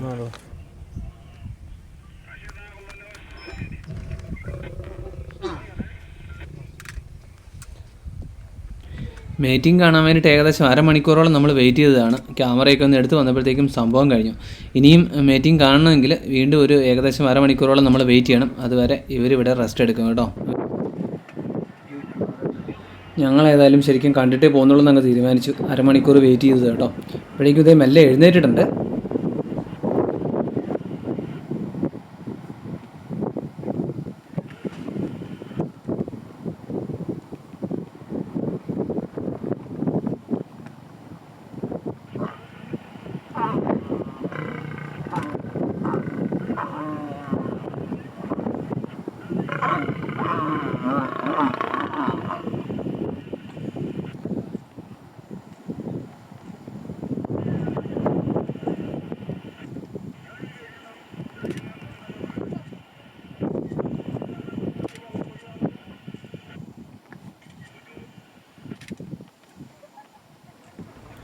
അങ്ങനെ കാത്തിരുന്ന ആ കലാപരിപാടി അങ്ങോട്ട് കഴിഞ്ഞ സ്ഥിതിക്ക് അവരടുത്ത റൗണ്ടിന് വേണ്ടിയിട്ട് റെസ്റ്റ് എടുക്കട്ടെ. നമുക്ക് പോയേക്കാം. ലയൺ മീറ്റിംഗ് കാണാൻ വേണ്ടിയിട്ട് ഒത്തിരി നേരം വെയിറ്റ് ചെയ്തുകൊണ്ട് ഒരുപാട് വൈകി. ഇതേ നല്ല മഴക്കാറും ഉണ്ടേ. മഴക്കാർ കയറിയപ്പോഴത്തേക്കും ശരിക്കും നല്ലൊരു മഴവില്ലും കൂടെ നമുക്ക് കിട്ടിയിട്ടുണ്ട് കേട്ടോ. ഓ എന്നാ ഭംഗിയാന്ന് നോക്കി. ഇതേ ഈവനിങ് ലൈറ്റിൽ ജിറാഫ്. ശരിക്കും സൺസെറ്റ് മഴക്കാർ കൊണ്ടുപോയെങ്കിലും ചെറിയൊരു മഴവില്ല് കിട്ടിയിട്ടുണ്ട്. അപ്പോൾ ജിറാഫുകൾക്ക് ബാക്ക്ഗ്രൗണ്ടായിട്ട് നമുക്ക് മഴവില്ല കേട്ടോ കിട്ടിയിരിക്കുന്നത്. പൊതുവേ ഇവയെ ഇങ്ങനെ തെളിഞ്ഞ സ്ഥലത്ത് ഓപ്പൺ ആയിട്ടുള്ള ഏരിയസിൽ കാണാൻ കിട്ടാറില്ലെങ്കിലും ഇത് കണ്ടില്ലേ ഇവിടെ. എന്തുകൊണ്ടാണെന്ന് വെച്ചാൽ അങ്ങനെ കാണാൻ കിട്ടാറില്ല എന്ന് പറഞ്ഞു കഴിഞ്ഞാൽ ഇവിടുന്ന് ഇവയ്ക്ക് ഭക്ഷണം കഴിക്കണമെങ്കിൽ നിലത്തുനിന്ന് കുനിഞ്ഞ് കഴിക്കാൻ വലിയ പാടാണ് കേട്ടോ. കാലകത്തി വെച്ചാൽ മാത്രമേ നിങ്ങൾക്ക് നിലത്ത് തല മുട്ടിക്കാൻ പറ്റത്തുള്ളൂ. ആകാശം കുറേയൊക്കെ ക്ലിയറായി. മഴക്കാറൊക്കെ മാറിയെങ്കിലും നമുക്ക് പോകാനുള്ള സമയമായി. നേരെ സന്ധ്യയോടെ എടുക്കുന്നു. ആ ഒരു സമയത്ത് നമുക്ക് വഴിയിൽ കിട്ടിയ കാഴ്ച കേട്ടോ. പുൽമേട്ടിലൂടെ നടന്നു നീങ്ങുന്ന ഒരു കൂട്ടം ആനകൾ. മഴക്കാറുണ്ടായിരുന്നുകൊണ്ട് തന്നെ സൺസെറ്റ് നമുക്ക് മിസ്സായെങ്കിലും നമുക്ക് ഇന്ന് കിട്ടിയ കാഴ്ചകളിൽ ഏറ്റവും സുന്ദരമായ കാഴ്ച എന്ന് വേണമെങ്കിൽ പറയാം. കാരണം മഴവില്ലിൻ്റെ ബാക്ക്ഗ്രൗണ്ടിലാണ് കേട്ടോ നമുക്ക് ആനകളെ കിട്ടിയേക്കുന്നത്. വാവ്. അപ്പോൾ നമ്മുടെ മാസായി മാര കാഴ്ചകൾ ഇന്നത്തേക്ക് ഇവിടെ തീരുകയാണ്. ഇന്നത്തെ മാത്രമേ തീർന്നുള്ളൂ. ഇനിയും കിടിലും കുറേ കാഴ്ചകൾ വരാനിരിക്കുന്നതേ ഉള്ളൂ കേട്ടോ. അപ്പോൾ ഇതിന് മുന്നത്തെ എപ്പിസോഡ്സ് ഒന്നും കണ്ടിട്ടില്ലെങ്കിൽ അടുത്ത എപ്പിസോഡ് വരും വരേക്കും അതൊക്കെ കാണുക. ഇതുപോലത്തെ ഒരുപാട് ഫോറസ്റ്റ് വീഡിയോസ് വേറെയും ചാനലിൽ കിടപ്പുണ്ട്. ഒരുപാട് ഫോറസ്റ്റ് സ്റ്റേകൾ, ട്രക്കിങ് അല്ലെങ്കിൽ സഫാരി വീഡിയോസൊക്കെ ചാനലിലുണ്ട്. അതുകൂടാതെ കുറേ യാത്രാ വീഡിയോസും ഒക്കെ ഉണ്ട് കേട്ടോ. അങ്ങനത്തെ വീഡിയോസൊക്കെ താല്പര്യമുണ്ടെങ്കിൽ ചാനലൊന്ന് സബ്സ്ക്രൈബ് ചെയ്ത് വെച്ചേക്കുക. ഇനിയും ഇതുപോലത്തെ തന്നെ വീഡിയോസൊക്കെ വരുന്നതുമായിരിക്കുമേ. അതുപോലെ തന്നെ നമ്മുടെ 2 Awesome മാസായി ട്രാവൽ ഗ്രൂപ്പിൻ്റെ കോൺടാക്ട് ഡീറ്റെയിൽസ് ഒക്കെ വീഡിയോ ഡിസ്ക്രിപ്ഷനിൽ കൊടുത്തിട്ടുണ്ട്. നിങ്ങൾക്ക് പോകാനൊക്കെ താല്പര്യമുണ്ടെങ്കിൽ അവരെ കോൺടാക്ട് ചെയ്യാം. അതുപോലെ തന്നെ നമ്മൾ ഉപയോഗിച്ചിരിക്കുന്ന ക്യാമറകളുടെയും അവയുടെ കോൺടാക്ട് നമ്പറും ഒക്കെ വീഡിയോയുടെ ഡിസ്ക്രിപ്ഷനിലുണ്ട്. അപ്പോൾ നമുക്ക് അടുത്ത എപ്പിസോഡിൽ വീണ്ടും കാണാം. അതുവരെ എല്ലാവർക്കും ബൈ ബൈ. മാസായിമാരിലെ നമ്മുടെ 6th ഡേ സഫാരി സ്റ്റാർട്ട് ചെയ്തപ്പോൾ തന്നെ നമുക്ക് ആദ്യത്തെ സൈറ്റിങ്സ് ഒരു ലയൺ ഹണ്ടാണ്. വേട്ടം വീണ് വരുന്നതേ ഉള്ളൂ. നമ്മളിപ്പോൾ കാണുന്നത് ഒരു അഡോളസൻ മെയിൽ ലയൺ ഒരു വിൽഡ് ബീസ്റ്റിനെ ഒറ്റയ്ക്ക് ഹണ്ട് ചെയ്ത് പിടിച്ച് വെച്ചേക്കുന്നതാണ് കേട്ടോ. ശരിക്കും ലയൺസ് ഒറ്റയ്ക്ക് ഹണ്ട് ചെയ്യില്ല എന്നുള്ളതാണല്ലോ നമ്മൾ പൊതുവേ കേട്ടിട്ടുള്ളത്. പക്ഷേ ഇവിടെ കാണുന്നത് ഒറ്റയ്ക്കാണ് ഇവൻ, അതും ഒരു ഫുള്ളി അഡൾട്ട് അല്ല. ഇത് അഡോൾസെൻ്റ് എന്ന് പറഞ്ഞിട്ടുണ്ടെങ്കിൽ നമ്മൾ ടൈഗറിനെയൊക്കെ സബ് അഡൾട്ട് എന്ന് വിളിക്കാറില്ലേ, ഏതാണ്ട് ആ ഒരു പരുവം. ഫുള്ളി ഗ്രോണപ്പ് ആയോ അതുമില്ല, എന്നാൽ കബ്ബ് ആ ഒരു സ്റ്റേജ് മാറുകയും ചെയ്തു കേട്ടോ. ഇങ്ങനെയുള്ള ലയൺസ് അല്ലെങ്കിൽ ടൈഗേഴ്സ് ഈ ഏജിലുള്ളത് മിക്കവാറും ഇൻഎക്സ്പീരിയൻസ്ഡ് ആയിരിക്കും, ഹണ്ടിങ് ഒക്കെ പ്രാക്ടീസ് ചെയ്ത് വരുന്നതേ ഉണ്ടാവുള്ളൂ. അങ്ങനെ ഒരു അവസ്ഥയിലാണ് നമ്മുടെ ഈ ലയൺ ഇപ്പോൾ ഉള്ളത്. ഇത് ഒറ്റയ്ക്ക് ഹണ്ട് ചെയ്തതാണെന്ന് എങ്ങനെ ഇത്ര ഉറപ്പിച്ച് പറയാമെന്ന് ചോദിച്ചു കഴിഞ്ഞാൽ, ഞങ്ങൾ വരുമ്പോൾ ഇതിനെ ഹണ്ട് ചെയ്യുന്ന സീനാണ് ഞങ്ങൾ കണ്ടത്. അപ്പം തീരെ ലൈറ്റ് ഉണ്ടായിരുന്നില്ല, വെട്ടം വീഴുന്നുണ്ടായിരുന്നുള്ളൂ. ഞങ്ങൾക്കത് വീഡിയോ എടുക്കാൻ സാധിച്ചില്ല. പക്ഷേ ഞങ്ങൾ നേരിട്ട് കണ്ടു കേട്ടോ. ഇവൻ ഒറ്റയ്ക്ക് ചാടി കഴുത്തിന് പിടിച്ച് ഇതിനെ വീഴ്ത്തുന്നതും വലിച്ചുകൊണ്ട് വരുന്നതുമൊക്കെ നമ്മൾ ശരിക്കും കണ്ടിരുന്നു. അപ്പം ലൈറ്റ് ആയപ്പോഴത്തേക്കുമാണ് നമ്മൾ ഷൂട്ടിംഗ് തുടങ്ങിയത്. ഇതിൽ നിന്ന് മനസ്സിലാക്കാവുന്ന എന്നാന്ന് ചോദിച്ചിട്ടുണ്ടെങ്കിൽ, ലയൺസിൻ്റെയോ അല്ലെങ്കിൽ ഏതൊരു ആനിമൽസിൻ്റെ ആണെങ്കിലും നമുക്ക് ജനറിക് ആയിട്ടുള്ളൊരു നേച്ചറൊക്കെ പറയാവുന്നേ ഉള്ളൂ. കറക്റ്റ് എക്സാക്റ്റ് ബിഹേവിയർ നമുക്ക് പ്രെഡിക്റ്റ് ചെയ്യാൻ പറ്റത്തില്ല എന്നുള്ളതാണ്. അപ്പം ലയണൊക്കെ പൊതുവേ ചെയ്യുന്നത് ഗ്രൂപ്പായിട്ടായിരിക്കും ഹണ്ട് ചെയ്യുക. അത് ഫീമെയിൽ ആയിരിക്കും മെയിനായിട്ട് ഹണ്ടിങ്ങിന് ഇറങ്ങുക. മെയിൽ ലയൺസ് ഈ ഒരു പ്രൈഡിനെ പ്രൊട്ടക്റ്റ് ചെയ്യുക, അങ്ങനെയൊക്കെ ആയിരിക്കും പൊതുവേ ചെയ്യുന്നത്. ഇവിടെ നമുക്ക് കാണാൻ പറ്റുന്നത് ഒരു മെയിൽ ലയണാണ് ഹണ്ടിങ്ങിന് ഇറങ്ങിയേക്കുന്നത്. അതും സബ് അഡൾട്ടാണ്, ഒറ്റയ്ക്കാണ് ഹണ്ട് ചെയ്യുന്നത് കേട്ടോ. അപ്പം ഇതൊക്കെ സാധാരണ ഒരു പ്രാക്ടീസിന് വിരുദ്ധമാണ്. പതിവ് പോലെ തന്നെ നമ്മുടെ മാസായിമാരെ സഫാരിയുടെ തുടക്കം ഒട്ടും മോശമായില്ല. നമുക്ക് ഒരു ബിഗ് ക്യാറ്റിൻ്റെ ഹണ്ട്, അതും ഗോൾഡൻ ലൈറ്റിൽ അതോടുകൂടിയാണ് തുടങ്ങിയേക്കുന്നത്. ഇത് നമ്മുടെ മാസായിമാര സീരീസിൻ്റെ 4ാമത്തെ എപ്പിസോഡാണ്. ഇതിന് മുന്നേ 3 വീഡിയോസ് ഓൾറെഡി നമ്മൾ ഇട്ട് കഴിഞ്ഞു. എല്ലാത്തിലും തന്നെ നമ്മൾ ഹണ്ടോട് കൂടിയാണ് വീഡിയോ അല്ലെങ്കിൽ നമ്മുടെ ദിവസം സ്റ്റാർട്ട് ചെയ്തേക്കുന്നത്. പുള്ളി ഏതായാലും ഹണ്ടും കഴിഞ്ഞ് ഇതിനെ വലിച്ച് കുറ്റിക്കാട്ടിലോട്ട് കയറ്റിയപ്പോഴത്തേക്കും ടയേർഡായെന്ന് തോന്നുന്നു. ഇനി ഉടനെ വലിയ ആക്ടിവിറ്റീസ് ഒന്നും കാണത്തില്ലായിരിക്കും, റെസ്റ്റ് എടുക്കുവാണ്. അപ്പോൾ നമുക്ക് അടുത്ത കാഴ്ചകൾ തേടി പോവാം. ഇനി കുറച്ച് നേരത്തേക്കുള്ള കാഴ്ചകൾ ചിലർക്കെങ്കിലും ചെറിയ രീതിയിലെങ്കിലും ഡിസ്റ്റർബിങ് ആവാൻ സാധ്യതയുണ്ട്. അതുകൊണ്ട് തന്നെ നിങ്ങളൊരു ദുർബല ഹൃദയരൊക്കെ ആണെങ്കിൽ ഒരു 2-3 മിനിറ്റത്തേക്ക് വീഡിയോ സ്കിപ്പ് ചെയ്യുന്നതായിരിക്കും നല്ലത്. എന്തുകൊണ്ടാണെന്ന് ചോദിച്ചാൽ, ഈ മാസായിമാരെ ട്രിപ്പിലെ തന്നെ ഏറ്റവും ക്രൂരമായ ഹണ്ടിങ് എന്ന് വിശേഷിപ്പിക്കാവുന്ന ഒരു കാഴ്ചയാട്ടോ ഇനി കാണാൻ പോകുന്നത്. ഒരു വിൽഡ് ബീസ്റ്റിനെ ഹൈന ഒറ്റയ്ക്ക് ഹണ്ട് ചെയ്ത് ജീവനോടെ തിന്നുന്ന ഒരു കാഴ്ച കേട്ടോ. മാസായിമാരെ ട്രിപ്പിലെ എന്ന് മാത്രമല്ല, ഞാൻ എൻ്റെ ഇത്രയും കാലത്തെ കാട് കയറ്റത്തിൽ കണ്ടിട്ടുള്ളതിൽ വെച്ച് ഏറ്റവും ഭീകരമായ ഒരു കാഴ്ച എന്ന് വേണമെങ്കിൽ പറയാം. അതുകൊണ്ട് തന്നെ ഞാൻ മുന്നേ പറഞ്ഞ പോലെ തന്നെ കുറച്ച് നേരത്തേക്ക് ബുദ്ധിമുട്ടുള്ള ആൾക്കാർ സ്കിപ്പ് ചെയ്യുന്നതായിരിക്കും നല്ലതേ. എന്തൊരു ഭീകരമായ കാഴ്ചയാണെന്ന് നോക്കി. വിൽഡ് ബീസ്റ്റിനെ ജീവനോടെ വയറുഭാഗത്തുനിന്ന് ഹൈന കഴിച്ചു തുടങ്ങിയേ. നമ്മൾ വരുമ്പോൾ കാണുന്നത് ഈ ഹൈന വിൽഡ് ബീസ്റ്റിനെ ചേസ് ചെയ്യുന്നതാണ് കേട്ടോ. അപ്പോൾ ഹൈന നമ്മുടെ ഒരു ധാരണയിൽ പൊതുവേ ബാക്കിയുള്ള ആനിമൽസൊക്കെ പിടിച്ചതിനെ തട്ടിപ്പറിച്ച് കഴിച്ച് ഒക്കെ ജീവിക്കുന്ന ഒരു ജീവിയായിട്ടാണല്ലോ. ഇത് ഹണ്ട് ചെയ്യുന്നത് ഞാൻ ആദ്യമായിട്ടാണ് കേട്ടോ നേരിട്ട് കാണുന്നത്. അതും ഒറ്റയ്ക്ക് കുറേ ദൂരം ചേസ് ചെയ്തിട്ടാണ് ഇതിനെ വീഴ്ത്തിയത്. വീഴ്ത്തിയ പാടെ നിലത്ത് വീണ നിമിഷം മുതൽ അതിനെ കഴിച്ചു തുടങ്ങി കേട്ടോ. ഒരുവിധപ്പെട്ട പ്രഡേറ്റേഴ്സൊക്കെ ഇരയെ പിടിച്ചു കഴിഞ്ഞാൽ അതിനെ കൊന്ന ശേഷം അല്ലെങ്കിൽ അത് ചത്ത ശേഷമാണ് കഴിച്ചു തുടങ്ങുന്നത്. എന്നാൽ വൈൽഡ് ഡോഗ്സും അതുപോലെ ഈ ഹൈനയും അങ്ങനെയല്ല, ജീവനോടെ തന്നെ അതിനെ കഴിച്ചു തുടങ്ങും. വയറിൻ്റെ ഭാഗത്തുനിന്ന് നല്ലൊരു പങ്ക് ഹൈന കഴിച്ചു കഴിഞ്ഞപ്പോഴും നമ്മുടെ വിൽഡ് ബീസ്റ്റിന് ജീവനുണ്ട്. അത് ഇടയ്ക്ക് എഴുന്നേറ്റ് കാറുന്നുണ്ട് കേട്ടോ.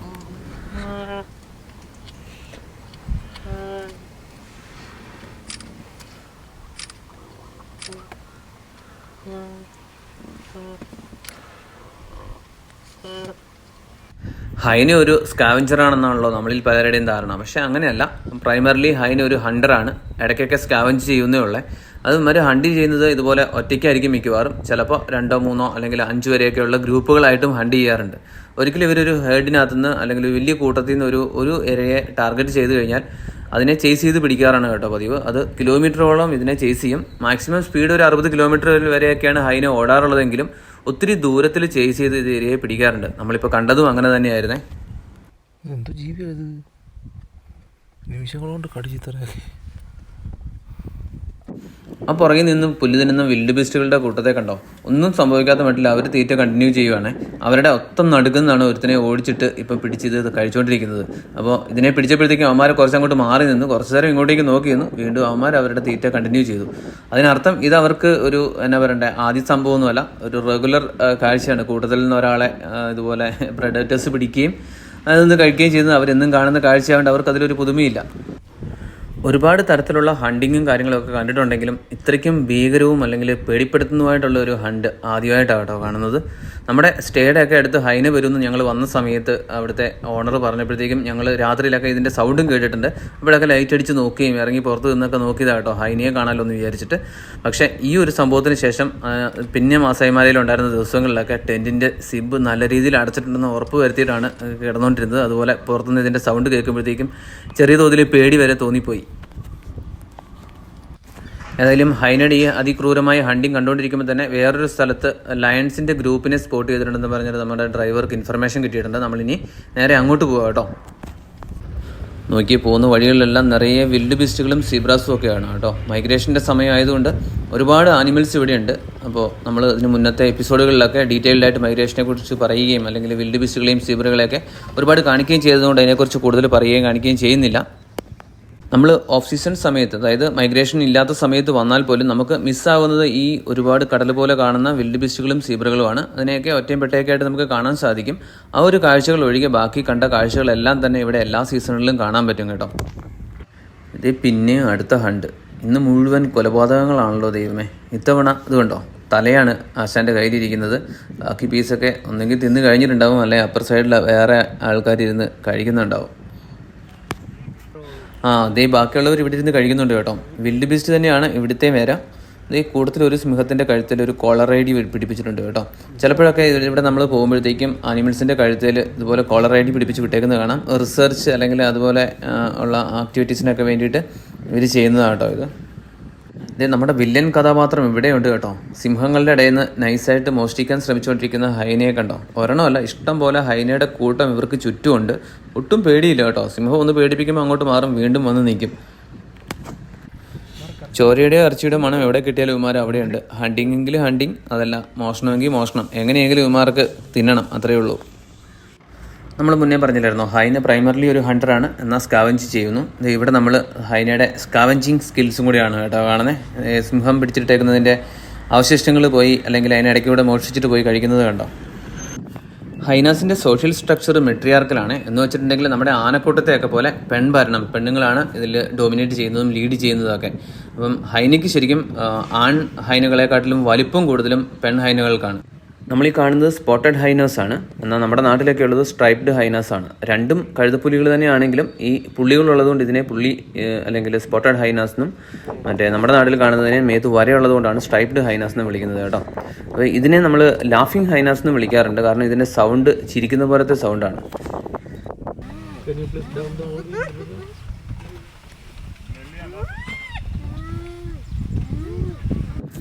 സ്കാവഞ്ചേഴ്സായിട്ട് ഇവിടെ ഹൈന മാത്രമല്ല, കുറുനരിയും പിന്നെ അതുപോലെ കഴുകന്മാരും ഒക്കെ ഉണ്ട്.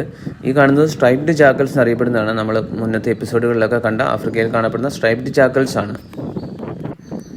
മസൈമാരയിൽ മോർണിംഗ് സഫാരി വന്നു കഴിഞ്ഞാൽ ഇതുപോലെയുള്ള പുൽമേടുകളാണ് കൂടുതലും. അപ്പോൾ ഇവിടെ എവിടെയെങ്കിലും വന്നിരുന്നാൽ മതി. രാവിലെ എല്ലാ ആനിമൽസിനെയും നമുക്ക് ഇവിടെ തന്നെ കാണാം. ഇപ്പോൾ ഈ ഒരു ഏരിയയിൽ നോക്കിക്കഴിഞ്ഞിട്ടുണ്ടെങ്കിൽ നമുക്ക് കുറുനരിയും അതുപോലെ ഹൈനിയും സിംഹങ്ങളും വിൽഡ് ബീസ്റ്റുകളും സീബ്രാസും അതുപോലെ കഴുകന്മാരും അങ്ങനെ എന്ന് വേണ്ട ഒരുവിധപ്പെട്ട ആനിമൽസ് ഒക്കെ ഒരൊറ്റ സ്ഥലത്ത് തന്നെയുണ്ട് കേട്ടോ. എങ്ങോട്ടേക്കും വേറെ പോകണ്ട, നമുക്ക് ഇവിടെ ഇരുന്നാൽ ഇതിനെല്ലാം കാണാം. മുന്നേ നമ്മൾ വന്നപ്പോൾ ഒരു സബർഡൽട്ട് വിൽഡ് ബീസ്റ്റിൻ്റെ തലയും കൊണ്ട് ഇരിക്കുകയാണെങ്കിൽ ഇവിടെ ഒരു കുഞ്ഞ് വാലെടുത്തുകൊണ്ട് ഓടുന്നത് കണ്ടോ. അപ്പം ഭക്ഷണമൊക്കെ കഴിഞ്ഞ് ഇനി ചിലപ്പം കളിയാവാം എന്നുള്ള രീതിയിൽ വാല് കടിച്ച് പിടിച്ചുകൊണ്ട് ഓടുന്ന ഓട്ടം കണ്ടോ. ഇതുകൊണ്ട് ആ കാണുന്ന ഹൈനിക്കും കോളർ ഐ ഡി പിടിപ്പിച്ചിട്ടുണ്ട്. മുന്നേ നമ്മൾ ലയണ് കണ്ടില്ലായിരുന്നോ. ഇതൊക്കെ ഈ റിസർച്ച് ആവശ്യങ്ങൾക്കൊക്കെ ആയിട്ട് ഇവർ പിടിപ്പിക്കുന്നതാണ് കേട്ടോ. മാസൈമാരിലെ ഈ ഗ്രേറ്റ് മൈഗ്രേഷൻ എന്ന് പറയുന്നത് ഇവിടുത്തെ ആനിമൽസിനും ഒരു ഉത്സവകാലം തന്നെയാണ് കേട്ടോ. ഇവിടെ ഇഷ്ടം പോലെ ഇരയുണ്ടാവും എന്നുള്ളതാണ് ഇവിടുത്തെ കാർണിവോറസ് ആയിട്ടുള്ള ആനിമൽസിനെ സംബന്ധിച്ച് അതൊരു ഉത്സവകാലമാകാനുള്ള കാരണം. എവിടെ നോക്കിയാലും നമുക്ക് കാണാൻ പറ്റുന്നത് ഹണ്ടിങ്ങും അല്ലെങ്കിൽ ഇതുപോലത്തെ കില്ലും കാര്യങ്ങളും ഒക്കെയാണ്.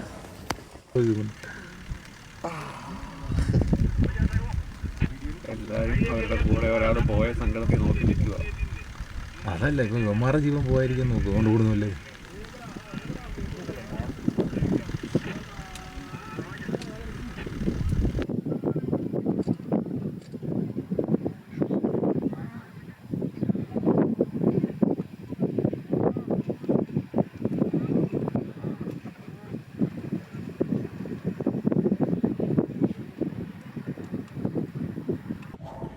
കെനിയയുടെ അയൽ രാജ്യമായിട്ടുള്ള ടാൻസാനിയയിലും കെനിയയിലുമായിട്ട് പടർന്നു കിടക്കുന്ന വലിയൊരു കാടാണ് ഈ മസായിമാരയും അല്ലെങ്കിൽ സെരംഗട്ടി. ഇത് രണ്ടും ഒരൊറ്റ കാടാണ്, 2 രാജ്യങ്ങളിലായിട്ട് കിടക്കുന്നത് കൊണ്ട് 2 റിസർവുകളായിട്ട് അറിയപ്പെടുന്നതേ ഉള്ളൂ.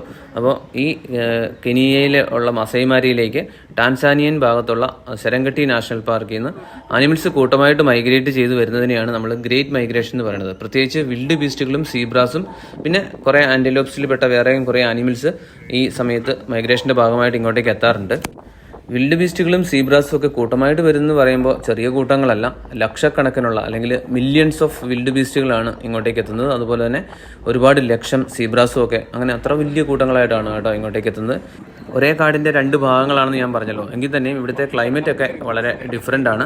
ടാൻസാനിയയിലെ സെരംഗട്ടി ഭാഗത്ത് ഉണക്ക് ബാധിക്കുമ്പോഴത്തേക്കും അല്ലെങ്കിൽ വെള്ളമൊക്കെ പറ്റി പച്ചപ്പൊക്കെ ഇല്ലാതാകുമ്പോഴത്തേക്കും നമ്മുടെ മാസായിമാരയിൽ സ്റ്റിൽ വെള്ളവും പച്ചപ്പും ഉണ്ടാവും. അപ്പം തീറ്റയും വെള്ളമൊക്കെ തേടിയിട്ടാണ് ആനിമൽസ് ഇങ്ങനെ മൈഗ്രേറ്റ് ചെയ്ത് ഇങ്ങോട്ടേക്ക് വരുന്നത്. ഒരു ജൂലൈ സമയത്തൊക്കെ ഏകദേശം ജൂലൈ സമയത്തൊക്കെ ഈ മൈഗ്രേഷൻ സ്റ്റാർട്ട് ചെയ്യും. മാസായിമാരയിലേക്ക് അനിമൽസ് എത്തി തുടങ്ങും സെരംഗട്ടി ഭാഗത്ത് നിന്ന്. അത് കഴിഞ്ഞ് ഒരു ഒക്ടോബറൊക്കെ കൂടി, സെപ്റ്റംബർ ഒക്ടോബറോട് കൂടി ഇവിടെ വീണ്ടും ഇവിടെ ഉണക്കൊക്കെ ബാധിക്കുമ്പോഴത്തേക്കും അതുങ്ങൾ തിരിച്ച് ടാൻസാനിയയിലേക്ക് പോകും. അപ്പോഴേക്കും അവിടെ വെള്ളവും പച്ചപ്പൊക്കെ ആയി തുടങ്ങും. അതാണ് ഈ ഒരു മൈഗ്രേഷൻ പ്രോസസ്സിൻ്റെ കാരണം. നമ്മുടെ കൂടെ സെക്കൻഡ് ബാച്ചിലുള്ള ആൾക്കാരെയൊക്കെ ഒന്ന് പരിചയപ്പെടാവേ. ഹായ്, എൻ്റെ പേര് ഗൂഗിൾ, പിന്നെ മനു, അമൽ, ആശാൻ, ശിവചേട്ടൻ ഒരു ചാനലൊക്കെ ഉണ്ടല്ലേ? ഭയങ്കര ഒരു യാത്രികനും കൂടിയാണ് കേട്ടോ ശിവചേട്ടൻ. അതെ, യാത്ര ചെയ്യുന്നതുകൊണ്ട് വീഡിയോ എടുക്കുന്നതേ ഉള്ളൂ. ശിവചേട്ടൻ്റെ വീഡിയോയുടെ ലിങ്കൊക്കെ ഏതായാലും വീഡിയോ ഇതിൻ്റെ ഡിസ്ക്രിപ്ഷനിൽ കൊടുത്തേക്കാം കേട്ടോ, ചാനലിൻ്റെ ലിങ്ക്. ഇതേ നല്ല യമണ്ടൻ കാട്ടുപോത്ത്, കേപ്പ് ബഫലോ അല്ലെങ്കിൽ ആഫ്രിക്കൻ ബഫലോ എന്നറിയപ്പെടുന്ന യഥാർത്ഥ കാട്ടുപോത്ത് ഇതാ കേട്ടോ. നമ്മുടെ ഇന്ത്യൻ വൈൽഡ് ഗവർണറെ നമ്മൾ കാട്ടുപോത്തെന്നാണ് വിളിക്കുന്നത്. കാരണം നമ്മുടെ കാട്ടുകളിൽ പോത്തില്ലാത്തതുകൊണ്ട് പണ്ട് മുതൽ കാട്ടുപോത്തെന്നാണ് കേട്ടോ അതിനെ വിളിച്ചുകൊണ്ടിരുന്നത്. അപ്പോൾ ഇപ്പോൾ കുറേ ചർച്ചകൾ നടക്കുന്നതുകൊണ്ടാണ് ഞാനിത് വീണ്ടും പറയുന്നത്. എനിക്ക് ഒട്ടും താല്പര്യമില്ലാത്തൊരു വിഷയമാണ്. എങ്കിൽ പോലും കാട്ടി എന്നുള്ള പേര് ശരിക്കും മലയാളമല്ല, അതുകൊണ്ടാണ് ഞാനത് യൂസ് ചെയ്യാത്തത്. അത് പ്രാദേശികമായിട്ട് ചില സ്ഥലങ്ങളിൽ ഉപയോഗിക്കുന്നതാണ്. പ്രത്യേകിച്ച് മലബാർ സൈഡിലേക്കൊക്കെ കൂടുതലായിട്ട് കാട്ടി എന്ന വേർഡ് ഉപയോഗിക്കുന്നുണ്ട്. അങ്ങനെ ഉപയോഗിക്കുന്നവർ അങ്ങനെ ഉപയോഗിച്ചോളൂ. നമ്മുടെ ഒഫീഷ്യൽ റെക്കോർഡ്സിലുള്ള കാട്ടുപോത്ത് എന്ന് തന്നെയാണ് വിളിക്കാൻ എനിക്ക് ആഗ്രഹം, പോത്ത് വർഗ്ഗം അല്ലെങ്കിലും കേട്ടോ. ഇത് നല്ല സുന്ദരനായിട്ടുള്ളൊരു പക്ഷിയെ കണ്ടോ, ലൈലാക്ക് ബ്രസ്റ്റഡ് റോളർ എന്നറിയപ്പെടുന്ന ഒരു പക്ഷിയാണ് കേട്ടോ. നമ്മുടെ ഇന്ത്യൻ റോളർ അല്ലെങ്കിൽ പനങ്കാക്കയായിട്ട് നല്ല സാമ്യമുണ്ട്. ആ വർഗ്ഗത്തിൽപ്പെട്ടത് തന്നെയാണെന്ന് തോന്നുന്നു. ഏതായാലും ഇവിടുത്തെ നാഷണൽ ബേർഡാണ്. നമ്മൾ മുന്നത്തെ എപ്പിസോഡിൽ ഓൾറെഡി കണ്ടതും പറഞ്ഞതും ഒക്കെ കേട്ടോ ഇതിനെപ്പറ്റി. ആഫ്രിക്കൻ എലിഫൻസ്, മാസായിമാർ ചെന്ന് കഴിഞ്ഞാൽ ആഫ്രിക്കൻ എലിഫൻസ് ഇല്ലാതെ എന്ത് സഫാരി അല്ലേ. നമുക്ക് സ്ഥിരമായിട്ട് എല്ലാ സഫാരിയിലും തന്നെ ആനകളെ കിട്ടാറുണ്ട്. ഇത് ഈ സഫാരിയിൽ നമുക്കൊരു വലിയ ആനക്കൂട്ടത്തെ കിട്ടിയേക്കുവാണ്. ഇവിടെ ഇത് സുലഭമായിട്ടുള്ളൊരു സൈറ്റിങ്സ് തന്നെയാണ്. അതേസമയം ഒറ്റയാനെ കിട്ടുക എന്ന് പറയുന്നത് അത്ര എളുപ്പമുള്ളൊരു പരിപാടിയല്ല. നമുക്ക് ഈ എൻ്റയർ സഫാരിയിൽ എനിക്ക് തോന്നുന്നു 1-2 ഒറ്റയാന്മാരെ മാത്രമേ കിട്ടിയിട്ടുള്ളൂ. ഇതിന് മുന്നത്തെ ഒരു എപ്പിസോഡിൽ നമ്മൾ ഒരു ഒറ്റയാനുമായിട്ടുള്ളൊരു എൻകൗണ്ടർ, വളരെ ക്ലോസ് ആയിട്ടുള്ളൊരു സൈറ്റിങ്സ് നമ്മൾ കാണിക്കുന്നുണ്ട്. അപ്പോൾ കൊമ്പിൻ്റെ ബേസിസിൽ ഒറ്റയാനെന്നോ അല്ലെങ്കിൽ എന്നാ പറയണ്ടേ കൊമ്പനോ ഒന്നും നമുക്കിവിടെ മെയിൽ എലിഫൻസിനെ വിളിക്കാൻ പറ്റത്തില്ല. ഞാൻ മുന്നത്തെ എപ്പിസോഡിൽ ക്ലിയർ ആയിട്ട് ഒരുപാട് നമ്മൾ പറഞ്ഞതാണ്. ഇവിടെ ആഫ്രിക്കൻ എലിഫൻസിൽ ഫീമെയിൽസിനും കൊമ്പുള്ളതുകൊണ്ട് നമുക്ക് എളുപ്പത്തിൽ തിരിച്ചറിയാൻ പറ്റത്തില്ല കൊമ്പ് മാത്രം വെച്ചിട്ട്. മസായിമാരെ സഫാരിയിൽ നമുക്ക് ആഫ്രിക്കൻ എലിഫൻസിനെയൊക്കെ വളരെ തൊട്ടടുത്ത് കാണാൻ പറ്റും കേട്ടോ. വളരെ ക്ലോസ് ആയിട്ട് വണ്ടിയോട് ചേർന്ന് ഇത് വരും. നമ്മുടെ ഇന്ത്യൻ കാടുകളിൽ പോലും എനിക്ക് തോന്നുന്നു ഇത്രയും ക്ലോസ് ആയിട്ട് എലിഫൻസിനെ കാണാൻ പറ്റത്തില്ല. കാരണം നമ്മുടെ നാട്ടിലെ ആനകൾ കുറച്ചുകൂടെയൊക്കെ അഗ്രസീവാണ്. ചിലപ്പം ഒരുപാട് അപ്രോച്ച് ചെയ്ത് കഴിഞ്ഞാൽ അത് ചാർജ് ചെയ്യാൻ സാധ്യതയുണ്ട്. എന്നാൽ ഇവിടെ വളരെ ക്ലോസ് ആയിട്ട് വണ്ടിയോട് ചേർന്ന് വരാറുണ്ട്. അത്ര തന്നെ അഗ്രസീവ് നേച്ചർ അല്ല ഇവിടുത്തെ ആനകൾക്ക്. അത് ഈ കൂട്ടത്തിൻ്റെ കാര്യമായിട്ടാണ് ഞാൻ പറയുന്നത്. അതേസമയം ഒറ്റയാന്മാരാണെങ്കിൽ അവ നല്ല രീതിയിൽ അഗ്രസീവാണ്. വളരെ ദൂരെ നിന്ന് തന്നെ അവർ ചാർജ് ചെയ്ത് വരാനുള്ള സാധ്യത ഉള്ളതുകൊണ്ട് ഇവിടെ ഒറ്റയാന്മാരെ കണ്ടു കഴിഞ്ഞാൽ ഡ്രൈവർമാർ ഒരുപാട് അടുത്തേക്ക് വണ്ടി കൊണ്ടുപോകത്തില്ല കേട്ടോ. ആഫ്രിക്കൻ ആനകളും ഏഷ്യൻ ആനകളും തമ്മിലുള്ള രൂപവ്യത്യാസമൊക്കെ നമ്മൾ മുന്നത്തെ എപ്പിസോഡുകളിൽ ഡിസ്കസ് ചെയ്തായിരുന്നല്ലോ. അപ്പോൾ അതിൽ പ്രധാന വ്യത്യാസം എന്ന് പറഞ്ഞാൽ ഇവയുടെ ചെവിയുടെ വലിപ്പം തന്നെയാണ്. ആഫ്രിക്കൻ ആനകളുടെ ചെവി വളരെ വലുതാണ്. അത് വലിയ ആനകളിൽ കാണുമ്പോൾ എനിക്ക് തോന്നുന്നത് നമ്മുടെ ആനകളെ തന്നെയാണ് കാണാൻ രസം. അതേസമയം ചെറിയ ആനകളിൽ വലിയ ചെവിയൊക്കെ ആയിട്ട്, അതായത് കുട്ടി ആനകളിൽ വലിയ ചെവിയൊക്കെ ആയിട്ട് കാണുമ്പോഴത്തേക്കും നമ്മുടെ കുട്ടി ആനകളെക്കാട്ടിലും കാണാൻ ഒരു കൗതുകവും ഇത്തിരി കുസൃതിയൊക്കെ തോന്നുന്നത് ഈ ആഫ്രിക്കൻ എലിഫൻസിനാണ്. നോക്കി ഒരു കുട്ടിക്കുറുമ്പൻ കിടന്ന് കളിക്കുന്നത്. അതുകൊണ്ട് വലിയ ചെവിയായിട്ട് ഈ കുഞ്ഞു രൂപത്തെ കാണുമ്പോഴത്തേക്കും ഭയങ്കര രസമല്ലേ. പാല് കുടിക്കുന്നുണ്ട്.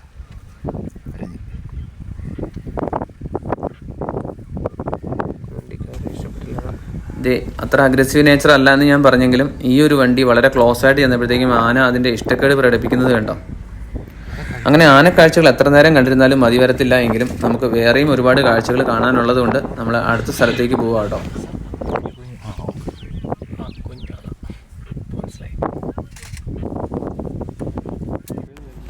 നമ്മുടെ അടുത്ത സൈറ്റിങ്സ് ചീറ്റപ്പുലിയാണ്. അത് ഒരെണ്ണമല്ല, ഒരു 5 എണ്ണം, ഒരമ്മയും 4 കുട്ടികളുമാണ്. അപ്പോൾ കുട്ടികളെന്ന് പറഞ്ഞാൽ സബ് അഡൾട്ട് ഏജിലേക്ക് വന്നുകൊണ്ടിരിക്കുന്ന കുട്ടികളാണ്. കബ്സ് സ്റ്റേജിൽ നിന്ന് മാറിക്കൊണ്ടിരിക്കുന്ന 4 വലിയ കുട്ടികളും ഒരമ്മയും. ഇവിടുത്തെ നാഷിപ്പൈ എന്നറിയപ്പെടുന്ന വളരെ ഫേമസ് ആയിട്ടുള്ള ഒരു ചീറ്റയും അതിൻ്റെ കുട്ടികളും ആട്ടോ ഇത്. നാഷിപ്പൈ എന്തുകൊണ്ടാണ് ഇവിടുത്തെ ഇത്ര ഫേമസ് ആയിട്ടുള്ളൊരു ചീറ്റ ആയെന്നൊക്കെ ഉള്ളതിൻ്റെ സ്റ്റോറി നമ്മൾ ആദ്യത്തെ എപ്പിസോഡിൽ ഓൾറെഡി പറഞ്ഞതാണ്. അതുകൊണ്ട് വീണ്ടും റിപ്പീറ്റ് ചെയ്യുന്നില്ല. അപ്പോൾ നമ്മളിവിടെ ഒത്തിരി നേരമായിട്ട് വെയിറ്റിംഗ് ആയിരുന്നു. ഈ ചീറ്റകൾ മുഴുവൻ കിടക്കുമായിരുന്നല്ലോ ഒന്ന് എഴുന്നേക്കാൻ വേണ്ടിയിട്ട്. ഒത്തിരി നേരത്തെ വെയിറ്റിങ്ങിന് ശേഷമാണ് അവരൊന്ന് എഴുന്നേറ്റത്. ഇനിയിപ്പം നല്ല ആക്റ്റീവ് ആവാനുള്ള സാധ്യതയുണ്ട്. എന്നാ രസമെന്ന് നോക്കി, അപ്പുറത്ത് കിടന്ന കുറ്റിക്കാടിൽ നിന്ന് ഇവരെല്ലാം കൂടെ എഴുന്നേറ്റ് വന്ന് അടുത്തുള്ളൊരു മൺതിട്ടയുടെ മുകളിൽ കയറിയിരിക്കുന്ന കാഴ്ച കണ്ടോ. എന്തിനാണ് ചീറ്റ ഇങ്ങനെ ഹൈറ്റുള്ള സ്ഥലത്തേക്ക് കയറിയിരിക്കുന്നത് ചോദിച്ചാൽ, പുൽമേട് ഇങ്ങനെ നിരന്ന് കിടക്കുകയാണല്ലോ. അപ്പോൾ നല്ല ഹൈറ്റിൽ പുല്ലുള്ളതിനകത്ത് എന്തെങ്കിലും ഇര നിന്നാലോ അല്ലെങ്കിൽ ശത്രുക്കൾ നിന്നാലോ ഒക്കെ കാണാൻ വലിയ ബുദ്ധിമുട്ടാണ്. അപ്പോൾ ഇര പിടിക്കാനൊക്കെ നേരത്ത് എവിടെയാണ് ഇര എന്ന് കാണാൻ വേണ്ടിയിട്ട്, ദൂരക്കാഴ്ച കിട്ടാൻ വേണ്ടിയിട്ടാണ് ഇങ്ങനെ ഉയരമുള്ള സ്ഥലത്തേക്ക് ഇവർ കയറിയിരിക്കുന്നത്. ചീറ്റകൾ മിക്കവാറും പിടിക്കുന്നത് ആൻറ്റലോപ്സിനെ ആയിരിക്കും കേട്ടോ. ഇവിടെ ഒരുപാട് തരത്തിൽപ്പെട്ട ആൻറ്റലോപ്സ് ഉണ്ടല്ലോ, ഇംബാലയും ടോപ്പിയും ഗസൽസും ഒക്കെ ആയിട്ട്. അപ്പോൾ അത് മാത്രമല്ല, ഇടയ്ക്ക് ചെറിയ സീബ്രാസിനെയും വിൽഡ് ബീസ്റ്റിനെയും ഒക്കെ ഇവന്മാർ ഇരയാക്കാറുണ്ട് കേട്ടോ. നമ്മുടെ ഊഹം തെറ്റായിരുന്നില്ല, ചീറ്റകൾ ടാർഗറ്റ് ചെയ്തിരുന്നത് ഈ ഇംബാലകളെയായിരുന്നേ. അതിനെ കണ്ടപ്പോഴത്തേക്കും അത് ഓടി രക്ഷപ്പെടുന്നതിന് പകരം നേരെ ചീറ്റകളുടെ അടുത്തേക്ക് തന്നെയാണ് കേട്ടോ ഇവന്മാർ ഓടി ചെല്ലുന്നത്. ഇത് എന്തൊരു വെളിവുകേടാണ് ഈ ഇംബാലുകൾ കാണിക്കണം നോക്കി. ഓപ്പോസിറ്റ് ഡയറക്ഷനിൽ ഓടി രക്ഷപ്പെടാനുള്ളതിന് ചീറ്റകളുടെ നേരെ അടുത്തോട്ട് ചെന്നിട്ട് വായിലോട്ട് നോക്കി നിൽക്കുകയാണേ. അതോ ഇനിയൊരു ഓട്ട മത്സരത്തിനുള്ള വെല്ലുവിളിയാണെന്ന് അറിയത്തില്ല, വാട അരക്കൈ നോക്കാം എന്നുള്ള രീതിയിൽ. ഏതായാലും ചീറ്റകൾ അത്ര ഇൻട്രസ്റ്റഡ് അല്ലാന്ന് തോന്നുന്നു. അവർ ആ ടാർഗറ്റ് അല്ലാന്ന് തോന്നുന്നു കേട്ടോ ലോക്ക് ചെയ്തേക്കുന്നത്. ഇംബാലകളെ അവരുടെ വഴിക്ക് വിട്ടിട്ട് ചീറ്റകൾ വേറെ ടാർഗറ്റ് ലക്ഷ്യമാക്കി നടന്നു തുടങ്ങി. എന്നെ രസമെന്ന് നോക്കി ചീറ്റപ്പുലിനെ അടുത്ത് കാണാൻ. അതിൻ്റെ ആ ബോഡിയുടെ ഷേപ്പൊക്കെ കണ്ടോ. ഇത് അങ്ങ് ദൂരെ 2 ജിറാഫുകൾ നിൽക്കുന്നത് കണ്ടോ. ഇങ്ങനെ പ്ലെയിൻ ആയിട്ടുള്ള സ്ഥലത്ത് ഒറ്റയ്ക്കൊരു മരമൊക്കെ നിൽക്കുന്നതിൻ്റെ കൂടെ ഇവന്മാർ നിൽക്കുമ്പോഴാണ് അതിൻ്റെ ആ സൈസ് നമുക്ക് മനസ്സിലാവുന്നത് കേട്ടോ. എന്നാ ഹൈറ്റാന്ന് നോക്കി. ഇത് അങ്ങ് ദൂരെ നിന്ന് ചീറ്റകളും എല്ലാം നടന്ന് നമ്മുടെ വണ്ടികളുടെ അടുത്തൂടെ എത്തിയിട്ടുണ്ട്. എനിക്ക് വണ്ടികൾക്കിടയിൽ കൂടെ ചീറ്റ നടന്നു പോകുന്ന കാഴ്ച. അപ്പോൾ ഇവന്മാരുടെ ടാർഗറ്റ് ഇത്തവണ ലോക്ക് ചെയ്തേക്കുന്നത് അങ്ങ് താഴെയായിട്ട് കുറച്ച് കാട്ടുപന്നികൾ, വാർത്തോക്സ് നിൽപ്പുണ്ട് കേട്ടോ. അവന്മാരെയാണെന്ന് തോന്നുന്നത്. ചീറ്റ പൊതുവെ ഈ കാട്ടുപന്നികളെ പിടിച്ച് കണ്ടിട്ടില്ല. ഇത് ചീറ്റകൾ പല ഗ്രൂപ്പായിട്ട് മെല്ലെ സ്പ്ലിറ്റ് ആയിട്ടുണ്ട്. ഇത് ഏറ്റവും ഫ്രണ്ടിൽ ഒരെണ്ണം പോകുന്നു, അതിൻ്റെ പുറകിലായിട്ട് 2 എണ്ണം, പിന്നെ 2 എണ്ണം അപ്പുറം ഇപ്പുറയായിട്ട് മാറി നിൽപ്പുണ്ട് കേട്ടോ. അപ്പോൾ ഭയങ്കര പ്ലാൻഡ് ആയിട്ടുള്ള ഒരു മിലിറ്ററി ഓപ്പറേഷൻ നടക്കുന്ന പോലെയാണ് ഇവന്മാർ ഹണ്ടിങ്ങിന് ഇറങ്ങിയേക്കുന്നത്.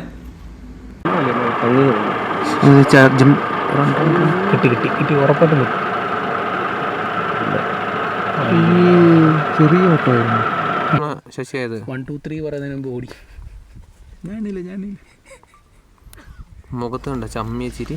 ഇത് കണ്ടിട്ടൊരു മോക്ക് ഡ്രില്ല് പോലെയാട്ടോ തോന്നി. ഇതൊരു ഫെയിൽഡ് അറ്റംപ്റ്റ് ആയിട്ട് തോന്നിയില്ല. വേണമെങ്കിൽ ചീറ്റയ്ക്ക് അതിനെ പിടിക്കാമായിരുന്നു, പക്ഷേ ചാർജ് ചെയ്ത ശേഷം ശ്രമം ഉപേക്ഷിച്ചതുപോലെയാട്ടോ തോന്നിയത്. പൊതുവേ ഈ വാർത്തോക്സ് അല്ലെങ്കിൽ കാട്ടുപന്നികളെ ചീറ്റ പിടിക്കാറില്ലെന്ന് ഞാൻ പറഞ്ഞല്ലോ. അപ്പോൾ മിക്കവാറും അമ്മ ചീറ്റ കുഞ്ഞുങ്ങളെ ഹണ്ടിങ് ട്രെയിനിങ് പ്രാക്ടീസ് കൊടുത്തതാവാനാണ് കേട്ടോ സാധ്യത. ഹണ്ടിങ് അറ്റംപ്റ്റ് ആയിരുന്നെങ്കിൽ ഇതേ തൊട്ടടുത്ത് തന്നെ വലിയൊരു ഇംബാലയുടെ കൂട്ടം നിൽക്കുന്നുണ്ടോ. അപ്പം ഇവരുടെ ഇഷ്ടഭക്ഷണമായിട്ടുള്ള ഈ ഇംബാലയന്മാർ ടാർഗറ്റ് ചെയ്തിരുന്നേനെ. പക്ഷേ ഇംബാലയെ മൈൻഡ് ചെയ്യാതെ വാർത്തോക്സിന് നേരെ ചാർജ് ചെയ്തത് അപ്പോൾ ട്രെയിനിങ്ങിൻ്റെ ഭാഗമായിട്ടായിരുന്നിരിക്കാം. വലിയൊരു കൂട്ടം കേട്ടോ. എന്നാ രസമെന്ന് നോക്കി. വളരെ ഭംഗിയുള്ളൊരു ആനിമൽ കേട്ടോ നമ്മുടെ ഈ ഇംബാല. ഇംബാലക്കൂട്ടം ഇപ്പോഴാണ് തോന്നുന്നത് നമ്മുടെ ചീറ്റയുടെ പ്രസൻസ് അറിഞ്ഞത്. എല്ലാം കൂടെ ഓടുന്നുണ്ടോ. ഇത് വീണ്ടും നമ്മുടെ മറ്റൊരു ദിവസത്തെ ലഞ്ച് ഇവിടെ വെച്ചാണ്.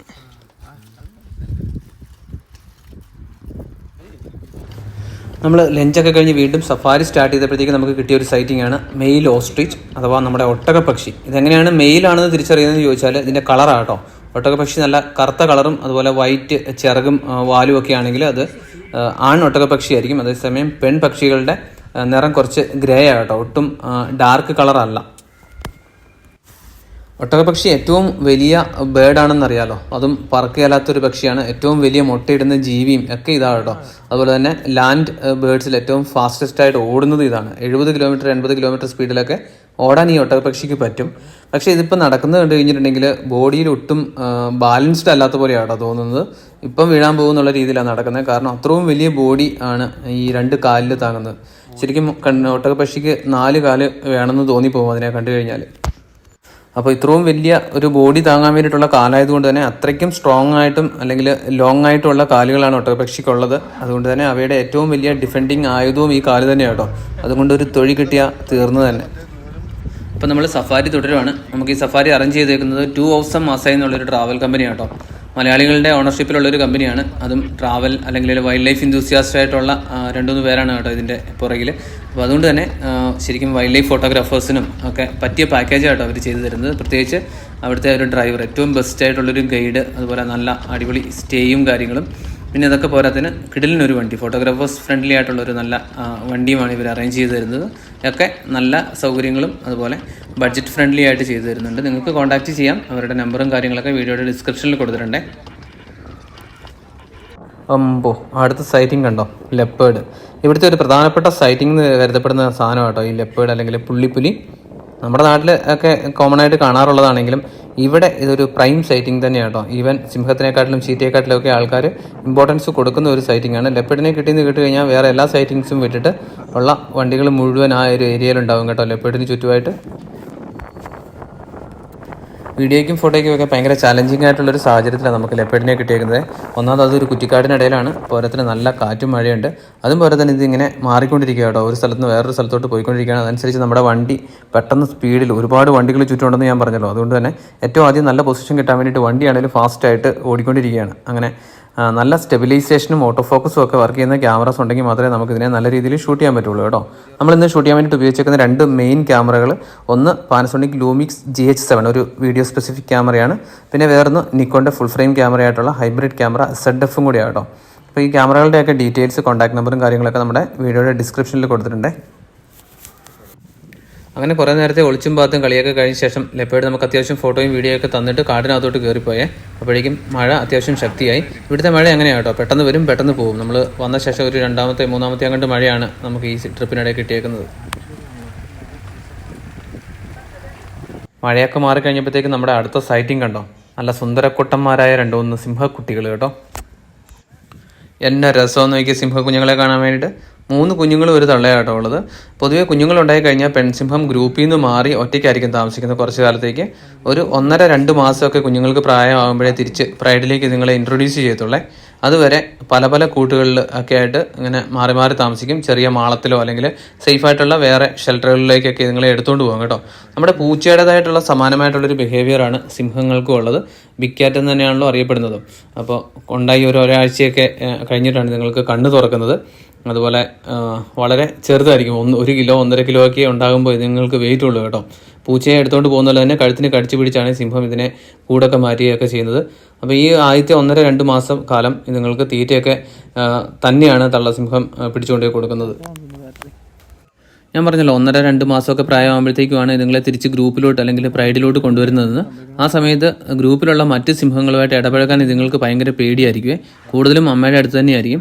അതല്ലെങ്കിൽ വേറെ കുഞ്ഞുങ്ങളുള്ള തള്ള സിംഹങ്ങളൊക്കെ ഇവരുമായിട്ട് പെട്ടെന്ന് കമ്പനിയാവും കേട്ടോ. അങ്ങനെ പതിയെ ഗ്രൂപ്പുമായിട്ട് മിങ്കിളാവുന്നത്. രൂപത്തിലും ഭാവത്തിലും ഒക്കെ നല്ല ഭംഗിയുള്ള ഒരു പൂച്ചക്കുഞ്ഞ്, കരച്ചിലും ഏതാണ്ട് അതുപോലെ തന്നെ, ഈവൻ സ്വഭാവവും എല്ലാം പൂച്ചക്കുഞ്ഞുങ്ങളുടേതുപോലെ തന്നെയാണ് കേട്ടോ. വെറുതെ അല്ല ബിഗ് ക്യാറ്റ്സ് എന്ന് വിളിക്കുന്നത്. ചില ആൺസിംഹങ്ങൾ ഈ കുഞ്ഞുങ്ങളെ അതുങ്ങളുടെ സടയിലും വാലിലും ഒക്കെ കളിക്കാൻ വിടാറുണ്ട്. എന്നാൽ ചില സിംഹങ്ങൾ നിങ്ങളെ കാണുമ്പോൾ തന്നെ ഓടിക്കാറുമുണ്ട് കേട്ടോ. അത് ഓരോ സിംഹങ്ങളെ ഡിപ്പെൻഡ് ചെയ്തിരിക്കും. മനുഷ്യരുടേതുപോലെ തന്നെ ഓരോരുത്തരുടെയും ബിഹേവിയർ ഓരോ തരത്തിലാട്ടോ. എന്നെ ഒരു കാഴ്ച നോക്കി, സുന്ദരന്മാരായ 2 സിംഹക്കുഞ്ഞുങ്ങൾ നമ്മളെ നോക്കിയിരിക്കുകയാണ്. നമ്മൾ ഒരുപാട് നേരം വെയിറ്റ് ചെയ്തു ഇതുങ്ങൾ അങ്ങോട്ടോ ഇങ്ങോട്ടോ മാറി ആ കമ്പിൻ്റെ മറവിൽ നിന്ന് മാറി കിട്ടാൻ വേണ്ടിയിട്ട്. ഒത്തിരി നേരം വെയിറ്റ് ചെയ്തിട്ട് മാറാത്തതുകൊണ്ട് കിട്ടിയ പടവായിട്ട് നമ്മൾ പോവുകയാണേ. ഇത് ഒരു പക്ഷിയെ കണ്ടോ, നമ്മുടെ നാട്ടിലെങ്ങും കാണപ്പെടുന്നതല്ല കേട്ടോ. ആഫ്രിക്കയിൽ മാത്രം കാണപ്പെടുന്ന റപ്പൽസ് ബേർഡ് എന്നറിയപ്പെടുന്ന ഒരു പക്ഷിയാണ്. ഇന്നൊരു കിടിലൻ ദിവസമായിരുന്നു കേട്ടോ. ഒരുപാട് വ്യത്യസ്തമായിട്ടുള്ള കാഴ്ചകൾ കണ്ട് അങ്ങനെ സമയം പോയത് അറിഞ്ഞില്ല. നേരം മെല്ലെ സന്ധ്യയായി തുടങ്ങി, ലൈറ്റ് നല്ല രീതിയിൽ പോയി തുടങ്ങി. നമ്മൾ വരുന്ന വഴിക്ക് ഇത് ജിറാഫുകൾ ക്രോസ് ചെയ്യുന്നത് കണ്ടോ. ഒരെണ്ണം അല്ല, കുറേ എണ്ണം അപ്പുറത്തും ഇപ്പുറത്തുമൊക്കെ ആയിട്ട് നിൽപ്പുണ്ട് കേട്ടോ. മെല്ലെ നമ്മൾ വണ്ടി നിർത്തി കൊടുത്തപ്പോഴത്തേക്കും ഓരോന്ന് വണ്ടിക്ക് കുറുകെ ക്രോസ് ചെയ്ത് പോവുക.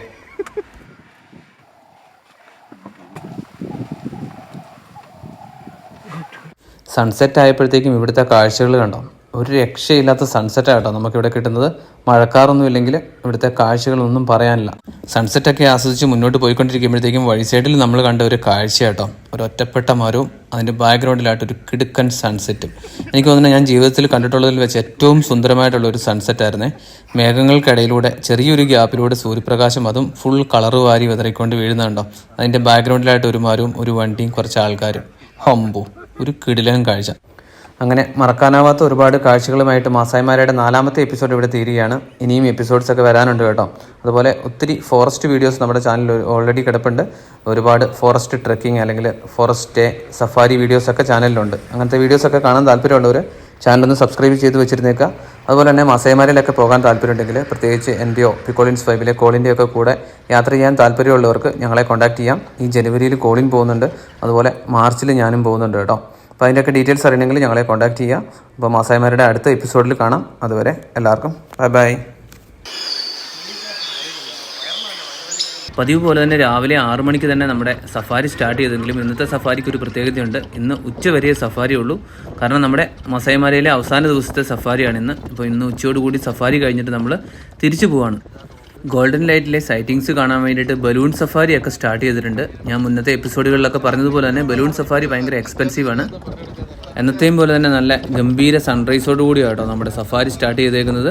അപ്പോൾ അതിരാവിലെ ഗോൾഡൻ ലൈറ്റിൽ ഇങ്ങനെ മസായിമാരയിലൂടെ വണ്ടിയിൽ പോകാൻ വേണ്ടിയിട്ട് ഭയങ്കര രസം തന്നെയാണ്. ഒമ്പോ, എന്നാ കാഴ്ച നോക്കി. കുറ്റിക്കാടിൻ്റെ പുറകിൽ നിന്നുള്ള ആ മാസ് എൻട്രി കണ്ടോ. അപ്പോൾ നമ്മുടെ ഇന്നത്തെ ആദ്യത്തെ സൈറ്റിംഗ് ഒരു യമണ്ടൻ സിംഹരാജനാണ്. നമുക്കധികവും ലയൺസിനെ കാണാനുള്ള സാധ്യത ഈ മോർണിംഗ് ഏർലി അവേഴ്സിലാണ്. നമ്മൾ പാർക്കിലേക്ക് എൻ്റർ ചെയ്ത സമയം ലൈറ്റ് വീണ് വരുന്നതേ ഉള്ളൂ. ആ ഒരു സമയത്ത് തന്നെയാണ് ശരിക്കും നമുക്ക് ലയണിൻ്റെ സൈറ്റിങ്സ് ഏറ്റവും കൂടുതൽ ഈ ദിവസങ്ങളിൽ കിട്ടിയതും. നമ്മുടെ ഗൈഡ് പറഞ്ഞത് ഇത് റോങ്കായി പ്രൈഡിൽ പെട്ട ഒരു മെയിൽ ലയൺ ആണെന്നാണ്. നമ്മൾ ഇതുവരെയുള്ള മിക്ക ദിവസങ്ങളിലും നമുക്ക് റോങ്കായി പ്രൈഡിൻ്റെ സൈറ്റിങ്സ് കിട്ടിയിരുന്നെങ്കിലും മിക്കവാറും ഫീമെയിൽസും കപ്സും ആണ് നമുക്ക് കിട്ടിയത് മുഴുവൻ. ആദ്യമായിട്ടാണ് റോങ്കായി പ്രൈഡിൽ പെട്ട ഒരു മെയിൽ ലയണിനെ കാണുന്നത്. നോക്കി മഞ്ഞത്ത് നടക്കുമ്പോൾ അതിൻ്റെ വായിൽ നിന്ന് പുക വരുന്നത് എന്നാ ഒരു കാഴ്ചയാന്ന് നോക്കി. ലയൺ വേഴ്സസ് ടൈഗർ നമ്മൾ സ്ഥിരമായിട്ട് കേൾക്കുന്ന ഒരു കമ്പാരിസനാണ്. അതിൽ മിക്ക ആൾക്കാരും പറയുന്നത് എന്നൊക്കെ പറഞ്ഞാലും നമ്മുടെ കടുവയെ കാണാനാണ് ഭംഗി എന്നാണ്.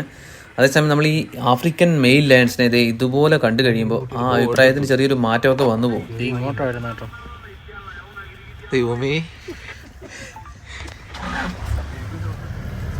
എൻ്റെ പൊന്നോ, ഒന്നും പറയാനില്ല കേട്ടോ.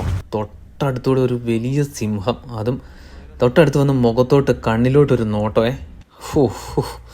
അമ്പേ, വല്ലാത്തൊരു എക്സ്പീരിയൻസ് കേട്ടോ. ഒരിക്കലും മറക്കാൻ പറ്റാത്ത അനുഭവം എന്നൊക്കെ പറയത്തില്ലേ. ഈ ട്രിപ്പിലെ തന്നെ എന്നെ സംബന്ധിച്ച് ഏറ്റവും വലിയൊരു എക്സ്പീരിയൻസ് ആയിരുന്നു ഇത്. ഇതേ മുന്നോട്ട് വന്നപ്പോഴത്തേക്കും വീണ്ടും ഒരു ലയൺ സൈറ്റിങ്സ്, അതും ഒരു കില്ലുമായിട്ടാണ്. ഇപ്പോഴാണ് ലൈറ്റൊക്കെ ഒന്ന് വീണ് വന്നത്. അതിൻ്റെ മുഖത്തോട്ട് ലൈറ്റ് അടിക്കുന്നുണ്ടോ. അമ്പോ, കിടിലൻ കാഴ്ച കേട്ടോ. ശ്രദ്ധിച്ചൊന്ന് കേട്ട് കഴിഞ്ഞാൽ എല്ല് കടിച്ചു പൊട്ടിക്കുന്ന സൗണ്ട് വരെ കേൾക്കാവേ.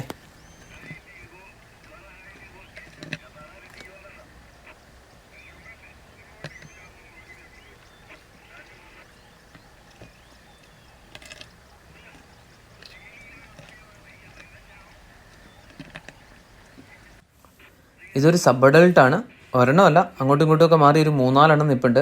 കൊന്ന ഇരയുടെ പല ഭാഗങ്ങൾ ഓരോ സൈഡിൽ കൊണ്ട് വെച്ച് കഴിച്ചുകൊണ്ടിരിക്കുകയാണ്. ഇതുണ്ടല്ലേ, വര കണ്ടിട്ട് ഒരു സീബ്രേനെയാണ് പിടിച്ചേക്കുന്നതെന്ന് തോന്നുന്നു. ഇതേ അതിനെ കടിച്ചെടുത്തോണ്ട് പോകുന്നു. എടുക്കുന്നത് കണ്ടിട്ടേ ഒരു കുഞ്ഞു സീബ്രയാന്ന് തോന്നുന്നു കേട്ടോ. സീബ്ര കുഞ്ഞിനെയാണ് ഇവന്മാർ പിടിച്ചിട്ട് തിന്നുകൊണ്ടിരിക്കുന്നത്. അതിൻ്റെ തലയുടെ വലിപ്പമുള്ളൂ അതിൻ്റെ ശരീരത്തിന് കണ്ടോ. നമ്മുടെ ശല്യം കാരണമാണെന്ന് അറിയത്തില്ല, പുള്ളി അതിനെ എടുത്ത് തിരിഞ്ഞ് അങ്ങോട്ട് തിരിച്ചിരുന്ന് കഴിക്കുന്നത് കണ്ടോ. ഇത് ഇപ്പുറത്ത് വേറൊരാളിരുന്ന് കഴിക്കുന്നത് കണ്ടോ. മുന്നേ കണ്ട ആ സീബ്രയുടെ തന്നെ ബാക്കിയാണോ അതോ വേറെ ഒരെണ്ണമാണോ എന്നറിയത്തില്ല. ഏതായാലും ഇതിനകത്ത് മിക്കവാറും തോലും തലയോട്ടിയും മാത്രമേ ഉള്ളൂ, ബാക്കി മുഴുവൻ കഴിച്ച് കഴിഞ്ഞതാണ്. മസായിമാരയിൽ മൈഗ്രേഷൻ ആയി കഴിഞ്ഞിട്ടുണ്ടെങ്കിൽ എല്ലാ കാർണിവോറസ് ആയിട്ടുള്ള ആനിമൽസിനും അതൊരു എന്നാ പറയണ്ടേ ഉത്സവ സീസണാണ്. ഇത് കണ്ടില്ലേ, ഇപ്പം ഇവിടെ ഇഷ്ടം പോലെ സീബ്രാസും അതുപോലെ വിൽഡ് ബീസ്റ്റിനെയൊക്കെ ഹണ്ട് ചെയ്യാനൊക്കെ കിട്ടും. നമ്മളിതുവരെ കണ്ട മിക്ക ഹണ്ടുകളിലും വിൽഡ് ബീസ്റ്റുകളായിരുന്നു, കാരണം അതാണല്ലോ എണ്ണത്തിൽ കൂടുതൽ. എന്നാൽ നമ്മൾ സീബ്രേനെയും പിടിച്ചിട്ടേക്കുന്നതൊക്കെ കണ്ടായിരുന്നു. ഇപ്പോൾ കണ്ടതും സീബ്ര തന്നെയാണ്. ലെപ്പേർഡ് സൈറ്റിങ്സ് ഉണ്ടെന്ന് കേട്ടിട്ട് പാഞ്ഞു കെട്ടി വന്നതാണേ. ഇത് ആ കാണുന്ന മരത്തിൻ്റെ മുകളിൽ ലെപ്പേർഡ് ഒരു തോംസൺസ് ഗസലിനെ പിടിച്ച് കൊന്ന് കയറ്റി വെച്ചിട്ടുണ്ടേ. ആ പുറഭാഗത്ത് നിന്ന് ഒരു കുറച്ച് മാത്രമേ കഴിച്ചിട്ടുള്ളൂ. ലെപ്പേർഡ് അങ്ങനെയാണ്, ഇരയെ കൊന്നു കഴിഞ്ഞിട്ടുണ്ടെങ്കിൽ പെട്ടെന്നൊന്നും കഴിച്ച് തീർക്കത്തില്ല. ആദ്യം ഇതുപോലെ എവിടെയെങ്കിലും സേഫാക്കി മരത്തിൻ്റെ മുകളിൽ കയറ്റി വെക്കും, എന്നിട്ട് കുറേശ്ശേ കഴിച്ച് തീർക്കുള്ളേ. ഇതേ ആശാൻ അപ്പുറത്ത് തന്നെ റെസ്റ്റ് എടുക്കുകയാണ്. ആദ്യം കണ്ടപ്പോൾ ഞാൻ വിചാരിച്ചു മരത്തിൻ്റെ കവട്ടയുടെ ഇടയ്ക്ക് കുടുങ്ങിപ്പോയതാണേ. നോക്കി പുള്ളി താഴെ പോകാതെ ബാലൻസ് ചെയ്ത് ഈസി ആയിട്ട് കിടക്കുന്നതാണത്. ഈ ലെപ്പേഡ്സ് ശരിക്കും ഭയങ്കര പവർഫുള്ളാണ്. അതിനെക്കാട്ടിലൊക്കെ ഒത്തിരി വലിപ്പമുള്ള ആനിമൽസിനെയൊക്കെ കൊന്ന് ഇതുപോലെ മരത്തിന് മുകളിലേക്ക് വലിച്ചു കയറ്റി കൊണ്ടുപോയി വെക്കും കേട്ടോ. അപ്പം അതിൻ്റെ ഈ ബൈറ്റ് പവറും അതുപോലെ കൈയും കാലും ഒക്കെ അത്രയ്ക്കും പവർഫുള്ളാണ്. കാരണം ഇതിനെ കടിച്ചു പിടിച്ചുകൊണ്ടാണ് മരത്തിലോട്ട് വലിച്ചു കയറ്റുന്നത്. ഇത്ര ബുദ്ധിമുട്ട് ഇവന്മാർ എന്തിനാണ് ഇരേനെയും വലിച്ച് മരത്തിന് മുകളിലോട്ട് കയറുന്നതെന്ന് ചോദിച്ചാൽ അത് ഇരയെ വേറെയുള്ള ആനിമൽസ് മോഷ്ടിച്ചുകൊണ്ട് പോകാതിരിക്കാൻ വേണ്ടിയിട്ടാണ്. പ്രത്യേകിച്ച് നമ്മുടെ ഹൈനയും അതുപോലെ ലയൺസും പിന്നെ വൈൽഡ് ഡോഗ്സും ഒക്കെ കണ്ടാൽ അപ്പോൾ ഇത് തട്ടിക്കൊണ്ട് പോകും. ഇവൻ കഷ്ടപ്പെട്ട് പിടിക്കുകയും ബാക്കിയുള്ളവർ കൊണ്ടുപോയി തിന്നാനും. അതുകൊണ്ട് അത് ഒഴിവാക്കാൻ വേണ്ടിയിട്ടാണ് മരത്തിന് മുകളിലോട്ട് കയറുന്നത്. ഈ പറഞ്ഞ ആനിമൽസ് ഒന്നും തന്നെ മരത്തിന് മുകളിലോട്ട് വലിഞ്ഞ് കയറാൻ നിൽക്കത്തില്ല. അതുപോലെ മെയിനായിട്ട് ഇവരുടെ ഇരയെ കൊണ്ടുപോകുന്നത് ഹൈനയും അതുപോലെ ലയൺസും ആട്ടോ. ലയൺസ് നമ്മൾ വിചാരിക്കുന്ന അത്ര നീറ്റല്ല ആൾ. അവിടെ ഒരുപാട് നേരം നമ്മൾ വെയിറ്റ് ചെയ്തിരുന്നെങ്കിലും ലെപ്പേഡ് എഴുന്നേക്കുന്ന ലക്ഷണമൊന്നും കാണാത്തതുകൊണ്ട് നമ്മൾ അടുത്ത സൈറ്റിങ്സ് തേടി പോവുകയാണേ. ദൂരെ കാണുന്ന ആ മരത്തിൻ്റെ കീഴെ വണ്ടി നിർത്തിയിട്ടേക്കുന്ന കണ്ടപ്പോഴത്തേക്കും വീണ്ടും ലെപ്പേഡാണെന്നാണ് വിചാരിച്ചത്. എന്നാൽ ലെപ്പേഡല്ല, ഒരു കൂട്ടം കഴുകന്മാരാട്ടോ മരത്തിന് മുകളിലുള്ളത്. നോക്കി പറക്കുന്നത്. ഈ ഒരു മരത്തിൽ തന്നെ പലതരത്തിലുള്ള കഴുകന്മാരുണ്ട്. ഇത് ഈ പറക്കുന്നത് ലപ്പറ്റ് ഫേസ്ഡ് വൾച്ചർ എന്നറിയപ്പെടുന്ന ആഫ്രിക്കയിൽ കാണപ്പെടുന്ന ഏറ്റവും വലിപ്പമുള്ള കഴുകനാണ്. പിന്നെ ഈ മരത്തിൽ വേറെയും ഒരുപാട് കഴുകന്മാരുണ്ട്. നമ്മൾ മുന്നത്തെ വീഡിയോയിലൊക്കെ കണ്ട പോലെ വൈറ്റ് ബാക്ക്ഡ് വൾച്ചറും അതുപോലെ റപ്പൽസ് വൾച്ചറും അങ്ങനെ പല ടൈപ്പുള്ള വൾച്ചേഴ്സിനെ നമുക്ക് ഒരുമിച്ച് കാണാൻ പറ്റും ഇവിടെ. ഇതിനെ എത്ര കണ്ടാലും മതി വരത്തില്ല കേട്ടോ. ഇമ്പാലിയാണ്. നമ്മുടെ ക്യാമറയിലോട്ട് നോക്കി നല്ലൊരു അടിപൊളി പോസ് തന്നേക്കുന്നത് കണ്ടോ. ഇതേ ഒരു സുന്ദരൻ പൂച്ച. വെറും പൂച്ചയല്ല കേട്ടോ, കാട്ടുപൂച്ച അല്ലെങ്കിൽ പൂച്ചപ്പുലി എന്ന് വേണം ഇതിനെ വിളിക്കാൻ വേണ്ടിയിട്ട്. നമ്മുടെ നാട്ടിൽ കാട്ടുപൂച്ചനെ ശരിക്കും ആക്കാനും പാക്കാനും ഒക്കെ പറയത്തില്ലേ, ഇത് ആ സാധനം അല്ല. ഇത് അതിൻ്റെ ഒരു ആഫ്രിക്കൻ വകഭേദം എന്ന് വേണമെങ്കിൽ പറയാം. ഇതിനെ വിളിക്കുന്നത് സെർവൽ ക്യാറ്റ് എന്നാണ്. അപ്പം ശരിക്കും പുലിയുടെ തന്നെ ഒരു ബിഹേവിയറാണ്, അല്ലെങ്കിൽ പൂച്ചയുടെയും പുലിയുടെയും കൂടെ മിക്സ്ഡ് ആയിട്ടുള്ളൊരു ബിഹേവിയർ എന്ന് വേണമെങ്കിൽ പറയാം. നല്ല ശരീരത്തിന് നല്ല ലെങ്താണ്, അതുപോലെ തന്നെ വലിയ ചെവികളും ഒക്കെ ആയിട്ട് ടെറിട്ടറി മെയിൻറ്റെയിൻ ചെയ്ത് ജീവിക്കുന്ന ഒരു ജീവിയാട്ടോ ഇത്. ഈ ട്രിപ്പിൽ ഞാനും ആശാനും കൂടാതെ വേറെ 4 പേരും കൂടെ ഉണ്ടായിരുന്നേ. ഫ്രണ്ടിലിരിക്കുന്നത് ഷിബിച്ചേട്ടൻ, പുറകിലും മാനു, പിന്നെ ഏറ്റവും പുറകിൽ അമലും ഗോകുലും. എല്ലാവരുടെയും മുഖത്ത് ഇഷ്ടം പോലെ സൈറ്റിങ്സ് ഒക്കെ കിട്ടിയതിൻ്റെ സന്തോഷമാട്ടോ. ഇത് വേറൊരു സുന്ദരൻ ആനിമൽ, വാട്ടർ ബഗ് എന്നാട്ടോ ഇതിനെ പറയുന്നത്. ആഫ്രിക്കയിൽ കാണപ്പെടുന്ന ആൻറ്റലോപ്സിൽ പെട്ട വലിയൊരു ആനിമലാണ് ഈ വാട്ടർ ബഗ്. ഇതിന് ഈ പേര് വരാൻ കാരണം ഇതിന് ശരിക്കും ചൂടുള്ള ക്ലൈമറ്റിൽ ഭയങ്കരമായിട്ട് ഡീഹൈഡ്രേഷൻ സംഭവിക്കുന്നുള്ളതുകൊണ്ട് അതിനെ അതിജീവിക്കാൻ വലിയ പാടാണ്. അപ്പോൾ അതുകൊണ്ട് തന്നെ ഇത് എപ്പോഴും വാട്ടർ ബോഡിയോട് അല്ലെ വാട്ടർ സോഴ്സിനോട് അടുത്തായിട്ടായിരിക്കും ഉണ്ടാവാറുള്ളത്. അതുകൊണ്ടാണ് ഇതിനെ വാട്ടർ ബഗ് എന്ന് വിളിക്കുന്നത്. ഒറ്റ നോട്ടത്തിൽ കണ്ടു കഴിഞ്ഞാൽ നമ്മുടെ മ്ലാവിൻ്റെ ഇച്ചിരി കൊമ്പിന് വ്യത്യാസമുള്ള ഒരു മ്ലാവിനെ പോലെ അല്ലെങ്കിൽ സുന്ദരൻ മ്ലാവിനെ പോലെ തോന്നുമെങ്കിലും ഇത് ശരിക്കും പറഞ്ഞാൽ ആ ഒരു വർഗ്ഗമേ അല്ല. ഇത് വീണ്ടും ലെപ്പേഡ് സൈറ്റിംഗ് കിട്ടിയെന്ന് കേട്ടിട്ട് നമ്മൾ പാഞ്ഞു കിട്ടി പോവുകയാണേ. നമുക്ക് എപ്പം ലെപ്പേഡിൻ്റെ സൈറ്റിംഗ് കിട്ടിയെന്ന് കേട്ടാലും അന്നേരം ഇവിടുത്തെ ഡ്രൈവർമാർ 100-ൽ വിട്ടുപോകും. കാരണം ലെപ്പേഡാണ് ഇവരെ സംബന്ധിച്ച് ഏറ്റവും മെയിൻ സൈറ്റിങ്സ്. ഇത്തവണയും നമുക്ക് ലെപ്പേഡ് വിത്ത് എ കില്ലാണ്. അതും മരത്തിന് മുകളിലാണ്. മുന്നേ കണ്ട ലെപ്പേഡല്ല, അതിനെക്കാട്ടിലും കുറച്ചുകൂടെയൊക്കെ സൈസുള്ള കുറച്ചുകൂടെ ഗാംഭീര്യമുള്ള ഒരു ലെപ്പേഡാണ്. ഇത്തവണ ഇരയെ കുറേ തിന്നു തീർത്തിട്ടുണ്ട്. ഫ്രഷ് കില്ലല്ല മുന്നേ കണ്ടതുപോലെ. ലെപ്പേഡ് ഇവിടെ വളരെ റെയർ ആയിട്ടുള്ള സൈറ്റിങ്സ് ആണെന്ന് ഞാൻ പറഞ്ഞല്ലോ. ഇതിനെ കണ്ടു കിട്ടാൻ വലിയ പാടാണ്. പക്ഷെ നമുക്ക് നമ്മുടെ ഈ ട്രിപ്പിൽ മൊത്തം 6 ദിവസം നമ്മൾ സഫാരി എടുത്തതിനകത്ത് ഓൾമോസ്റ്റ് 6 ലെപ്പേഡ്സിനെ നമുക്ക് കിട്ടി കേട്ടോ. അതും മിക്കതും ഹണ്ടിങ്ങും അല്ലെങ്കിൽ വിത്ത് കില്ലും ഒക്കെ ആയിട്ട്.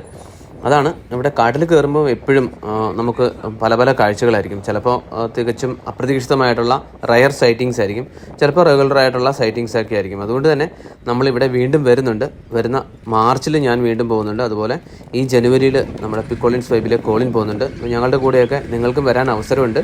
ആർക്കെങ്കിലും താല്പര്യമുണ്ടെങ്കിൽ ഞങ്ങളെ കോൺടാക്ട് ചെയ്യാം. നമ്മുടെ ഈ പുള്ളിപ്പുലി ഭക്ഷണമൊക്കെ കഴിഞ്ഞിട്ട് റെസ്റ്റിലാണെന്ന് തോന്നുന്നു. ഇനി ഉടനെ ആക്ടിവിറ്റീസ് ഒന്നും പ്രതീക്ഷിക്കേണ്ട. കുറച്ച് നേരം വെയിറ്റ് ചെയ്തിരിക്കുമായിരുന്നു ഞങ്ങൾ. ഇനി ഏതായാലും നമുക്ക് അടുത്ത കാഴ്ചകൾ നോക്കി പോകാം. നമുക്ക് ഉച്ചയാകുമ്പോഴത്തേക്കും സഫാരി കഴിഞ്ഞ് പോകാനുള്ളതിന് മുന്നേ മാക്സിമം കണ്ടു തീർക്കാം.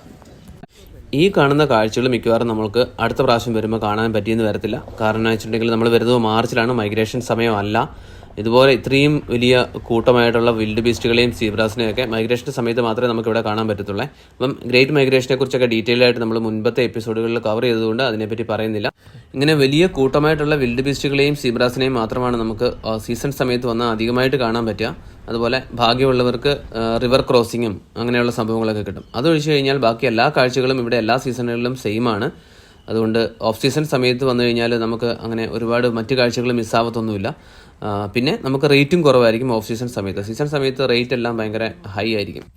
ഇതേ ഒരു ഹൈന കുറേ നേരമായിട്ട് ഇതിവിടെ തന്നെ കിടപ്പുണ്ട് കേട്ടോ. റെസ്റ്റ് എടുക്കുവാണോ അതോ ഇനി ഇൻജോർഡ് അങ്ങനെ ആണോ എന്ന് അറിയത്തില്ല.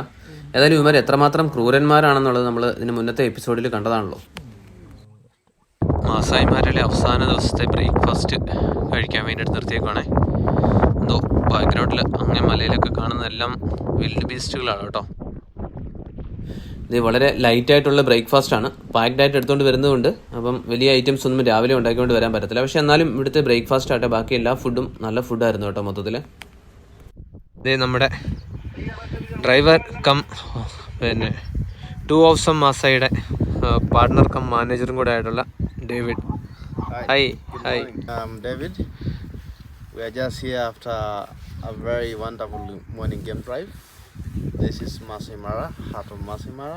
Really interesting because every morning is a different morning. You might spot the same animals but different actions, especially the cats. So you are highly welcome to Masai Mara. Feel at home away from home. You guys wanted to visit to Masai Mara, look at us. 2 hours of Masai. And you get us website and Instagram, the calls, and also Facebook. David നമ്മൾ വന്നേക്കുന്ന 2 Awesome മാസായി കമ്പനിയുടെ driver cum partner come മാനേജറാണ് കേട്ടോ. ബാക്കിയുള്ള owners മലയാളികളാണ്. ഇവരുടെ service അടിപൊളിയാണ്. പ്രത്യേകിച്ച് നമ്മുടെ ഡ്രൈവർ ഡേവിഡ്, പുള്ളി ഒരു രക്ഷയില്ലാത്ത ഡ്രൈവറാണ്. നമ്മൾ ഫോട്ടോഗ്രാഫി വീഡിയോഗ്രാഫിയൊക്കെ ഉദ്ദേശിച്ചുകൊണ്ടാണ് ഇങ്ങോട്ടേക്ക് വരുന്നതെങ്കിൽ പുള്ളി ബെസ്റ്റാണ്. കാരണം നമുക്ക് കിട്ടുന്ന ഓരോ ആംഗിളും അതിൻ്റെ എല്ലാം ക്രെഡിറ്റ്, അതുപോലെ വേറെ വണ്ടികൾ ബാക്ക്ഗ്രൗണ്ട് ഇല്ലാതെ വേറെ ഡിസ്റ്റർബൻസ് ഒന്നും ഇല്ലാതെ നല്ല ബാക്ക്ഗ്രൗണ്ടിൽ ഇത് സെറ്റ് ചെയ്ത് തരുന്നത് പുള്ളിയാണ് കേട്ടോ. അതുകൊണ്ട് തന്നെ നമ്മൾ അടുത്ത പ്രാവശ്യം വരുന്നതും ഇതേ ട്രാവൽ കമ്പനിയുടെ കൂടെ തന്നെയാണ് 2 Awesome മാസായി. ഡേവിഡ് ആയിരിക്കും നമ്മുടെ ഡ്രൈവർ. ജനുവരിയിൽ കോളിൻ വരുന്നതും മാർച്ചിൽ ഞാൻ വരുന്നതും ഒക്കെ ഇങ്ങനെ തന്നെയാണ്. അപ്പോൾ ഞങ്ങളുടെ കൂടെ ജോയിൻ ചെയ്യാൻ താല്പര്യമുള്ളവർക്ക് ഞാൻ മുന്നേ പറഞ്ഞതുപോലെ ഞങ്ങളുടെ കൂടെ ജോയിൻ ചെയ്യാം. അതല്ല നിങ്ങളുടെ സൗകര്യമുള്ള സമയത്ത് ഡേറ്റിന് കസ്റ്റമൈസ് ചെയ്ത പാക്കേജ് വേണമെന്നുണ്ടെങ്കിൽ 2 Awesome മാസയെ ഡയറക്റ്റ് കോൺടാക്ട് ചെയ്യാം. അത് നമ്പർ വീഡിയോയിലുണ്ട്, അതുപോലെ ഡിസ്ക്രിപ്ഷനിലും കൊടുത്തിട്ടുണ്ട് ഡീറ്റെയിൽസ്. എന്തുമാത്രം ആനിമൽസ് ആണെന്ന് നോക്കി ഈ ഒരൊറ്റ സ്ഥലത്ത് തന്നെ ആഫ്രിക്കൻ എലിഫൻസും സിബ്രാസും അതുപോലെ ഇംബാലയും പിന്നെ ഒരുപാട് വിൽഡ് ബീസ്റ്റുകളും ഒക്കെ ആയിട്ട് ശരിക്കും ആനിമൽസിൻ്റെ ഒരു ചാകര എന്ന് പറയാവുന്ന ഒരു സ്ഥലമാണ് കേട്ടോ. പച്ചപ്പിൻ്റെ ബാക്ക്ഗ്രൗണ്ടിൽ നമുക്ക് ഏത് ആനിമലിനെ കിട്ടിയാലും ഭയങ്കര ഭംഗിയായിരിക്കും. പ്രത്യേകിച്ച് സീബ്രാസിനെ, അതിൻ്റെ ആ കോൺട്രാസ്റ്റിംഗ് പാറ്റേൺസും അതുപോലെ പച്ചപ്പും കൂടെ ആകുമ്പോഴത്തേക്കും നല്ല രസമായിരിക്കും. നമ്മൾ ഈ കാണുന്ന ഒട്ടുമിക്ക ആനിമൽസിനെ കുറിച്ചും ആഫ്രിക്കൻ എലിഫൻസിനെ കുറിച്ചും സീബ്രാസിനെ കുറിച്ചും അതുപോലെ ആൻറ്റലോപ്സ് ഇംബാലകളെ കുറിച്ചും ഒക്കെ നമ്മൾ മുന്നത്തെ വീഡിയോസിൽ നല്ല ഡീറ്റെയിൽഡ് ആയിട്ട് ഡിസ്കസ് ചെയ്തേക്കുന്നതുകൊണ്ടാണ് അതിനെക്കുറിച്ച് കൂടുതലായിട്ടൊന്നും ഇതിൽ പറഞ്ഞു പോകാത്തത്.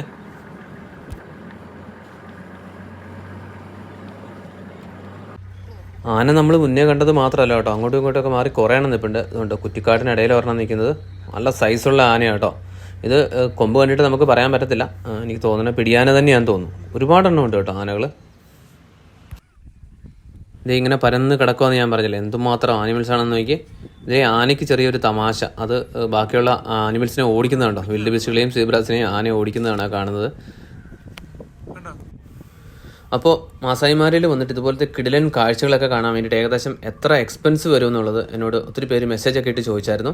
അത് നമുക്കൊരു ഫിക്സഡ് റേറ്റ് ഇതിന് പറയാൻ പറ്റത്തില്ല. കാരണം എന്താണെന്ന് വെച്ചിട്ടുണ്ടെങ്കിൽ നമ്മൾ പോകുന്ന ഡേറ്റ് അല്ലെങ്കിൽ സീസണൊക്കെ അനുസരിച്ച് റേറ്റ് വ്യത്യാസം വരും. പിന്നെ അതുപോലെ പോകുന്ന സമയത്തെ ഫ്ലൈറ്റിൻ്റെ ചാർജൊക്കെ അനുസരിച്ചാണ് റേറ്റ് തീരുമാനിക്കുന്നത്. നമ്മൾ എത്ര ദിവസം അവിടെ തങ്ങുന്നു, എത്ര സഫാരി എടുക്കുന്നതൊക്കെ ഉള്ളതിനനുസരിച്ചും അതുപോലെ നമ്മൾ ഏത് ക്യാമ്പിലാണ് തങ്ങുന്നത്, അങ്ങനെ ഒത്തിരി ഫാക്ടേഴ്സിനെ ബേസ് ചെയ്താണ് ഇതിൻ്റെ റേറ്റ് വരുന്നത്. നമ്മളിപ്പം പോയ ഈ ട്രിപ്പിന്, അതായത് ഇത് സീസൺ ടൈമാണ്, അതിൻ്റെ തന്നെ പാക്കേജ് റേറ്റ് വേരിയിങ് ആയിരുന്നു. 170 മുതൽ 187, 190 വരെയൊക്കെയുള്ള പല റേറ്റിലാണ് നമുക്ക് നമ്മുടെ കൂടുതലുള്ള ആൾക്കാർക്ക് ഈ പാക്കേജ് കിട്ടിയത്. കാരണം ഫ്ലൈറ്റ് ടിക്കറ്റ് വേരി ചെയ്യുന്നതനുസരിച്ചും നമ്മൾ ബുക്ക് ചെയ്യുന്ന ഡേറ്റൊക്കെ അനുസരിച്ചും ഈ ചാർജ് മാറുമായിരുന്നു. അതേസമയം ഓഫ് സീസണിൽ ഇതേ കാഴ്ചകൾ കാണാൻ വേണ്ടിയിട്ട് എക്സ്പെൻസ് വളരെ കുറവായിരിക്കും. ഒരു 1 ലക്ഷം രൂപയിലൊക്കെ തുടങ്ങുന്ന പാക്കേജുകളുണ്ട് വിത്ത് ഫ്ലൈറ്റ് ടിക്കറ്റ്. 2-3 ദിവസത്തേക്ക് ആ ചാർജൊക്കെ വരുന്നുള്ളൂ. പിന്നെ അതുപോലെ 1 ലക്ഷം രൂപ മുതൽ മുകളിലേക്ക് നമ്മൾ പോകുന്ന നമ്പർ ഓഫ് ഡേയ്സ് ഒക്കെ അനുസരിച്ച് പാക്കേജ് മാറും കേട്ടോ. അപ്പോൾ നിങ്ങൾക്ക് പോകുന്ന ഡേറ്റും അല്ലെങ്കിൽ ബാക്കി ഡീറ്റെയിൽസൊക്കെ ഷെയർ ചെയ്ത് കൊടുത്താൽ 2 Awesome മാസായി ആ കമ്പനിയുടെ കോൺടാക്ട് നമ്പർ ഞാൻ കൊടുത്തിട്ടുണ്ടെന്ന് പറഞ്ഞല്ലോ. അപ്പോൾ അവർ നിങ്ങൾക്ക് അതിൻ്റെ കൊട്ടേഷൻ അയച്ചു തരും കേട്ടോ.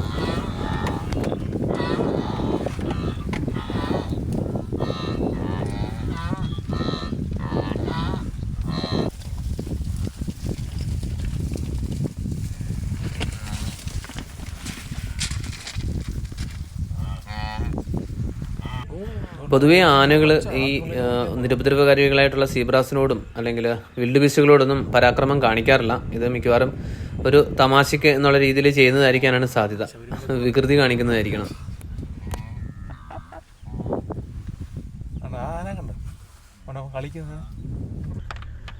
ഇവിടെ എത്ര സമയം ചിലവഴിച്ചാലും മതിയാകത്തില്ല. പക്ഷെ നമുക്ക് ഇന്ന് അധികം സമയമില്ലാത്തതുകൊണ്ട് തന്നെ നമ്മൾ നമ്മുടെ യാത്ര തുടരുവാണ്.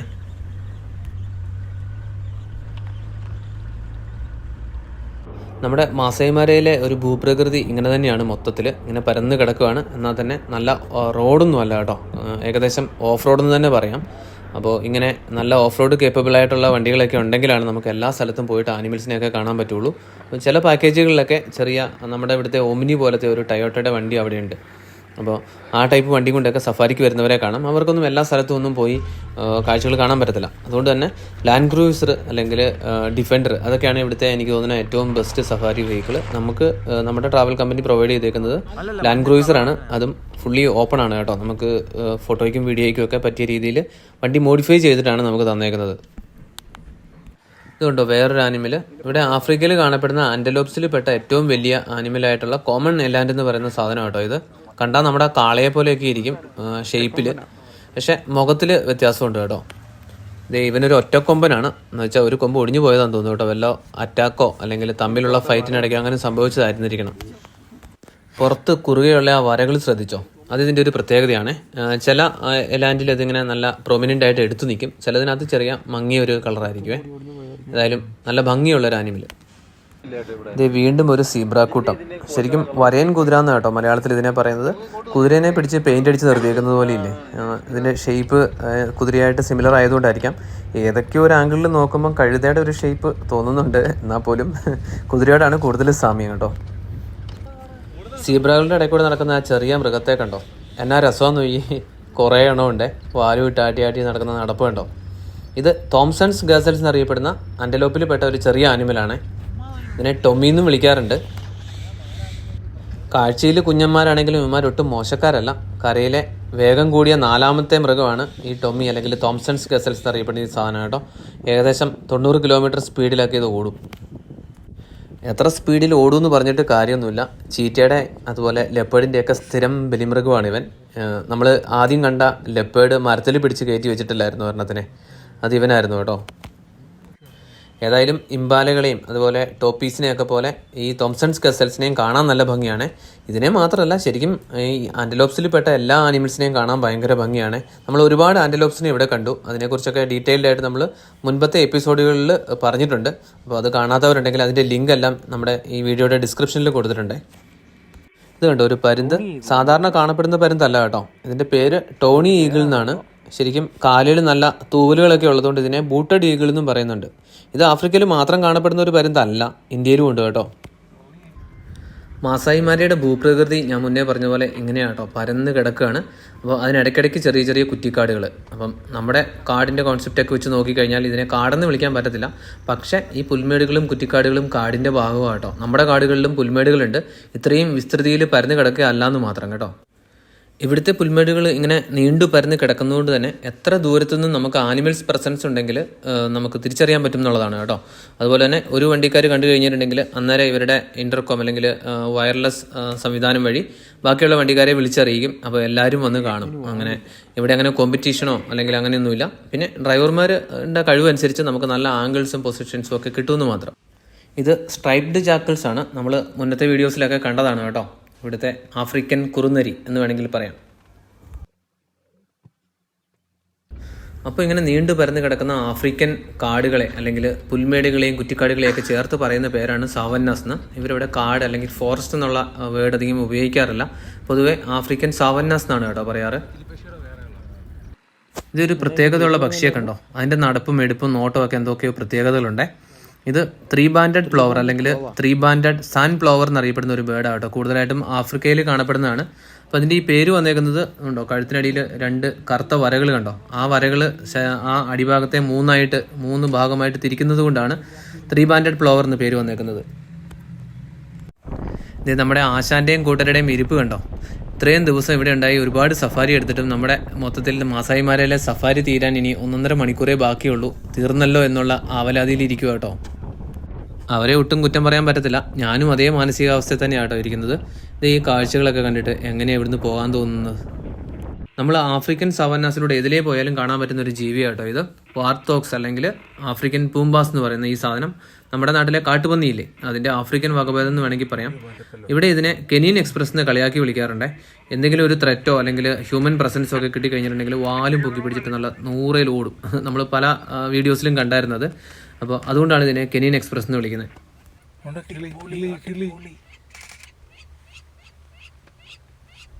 ഇഷ്ടപ്പെട്ടില്ല. നല്ല കൊത്തു കിട്ടുമെന്ന് അമ്മമാർക്ക് അറിയാവേ.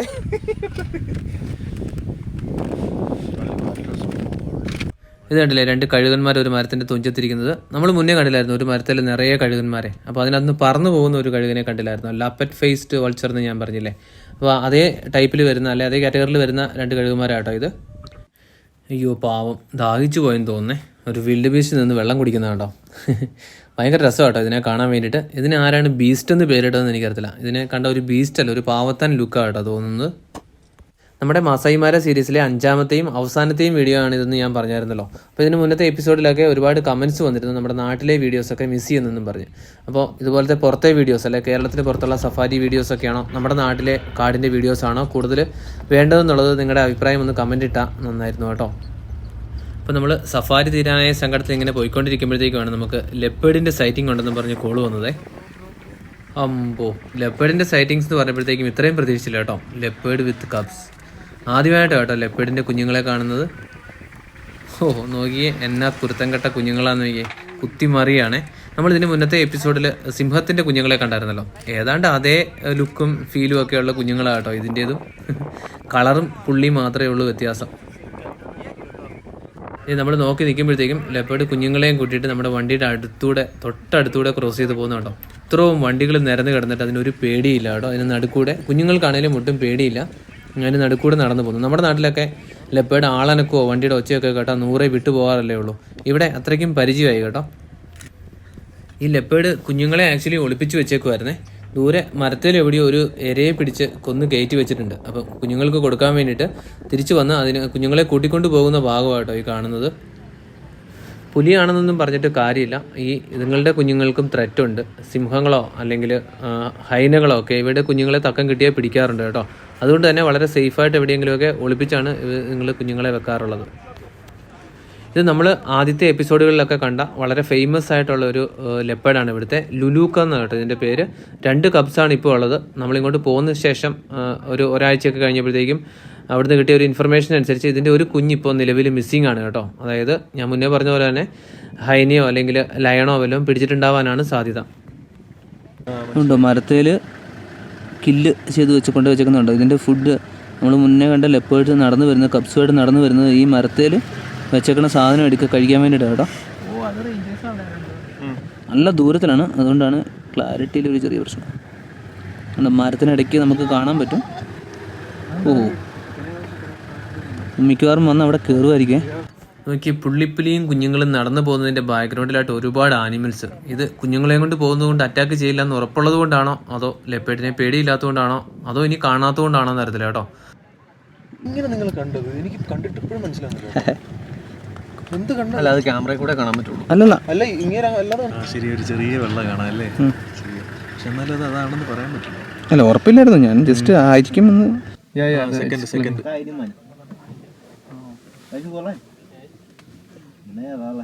അത് മാൻ്റെ അടുത്തോട്ടൊക്കെ കയറിയാണ്.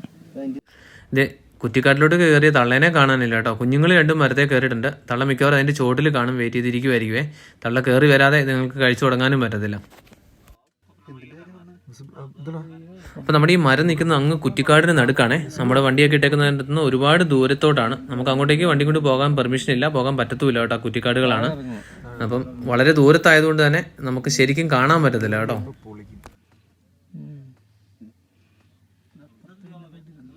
അതൊരു ബ്ലാക്ക് ഷെയ്ഡും കൂടിയാണല്ലോ ഈ ചെറുത് കബ്ബേ. ഒരുപാട് നേരമായിട്ട് വെയിറ്റ് ചെയ്തിരിക്കുവാണ്. പക്ഷെ കുഞ്ഞുങ്ങൾ ആ മരത്തെ കിടന്ന് അങ്ങോട്ടും ഇങ്ങോട്ടും കളിക്കുന്നതല്ലാതെ തള്ള ഇതുവരെ കയറിയിട്ടില്ല കേട്ടോ.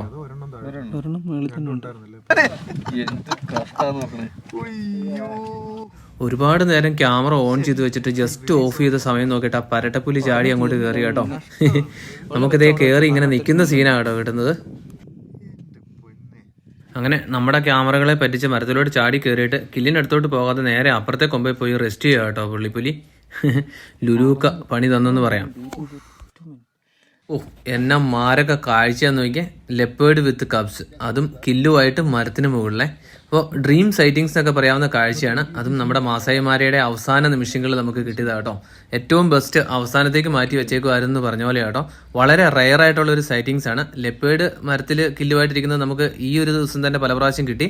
എന്നാൽ ലെപ്പേർഡ് വിത്ത് കബ്സ്, അതും കില്ലുമായിട്ട് മരത്തിന് മുകളിൽ എന്ന് പറഞ്ഞാൽ അതും കബ്സ് മരം കയറുന്നതൊക്കെ ആയിട്ട് ഒരു എന്നാ പറയണ്ടേ ലൈഫ് ടൈം സൈറ്റിങ്സ് എന്നൊക്കെ പറയാവുന്ന ഒരു കാഴ്ചയായിരുന്നേ.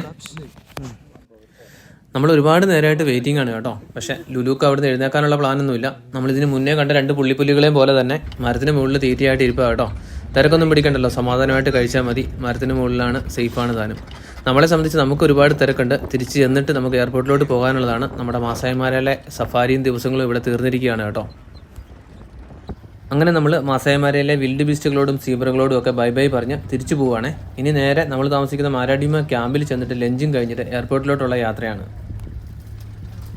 നമ്മുടെ ഇത്തവണത്തെ മാസായി ട്രിപ്പിലെ നമ്മൾ ഉപയോഗിക്കുന്ന ക്യാമറ 2-3 ക്യാമറ ഉപയോഗിക്കുന്നുണ്ട്. അതിൽ മെയിൻ ക്യാമറ എന്ന് പറയുന്നത് ലൂമിക്സ് ആട്ടോ. ലൂമിക്സ് GH7 എന്ന് പറഞ്ഞിട്ടൊരു മോഡലാട്ടോ. നമ്മുടെ ഇതിന് മുന്നത്തെ ഒരു ക്യാമറ ഉണ്ടായിരുന്നു GH6. അപ്പം വീഡിയോ സ്പെസിഫിക് ആയിട്ടുള്ള വീഡിയോ ഫസ്റ്റ് എന്നുള്ളൊരു ക്യാമറയാണ്. ഹൈബ്രിഡാണ്, പക്ഷേ സ്റ്റിൽ വീഡിയോ ഫോക്കസ്ഡ് ആണ്. അപ്പോൾ ഇതിൻ്റെ പ്രത്യേകത എന്ന് പറഞ്ഞിട്ടുണ്ടെങ്കിൽ ഇതിൻ്റെ ഓട്ടോ ഫോക്കസ് ഒരു രക്ഷയില്ല. എനിക്ക് ഈ ഒരു ട്രിപ്പിൽ ഉടനീളം നമുക്ക് ഫോക്കസ് ഇഷ്യൂ ഉണ്ടായിട്ടില്ല.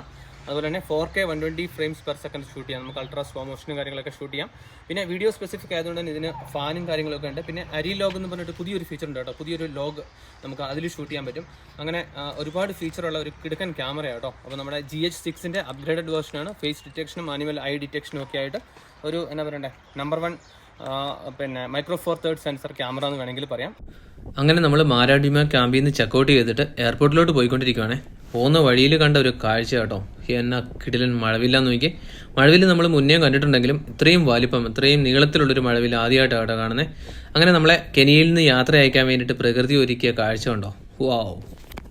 അപ്പോൾ നമ്മുടെ ആഫ്രിക്കൻ മാസായി മാര വീഡിയോ എല്ലാവർക്കും ഇഷ്ടമായെന്ന് വിചാരിക്കുന്നു. വീഡിയോ ഇഷ്ടമായെങ്കിൽ ലൈക്ക് ചെയ്യുക, ഷെയർ ചെയ്യുക. നിങ്ങളുടെ അഭിപ്രായങ്ങളൊക്കെ വീഡിയോയുടെ കമൻറ്റിലിടുക. അതുപോലത്തെ ഒരുപാട് വീഡിയോസ് ഇനിയും വരാനുണ്ട് കേട്ടോ. ഇന്ത്യക്കകത്തും പുറത്തും കേരളത്തിനകത്തും പുറത്തുമൊക്കെ ആയിട്ട് ഒരുപാട് ട്രക്കിംഗ് അല്ലെങ്കിൽ സഫാരി, ഫോറസ്റ്റ് സ്റ്റേ വീഡിയോസൊക്കെ ഒത്തിരി ചാനൽ ഓൾറെഡി ഉണ്ട്, ഇനിയും വരാനുമുണ്ട്. അപ്പോൾ ഇതുപോലത്തെ വീഡിയോസൊക്കെ ഇഷ്ടമാണെങ്കിൽ ഒന്ന് സബ്സ്ക്രൈബ് ചെയ്ത് വെച്ചേക്കുക. നമുക്ക് മറ്റൊരു വീഡിയോയിൽ വീണ്ടും കാണാം. അതുവരെ എല്ലാവർക്കും ബൈ ബൈ. സിംഹവും ഹൈനിയും കാണ്ടാമൃഗവും നൈൽ ക്രോക്കഡൈൽസും ഒക്കെയുള്ള ആഫ്രിക്കൻ കാടുകളിലൂടെ ഒന്ന് ഇറങ്ങി നടന്നാലോ. മാസായിമാരിയുടെ 5 എപ്പിസോഡുകൾക്ക് ശേഷം കെനിയയിലെ തന്നെ മറ്റൊരു നാഷണൽ പാർക്കിൽ നിന്നുമാണ് ഇന്നത്തെ video. Nairobi national park. The world's only wild life capital എന്നറിയപ്പെടുന്ന കെനിയയുടെ തലസ്ഥാനമായ നൈറോബിയിലെ ഈ നാഷണൽ പാർക്ക് വെറും 117 സ്ക്വയർ കിലോമീറ്റർ മാത്രം വലിപ്പമുള്ള ചെറിയൊരു നാഷണൽ പാർക്കാണ്. ചെറുതാണെങ്കിലും മാസായിമാരയിൽ കാണാവുന്ന ഒട്ടുമിക്ക ആനിമൽസിനെ നമുക്ക് ഇവിടെയും കാണാമെന്നുള്ളതാണ് ഇതിൻ്റെ ഒരു ഹൈലൈറ്റ്. മാസായിമാരയിൽ നമുക്ക് കിട്ടാത്ത പലതും നമുക്ക് ഇവിടെ കിട്ടി എന്നുള്ളതാണ് നമ്മളെ സംബന്ധിച്ച് ഇതിൻ്റെ വേറൊരു പ്രാധാന്യം. അതിലേറ്റവും പ്രധാനപ്പെട്ടതാണ് ബ്ലാക്ക് റൈനോസ്. മാസായിമാരയിൽ അപൂർവങ്ങളായ ഒരുപാട് വൈൽഡ് ലൈഫ് മൊമെന്റ്സ് നമുക്ക് കിട്ടിയെങ്കിലും കാണ്ടാമൃഗങ്ങളെ മാത്രം കാണാൻ സാധിച്ചിട്ടുണ്ടായിരുന്നില്ല. ഇവിടുത്തെ ഒരൊറ്റ സഫാരിയിൽ നമുക്ക് ഒരുപാട് കാണ്ടാമൃഗങ്ങളെ കാണാൻ സാധിച്ചു എന്നുള്ളതാണ് ഇവിടുത്തെ ഒരു പ്രത്യേകത. നമ്മൾ നൈറോബി നാഷണൽ പാർക്കിലേക്ക് സഫാരി പോവുകയാണേ. ഇതുണ്ടോ, ഇതാണ് കേട്ടോ നമ്മുടെ സഫാരി വാഹനം. നമ്മൾ എൻട്രൻസിനകത്ത് കയറി. ഇതാണ് എൻട്രൻസ്. ഇതവണ വണ്ടി ഒരു ചെറിയ വ്യത്യാസമുണ്ട്, ലാൻഡ് ക്രൂസർ അല്ല. നൈറോബി ടൗണിൽ നിന്ന് ഏകദേശം 10 കിലോമീറ്റർ മാത്രമേ ഇങ്ങോട്ടേക്ക് ദൂരമുള്ളെങ്കിലും ഞങ്ങൾ എത്തിയപ്പോഴത്തേക്കും ലേറ്റായിപ്പോയി. അതുകൊണ്ട് തന്നെ വെയിലിന് കട്ടിയായി കേട്ടോ. മോർണിംഗ് ലൈറ്റൊക്കെ നമുക്ക് മിസ്സായിട്ടുണ്ട്. മാസായിമാരുടെ അതേ ഭൂപ്രകൃതിയാണെന്ന് തോന്നുന്നു കണ്ടിട്ട്. കുറേ ഗ്രാസ് ലാൻഡ്സും ബുഷസും ഒക്കെയാണ് ഇവിടെ മെയിനായിട്ട്. പിന്നെ ഒരുപാട് വാട്ടർ ബോഡീസും ഉണ്ട്, ഇതുപോലത്തെ ലീക്കുകൾ. നമുക്ക് മുതൽ കിടക്കുന്ന എന്നാ അടുത്താന്ന്.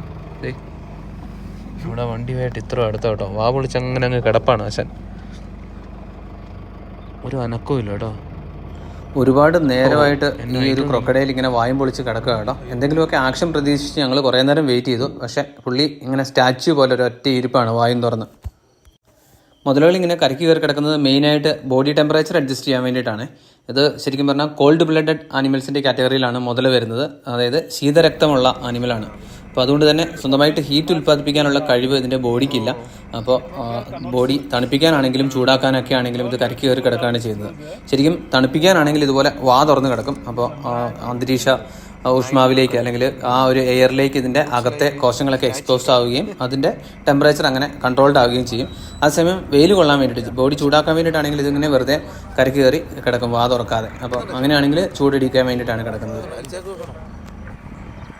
അങ്ങനെ ആശാൻ എഞ്ചിൻ തണുപ്പിക്കാൻ വേണ്ടി കിടക്കുന്നതുകൊണ്ട് തന്നെ ഉടനെ എഴുന്നേക്കും തോന്നില്ല. നമുക്ക് നമ്മുടെ പരിപാടിയായിട്ട് മുന്നോട്ട് പോകാം. ഇതേ അങ്ങനെ നമ്മുടെ സഫാരി തുടങ്ങിയിട്ട് അധികം സമയം കഴിയുന്നതിന് മുന്നേ തന്നെ നമ്മൾ എന്തിനാണോ വന്നത് ആ സാധനം ഫ്രണ്ടിൽ നിൽക്കുന്നു. കാണ്ടാമൃഗം, സാക്ഷാൽ കാണ്ടാമൃഗം. ഒരാഴ്ചക്കാലം മാസൈമാരയിൽ കറങ്ങി നടന്നിട്ട് നമുക്ക് കാണാതിരുന്ന സാധനം ഇവിടെ കയറി മിനിറ്റുകൾക്കുള്ളിൽ നമുക്ക് കിട്ടിയെന്നുള്ളതാണ്. റൈനോസറസ് അല്ലെങ്കിൽ റൈനോസ് എന്നറിയപ്പെടുന്ന ഈ കാണ്ടാമൃഗം ഒന്നല്ല 2 എണ്ണമാണ് കേട്ടോ ഫ്രണ്ടിൽ നിൽക്കുന്നത്. അപ്പോൾ മസൈമാരിയിൽ ചെന്നാൽ ഉടനെ ഇതിനെ കാണണമെന്ന് നിർബന്ധമില്ല. കാരണം മസൈമാരിയിൽ ഇത് വളരെ റെയർ സൈറ്റിംഗ് ആണ്. അതേസമയം ഈ നെഹ്റൂബി നാഷണൽ പാർക്കിൽ ഇത് ഒരുപാടെണ്ണമുണ്ട്. അതുകൊണ്ട് തന്നെ നമുക്ക് ഇതിനെ ഈ നെഹ്റൂബി നാഷണൽ പാർക്ക് ചെറുതുമാണല്ലോ, ഞാൻ പറഞ്ഞല്ലോ 117 സ്ക്വയർ കിലോമീറ്റർ മാത്രമാണ് ഇതിൻ്റെ വലിപ്പം. അതുകൊണ്ട് തന്നെ ഇതിനെ സ്പോട്ട് ചെയ്യാനുള്ള സാധ്യത വളരെ കൂടുതലാണ് ഇവിടെ. നമ്മുടെ ട്രാവൽ കമ്പനിയായ 2000 മാസായിയുടെ മാസായിമാര പാക്കേജിനകത്ത് ഉണ്ടായിരുന്നതല്ല കേട്ടോ നെഹ്റോബി നാഷണൽ പാർക്കിലെ ഈ വിസിറ്റ്. തികച്ചും യാദൃശ്ചികമായിരുന്നു ഞങ്ങളുടെ ഇങ്ങോട്ടേക്കുള്ള വരവ്. നമ്മൾ മാസായിമാര ട്രിപ്പൊക്കെ കഴിഞ്ഞ് നെഹ്റോബി എയർപോർട്ടിലെത്തി തിരിച്ച് ഇങ്ങോട്ടേക്കുള്ള ഫ്ലൈറ്റ് കാത്തിരിക്കുമ്പോഴാണ് അവിടെ അദാനി എയർപോർട്ട് ഏറ്റെടുക്കാൻ പോകുന്നതിൻ്റെ ഭാഗമായിട്ട് എയർപോർട്ട് സ്റ്റാഫിൻ്റെ മിന്നൽ പണിമുടക്ക്. അതായത് എയർപോർട്ട് കംപ്ലീറ്റ്ലി ക്ലോസ്ഡ്. അപ്പോൾ രാവിലെ ഏർലി മോർണിംഗ് ഫ്ലൈറ്റുള്ള നമ്മുടെ ഫ്ലൈറ്റ് അടക്കം ആ ദിവസത്തെ എല്ലാ ഫ്ലൈറ്റുകളും ക്യാൻസലായി. അങ്ങനെ ഒരു ദിവസം അധികം അവിടെ തങ്ങേണ്ടി വന്നപ്പോൾ പെട്ടെന്ന് എടുത്ത ഒരു തീരുമാനമായിരുന്നു ഈ നെഹ്റോബി നാഷണൽ പാർക്ക് വിസിറ്റ്. ടൗണിൽ നിന്ന് വെറും 10 കിലോമീറ്റർ മാത്രം ദൂരമേ ഇങ്ങോട്ടേക്കുള്ളൂ. തന്നെയല്ല അന്നത്തെ ദിവസം നമുക്ക് വേറെ ഫ്ലൈറ്റ് ഒന്നും ഉണ്ടായിരുന്നില്ല. ഒരു ദിവസം അവിടെ എക്സ്ട്രാ തങ്ങേണ്ടി വരും എന്നുള്ളതിനാലാണ് നമ്മളിങ്ങനെ ഒരു പ്ലാൻ ബി കണ്ടെടുത്തത്. അതേതായാലും വളരെ വർത്താന്ന് തോന്നിക്കുന്ന രീതിയിലുള്ള സൈറ്റിങ്സ് ആയിരുന്നു. പിന്നെ അങ്ങോട്ട് നോക്കി എന്നെ ഒരു കാഴ്ചയാണ്. യമണ്ടൻ കാണ്ടാമൃഗം ഫ്രണ്ടിൽ കിടന്ന് കുത്തി മറിയുന്നതുണ്ടോ? ഇത് ശരിക്കും പറഞ്ഞാൽ ഇതിൻ്റെ സൈസ് ഒരു അഡൾട്ട് കാണ്ടാമൃഗമൊക്കെ ആണെങ്കിൽ 1 ടണ്ണിന് മുകളിൽ ഭാരം ഉണ്ടാവും കേട്ടോ. 1 ടണ്ണോളം വരുന്ന ശരീരഭാരത്തിൽ വെറും 1/2 കിലോയോളം മാത്രമാണ് കേട്ടോ ഇതിൻ്റെ ബ്രെയിനിൻ്റെ ഭാരം വരുന്നത്. അതായത് തലച്ചോറ് തീരെ കുറവാണെന്ന് അർത്ഥം. എന്ന് വെച്ചാൽ ഇവന്മാർ ഇടയ്ക്കൊക്കെ ഭയങ്കര അഗ്രസീവ് ആവാറുണ്ട് കേട്ടോ. ഇവന്മാർ അക്രമകാരികളായി കഴിഞ്ഞാൽ പിന്നെ ആര് എതിരെന്ന് നോക്കത്തില്ല കേട്ടോ. ചിലപ്പോൾ സിംഹത്തിൻ്റെയും അതുപോലെ ആനയുടെയൊക്കെ എതിരെ നിൽക്കുന്നത് കണ്ടിട്ടുണ്ട് കേട്ടോ ചില വീഡിയോസിലൊക്കെ. വയലൻ്റ് മൂഡിലാണെങ്കിൽ ചിലപ്പോൾ സഫാരി വാഹനത്തിന് നേരെയൊക്കെ ചാർജ് ചെയ്ത് വരാറുണ്ടെന്നാണ് പറഞ്ഞത്. അതുകൊണ്ട് തന്നെ ഒരു പരിധിയിൽ കൂടുതൽ നമ്മൾ മാസാമാരിലൊക്കെ പോയപ്പോഴത്തേക്കും എല്ലാ ആനിമൽസിൻ്റെയും ലൈൻ അടക്കമുള്ള ആനിമൽസിൻ്റെ വളരെ ക്ലോസ് ആയിട്ട് കൊണ്ടുപോയി വണ്ടി നിർത്തി തരാറുണ്ടല്ലോ. പക്ഷേ റൈനോസിൻ്റെ അടുത്തേക്ക് അത്ര അടുത്തേക്ക് കൊണ്ടുപോകാറില്ല കേട്ടോ. ഈ ഒരു വയലൻ്റ് നേച്ചർ ഉള്ളതുകൊണ്ട് തന്നെയാണ്. ഈ റൈനോസ് എൻഡേഞ്ചേർഡ് ആണ്. കാരണം ഇതിൻ്റെ ഈ ഒരു ഹോണിന് വേണ്ടിയിട്ട് ഒരുപാട് വേട്ടയാടപ്പെട്ടിട്ടുണ്ട് കേട്ടോ. അതുകൊണ്ട് തന്നെ എൻഡേഞ്ചേർഡ് ആണ്. അതുപോലെ തന്നെ ആഫ്രിക്കയിലെ ബിഗ് 5 പെടുന്നതാണ് ഈ റൈനോ. നമ്മൾ ബിഗ് 5 ബാക്കി 4 എണ്ണത്തിനെയും നമ്മൾ മുന്നേ മാസൈമാരയിൽ കണ്ടിരുന്നു. അങ്ങനെ ഇപ്പോൾ ഇവിടെ വെച്ച് റൈനോയും കൂടെ കണ്ടപ്പോഴത്തേക്കും ബിഗ് 5 കണ്ടിട്ടാണ് നമ്മൾ ആഫ്രിക്കയിൽ നിന്ന് പോരുന്നത്. നോക്കിയേ, ഒരു കൂട്ടം സീബ്രാസ് ഒരു ചതുപ്പിലിറങ്ങി നിന്ന് വെള്ളം കുടിക്കുന്നുണ്ടോ. നമ്മൾ മാസായിമാരയിൽ ഒരുപാട് സീബ്രാസിനെ കണ്ടതായിരുന്നേ. കാരണം മൈഗ്രേഷൻ്റെ സമയമായതുകൊണ്ട് തന്നെ നിറയെ സീബ്രാസ് ഉണ്ടായിരുന്നു. കടൽ പോലെ സീബ്രാസ് എന്ന് വേണമെങ്കിൽ പറയാം. പക്ഷേ അത്ര എണ്ണത്തിനെ കണ്ടിട്ട് നമുക്ക് കണ്ടാലും മതി വരാത്ത ഒരു കാഴ്ച കേട്ടോ സീബ്രാസ്. നമ്മളടുത്ത് കൊണ്ടുപോയി വണ്ടി നിർത്തിയത് സീബ്രകൾക്ക് അത്ര ഇഷ്ടപ്പെട്ടില്ലെന്ന് തോന്നുന്നത്. മെല്ലെ കയറി പോകുന്നതുണ്ടോ. എന്നാ ഭംഗിയാന്ന് നോക്കി. പ്രത്യേകിച്ച് ഈ ഗ്രീൻ ബാക്ക്ഗ്രൗണ്ടിൽ സീബ്രാസിനെ കാണാൻ വേണ്ടിയിട്ട് ഭയങ്കര രസമാണ് കേട്ടോ. അതിൻ്റെ മേത്തെ ആ വരകൾ തന്നെയാണ് സീബ്രാസിനെ ഇത്ര ഭംഗിയുള്ളതാക്കുന്നത്. ഓരോ സീബ്രാസിനും ഈ വരകൾ ഡിഫറെൻ്റ് ആണെന്നാണ് കേട്ടോ പറഞ്ഞത്. അതായത് ഈ വരകൾ യുണീക്കായിരിക്കും. അത് വെച്ചിട്ട് സീബ്രാസിനെ നമുക്ക് ഐഡൻറ്റിഫൈ ചെയ്യാൻ പറ്റും. പുള്ളിപ്പുലികളുടെ പുള്ളിയും അതുപോലെ കടുവകളുടെ വരയൊക്കെ പോലെ ഈ സീബ്രാസിൻ്റെ മേത്തെ വരകളും ഓരോ സീബ്രാസിനും വേറെ വേറെ ആയിരിക്കും. എന്നെ രസമെന്ന് നോക്കി. ഈ പുല്ലിനിടയിൽ കൂടെ സീബ്ര പോകുന്നത്. പുല്ലും 2 കളറ്, ബ്രൗണും പച്ചയും. അതുപോലെ സീബ്രാസും ഈ പറഞ്ഞ പോലെ വെള്ളയും കറുപ്പുമായിട്ട് 2 കളറ്. അങ്ങനെ മൊത്തത്തിൽ നല്ല കിടിലനൊരു കാഴ്ചയായിരുന്നേ. ഇതേ നമ്മുടെ അടുത്ത കാഴ്ച ഒരു കൂട്ടം കോക്സ് ഹാർട്ട് ബീസ്റ്റ് എന്നറിയപ്പെടുന്ന ആൻറ്റലോപ്സിൽ പെട്ട ഒരു ആനിമലാണ്. ഒരാനിമലല്ല, ഒരു കൂട്ടം ആനിമൽസ്. ഒറ്റ നോട്ടത്തിൽ കണ്ടാൽ ഇതിനെ നമ്മുടെ ടോപ്പിയെ പോലെ ഇരിക്കും. പക്ഷേ എന്നാൽ ടോപ്പി അല്ലത്, കംപ്ലീറ്റ്ലി വേറൊരു ആനിമലാണ് കേട്ടോ. പേര് ഞാൻ മുന്നേ പറഞ്ഞ പോലെ കോക്സ് ഹാർട്ട് ബീസ്റ്റ് എന്നാണ്.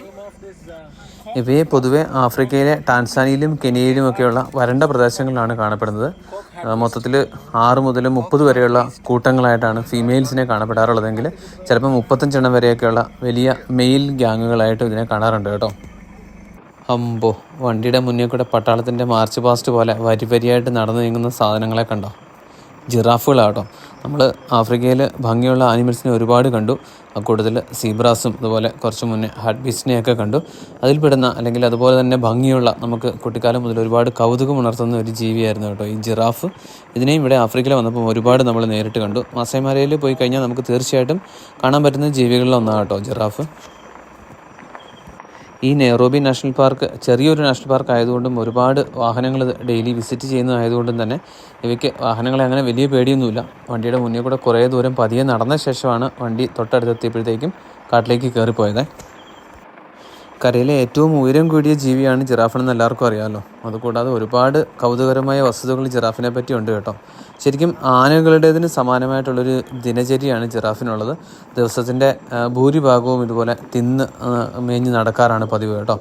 ശരിക്കും ഒരു 16 മുതൽ 20 മണിക്കൂർ വരെ തീറ്റ തേടി നടക്കാറുണ്ട്. അതുപോലെ തന്നെ ഏകദേശം 130ഓളം കിലോഗ്രാം ഭക്ഷണം ഒരു ദിവസം ജിറാഫുകൾ കഴിക്കാറുണ്ടെന്നാണ് കണക്ക്. കൂടുതലും ഇതുപോലെ അക്കേഷ്യ മരങ്ങളുടെ ഇലയും കാര്യങ്ങളൊക്കെയാണ് ജിറാഫുകൾ കഴിക്കാറുള്ളത്. ഈ കാണുന്ന ഒരു കുട്ടി ജിറാഫാണ്. ജിറാഫുകൾക്ക് ശരിക്കും ഉണ്ടാകുമ്പോൾ തന്നെ ഏകദേശം 6 അടിയോളം ഉയരം ഉണ്ടായിരിക്കും. അതുപോലെ വേറൊരു കൗതുകകരമായ വസ്തുത എന്ന് പറയുന്നത് ജിറാഫ് പ്രസവിക്കുന്നത് എഴുന്നേറ്റ് നിന്നുകൊണ്ടാണ്. അപ്പോൾ 6 അടി ഉയരത്തിൽ നിന്നാണ് ഏകദേശം ഈ കുട്ടി ജിറാഫ് നിലത്തേക്ക് വീഴുന്നത്. അതുപോലെ ജിറാഫുകൾക്ക് സൗണ്ട് ഉണ്ടാക്കാനുള്ള കഴിവില്ല കേട്ടോ. ഇത്രയും വലിയ ജീവിയായിട്ടും ഒന്ന് ഒച്ചത്തിൽ കരയാൻ പോലും ഇതിന് പറ്റത്തില്ല എന്നുള്ളതാണ്. പക്ഷെ അതിനും കൂടെ കൂടുതൽ കാഴ്ചശക്തിയും കേൾവിശക്തിയും ജിറാഫിനുണ്ട്. 1.5 കിലോമീറ്ററോളം ദൂരത്തോളം ഒക്കെയുള്ള കാഴ്ചകൾ ഇതിന് ഈസിയായിട്ട് കാണാൻ പറ്റും എന്നാണ് കേട്ടോ പറയുന്നത്. ഇത്രയും വലിയൊരു ആനിമലായിട്ടും ഇതിനും ശത്രുക്കളുണ്ടെന്നുള്ളതാണ്. ജിറാഫിനെ വേട്ടയാടി പിടിക്കുന്ന കുറേ ആനിമൽസ് ഉണ്ട്. നമ്മുടെ സിംഹവും ഹൈനയും അതുപോലെ പുള്ളിപ്പുലികളും ഒക്കെ. പുള്ളിപ്പുലി ഇതിനെ പിടിക്കുന്ന രീതി കൗതുകകരമാണ് കേട്ടോ. മരത്തിന് മുകളിൽ ഇരുന്നിട്ട് പെട്ടെന്ന് കഴുത്തിലോട്ട് ചാടി വീണിട്ടാണ് പുള്ളിപ്പുലികൾ ജിറാഫിനെ പിടിക്കുന്നത്. നമ്മുടെ സഫാരി ഇങ്ങനെ പുരോഗമിച്ചുകൊണ്ടിരിക്കുകയാണ്. നമുക്ക് കുറച്ചുകൂടെ മുന്നോട്ട് പോയി കഴിഞ്ഞാൽ അവിടെ ചെന്നിട്ടൊരു നേച്ചർ വാക്കിന് പോകാൻ പറ്റുമെന്നാണ് പറഞ്ഞത്. അതായത് നമ്മുടെ ഈ നെയ്റോബി നാഷണൽ പാർക്കിലൂടെ ഒരു ചെറിയ ഗൈഡഡ് ട്രക്കിംഗ് നടന്ന് ആഫ്രിക്കൻ കാടുകളിലൂടെ പോകാനുള്ള ഒരു അവസരം ഇവിടെയുണ്ട് കേട്ടോ. അത് നമ്മുടെ ഈ പാക്കേജിൻ്റെ ഭാഗമാണ്. ആംഡായിട്ടുള്ളൊരു ഫോറസ്റ്റ് ഉദ്യോഗസ്ഥനും അതുപോലെ ഒരു ഗൈഡും നമ്മുടെ കൂടെ വരും. ഒരു ചെറിയ ഷോർട്ട് ട്രക്കിംഗ് ആണ്. ഏകദേശം ഒരു 1/4 മണിക്കൂർ മാത്രം നമ്മൾ കാട്ടിലൂടെ നടക്കുന്നത്. മുന്നിൽ ലെഫ്റ്റ് സൈഡിലായിട്ട് 2-3 റൈനോസിനെ കാണാം. അത് നിങ്ങൾ റോഡ് ക്രോസ് ചെയ്യാനുള്ള ഭാവമാണെന്ന് തോന്നുന്നു. ഞാൻ മുന്നേ പറഞ്ഞില്ലായിരുന്നോ റൈനോസ് എൻഡേഞ്ചേർഡ് ആണെന്ന്. ഈ കൊമ്പിന് വേണ്ടിയിട്ട് ഇതിനെ, കൊമ്പല്ല ശരിക്കും പറഞ്ഞാൽ ഹോൺ, അപ്പോൾ അതിന് വേണ്ടിയിട്ട് ഇതിനെ വേട്ടയാടുന്നത് കൊണ്ട് തന്നെ ഇത് എൻഡേഞ്ചേർഡ് ആണ്. അപ്പം ശരിക്കും എന്തിനാണ് ഈ ഹോൺ ഉപയോഗിക്കുന്നതെന്ന് ചോദിച്ചാൽ മെഡിസിനൽ പർപ്പസിനൊക്കെ വേണ്ടിയിട്ടാണെന്നാണ് പറയപ്പെടുന്നത്. കൂടുതലും ചൈനയാണ് ഇതിൻ്റെ ഒരു വലിയ മാർക്കറ്റ്. അവിടുത്തെ ചില അന്ധവിശ്വാസങ്ങളൊക്കെയാണ് ഇതിൻ്റെ കാരണം. ശരിക്കും പറഞ്ഞാൽ ഈ റൈനോസിൻ്റെ ഈ ഹോണിന് യാതൊരുവിധ മെഡിസിനൽ ഗുണവുമില്ലെന്നാണ് പറയപ്പെടുന്നത്. സയൻറ്റിഫിക്കായിട്ട് ഇതിനൊരു ഗുണവുമുണ്ടെന്ന് പ്രൂവ് ചെയ്തിട്ടില്ല. ശരിക്കും നമ്മുടെ നഖവും മുടിയൊക്കെ വളരുന്ന പോലത്തെ കെരാറ്റിൻ എന്ന് പറഞ്ഞ ഒരു വസ്തു കൊണ്ടാണ് ഇതിൻ്റെ ഈ ഹോൺ ഉണ്ടായേക്കുന്നത്. അപ്പോൾ അതിന് യാതൊരുവിധ മെഡിസിനൽ ഗുണവും ഉള്ളതായിട്ട് ഇതുവരെ അറിവില്ല. പക്ഷെ എന്നാലും ഈ ചൈനയിലുള്ള അന്ധവിശ്വാസം, ചൈന പോലെ വേറെ ചില രാജ്യങ്ങളിലും ഉണ്ട് കേട്ടോ. അവിടുത്തെ അന്ധവിശ്വാസങ്ങളൊക്കെ കാരണമാണ് ഇതിനെ ഇങ്ങനെ വേട്ടയാടപ്പെടുന്നതും ഇതിങ്ങനെ എൻഡേഞ്ചേർഡ് ആയതും. നമ്മൾ വീണ്ടും മുന്നോട്ട് പോയപ്പോഴത്തേക്ക് നമുക്ക് കിട്ടിയ അടുത്ത കാഴ്ച എന്ന് പറഞ്ഞാൽ ഒരു ഒട്ടകപ്പക്ഷിയാണ്. ഒരു ഫീമെയിലാണ്. അപ്പം എങ്ങനെയാണ് കാണുമ്പോഴേ മെയിലാണോ ഫീമെയിലാണെന്ന് ഒറ്റനോട്ടത്തിൽ തിരിച്ചറിയാമെന്ന് ചോദിച്ചാൽ അതിൻ്റെ കളർ വെച്ചിട്ടാണ്. ഒട്ടകപ്പക്ഷിയുടെ മെയിലാണെങ്കിൽ നല്ല ബ്ലാക്ക് കളറാണ്. അതുപോലെ വിങ്സ് രണ്ടും വൈറ്റ് കളറും, പിന്നെ ടെയിൽ അതിൽ വരുന്നത് വൈറ്റ് കളറാണ് കേട്ടോ. ബാക്കി ബോഡി ഫുള്ള് ബ്ലാക്ക് ഫെതേഴ്സ് ആയിരിക്കും മെയിലാണെങ്കിൽ. നമ്മൾ മസായിമാരെ വീഡിയോയിൽ മെയിൽ ഒട്ടകപ്പക്ഷിയെ കാണിക്കുന്നുണ്ട് കേട്ടോ. അതുപോലെ ഫീമെയിലിന് ഈ പറഞ്ഞ ഇതുപോലത്തെ ഒരു ബ്രൗണിഷ് കളറായിരിക്കും കേട്ടോ.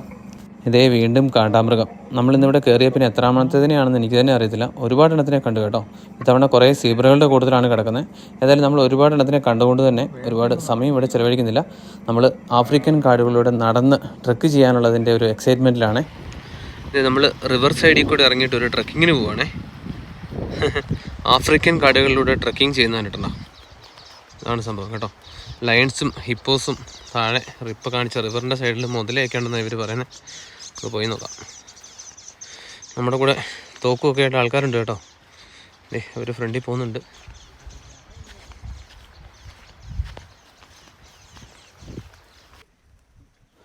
കണ്ടോ ഒരു സുന്ദരം പക്ഷി ഇരിക്കുന്നത്. എന്നെ കളറാന്ന് നോക്കി. നല്ല വെട്ടിത്തിളങ്ങുന്ന നീലയും പച്ചയും കൂടിയൊരു കളറേ. നമ്മളിതിനെ മാസായിമാരയിൽ ഒരുപാട് കണ്ടതാണ്. സ്റ്റാർലിംഗ് വർഗ്ഗത്തിൽപ്പെട്ട ഒരു പക്ഷിയാണ് കേട്ടോ. ഇതിൻ്റെ പേര് സൂപ്പർബ് സ്റ്റാർലിംഗ് എന്നാണ്. പേര് സൂചിപ്പിക്കുന്ന പോലെ തന്നെ കാണാൻ നല്ല സൂപ്പർബാണ് കേട്ടോ. ഇത് പൊതുവെ കെനിയയും ടാൻസാനിയയും ഒക്കെ അടക്കമുള്ള ഈസ്റ്റ് ആഫ്രിക്കൻ രാജ്യങ്ങളിലാണ് കേട്ടോ കൂടുതലായിട്ടും കണ്ടുവരുന്നത്. പ്രധാനമായിട്ടും ഇതുപോലത്തെ സാവന്നാസിലും അതുപോലെ ലേക്ക് സൈഡ് വുഡ്ലാൻഡ്സിലും ഒക്കെയാണ് ഈ പക്ഷിയെ കാണാൻ സാധ്യതയുള്ളത്. ഈ ഒരു ട്രക്കിങ് ഇതുപോലെ പുഴ സൈഡിൽ കൂടെ കുറേ ദൂരം നടന്നു പോയിട്ട് തിരിച്ച് വരുന്ന ഒരു ട്രക്കിംഗ് ആട്ടോ, ഇതേ വഴി കൂടെ തന്നെ. അപ്പം ഇങ്ങോട്ട് പോകുന്ന വഴിയിലത്തെ ഒരു ചെറിയ റിസ്ക് എന്ന് പറഞ്ഞു കഴിഞ്ഞാൽ ഇതുപോലത്തെ അടഞ്ഞ കുറ്റിക്കാടുകളാണ് കേട്ടോ രണ്ട് സൈഡിലും. അപ്പോൾ വല്ല ആനിമൽസ്, ഞാൻ മുന്നേ പറഞ്ഞായിരുന്നല്ലോ ഹൈനയും ലയണും അടക്കമുള്ള ആനിമൽസ് ഉള്ള ഒരു ഏരിയ ആണെന്ന്.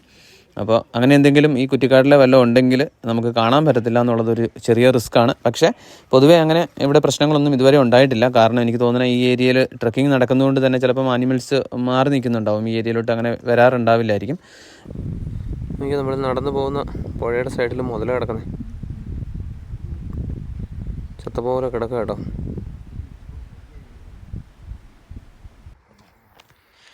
നമ്മുടെ ചെറിയ ട്രക്കിങ് ഇങ്ങനെ നേച്ചർ വാക്ക് എന്ന് വേണമെങ്കിൽ പറയാം പുരോഗമിച്ചുകൊണ്ടിരിക്കുകയാണ്. മുതലേയും കുറച്ച് ബേർഡ്സിനെയൊക്കെ കണ്ടു.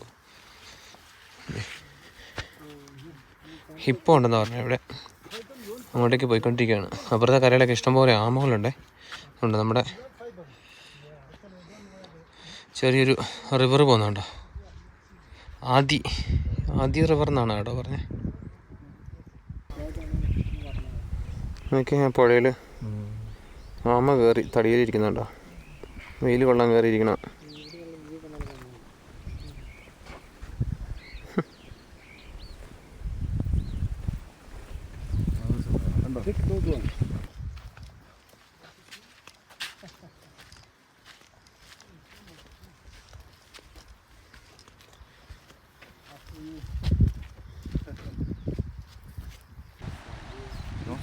ഇത് നോക്കി, ഒരു നൈൽ മോണിറ്റർ ലിസാർഡാണ് കേട്ടോ. നമ്മൾ മസൈമാര വീഡിയോയിൽ ഇതിനെ വളരെ ക്ലോസ് ആയിട്ട് കണ്ടു.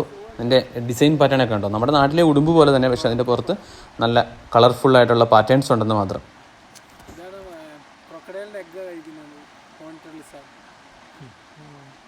ഇത് ഇവിടുത്തെ ഗൈഡ് ഇപ്പം പറഞ്ഞതാണ് കേട്ടോ, ഇത് ഈ ക്രൊക്കഡൈൽസിൻ്റെ മുട്ടയാണ് ഇത് തിന്നുന്നതെന്ന്. അപ്പം എനിക്ക് തോന്നുന്നു ഈ റിവർ സൈഡിൽ കൂടെ ഈ ക്രൊക്കഡൈൽസിൻ്റെ മുട്ടയും തപ്പി നടക്കുമായിരിക്കും. കണ്ടാൽ തന്നെ ഒരു കള്ളലക്ഷണമുണ്ട്.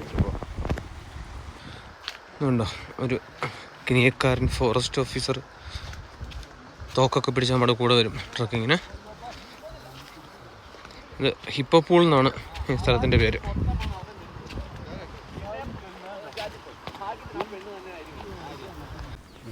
അപ്പുറത്തെ കരയിലൊക്കെ ഇരിപ്പുണ്ട് കേട്ടോ, കുറേ ഉണ്ട് കമ്പയിലും കരയിലും ഒക്കെ ആയിട്ട്.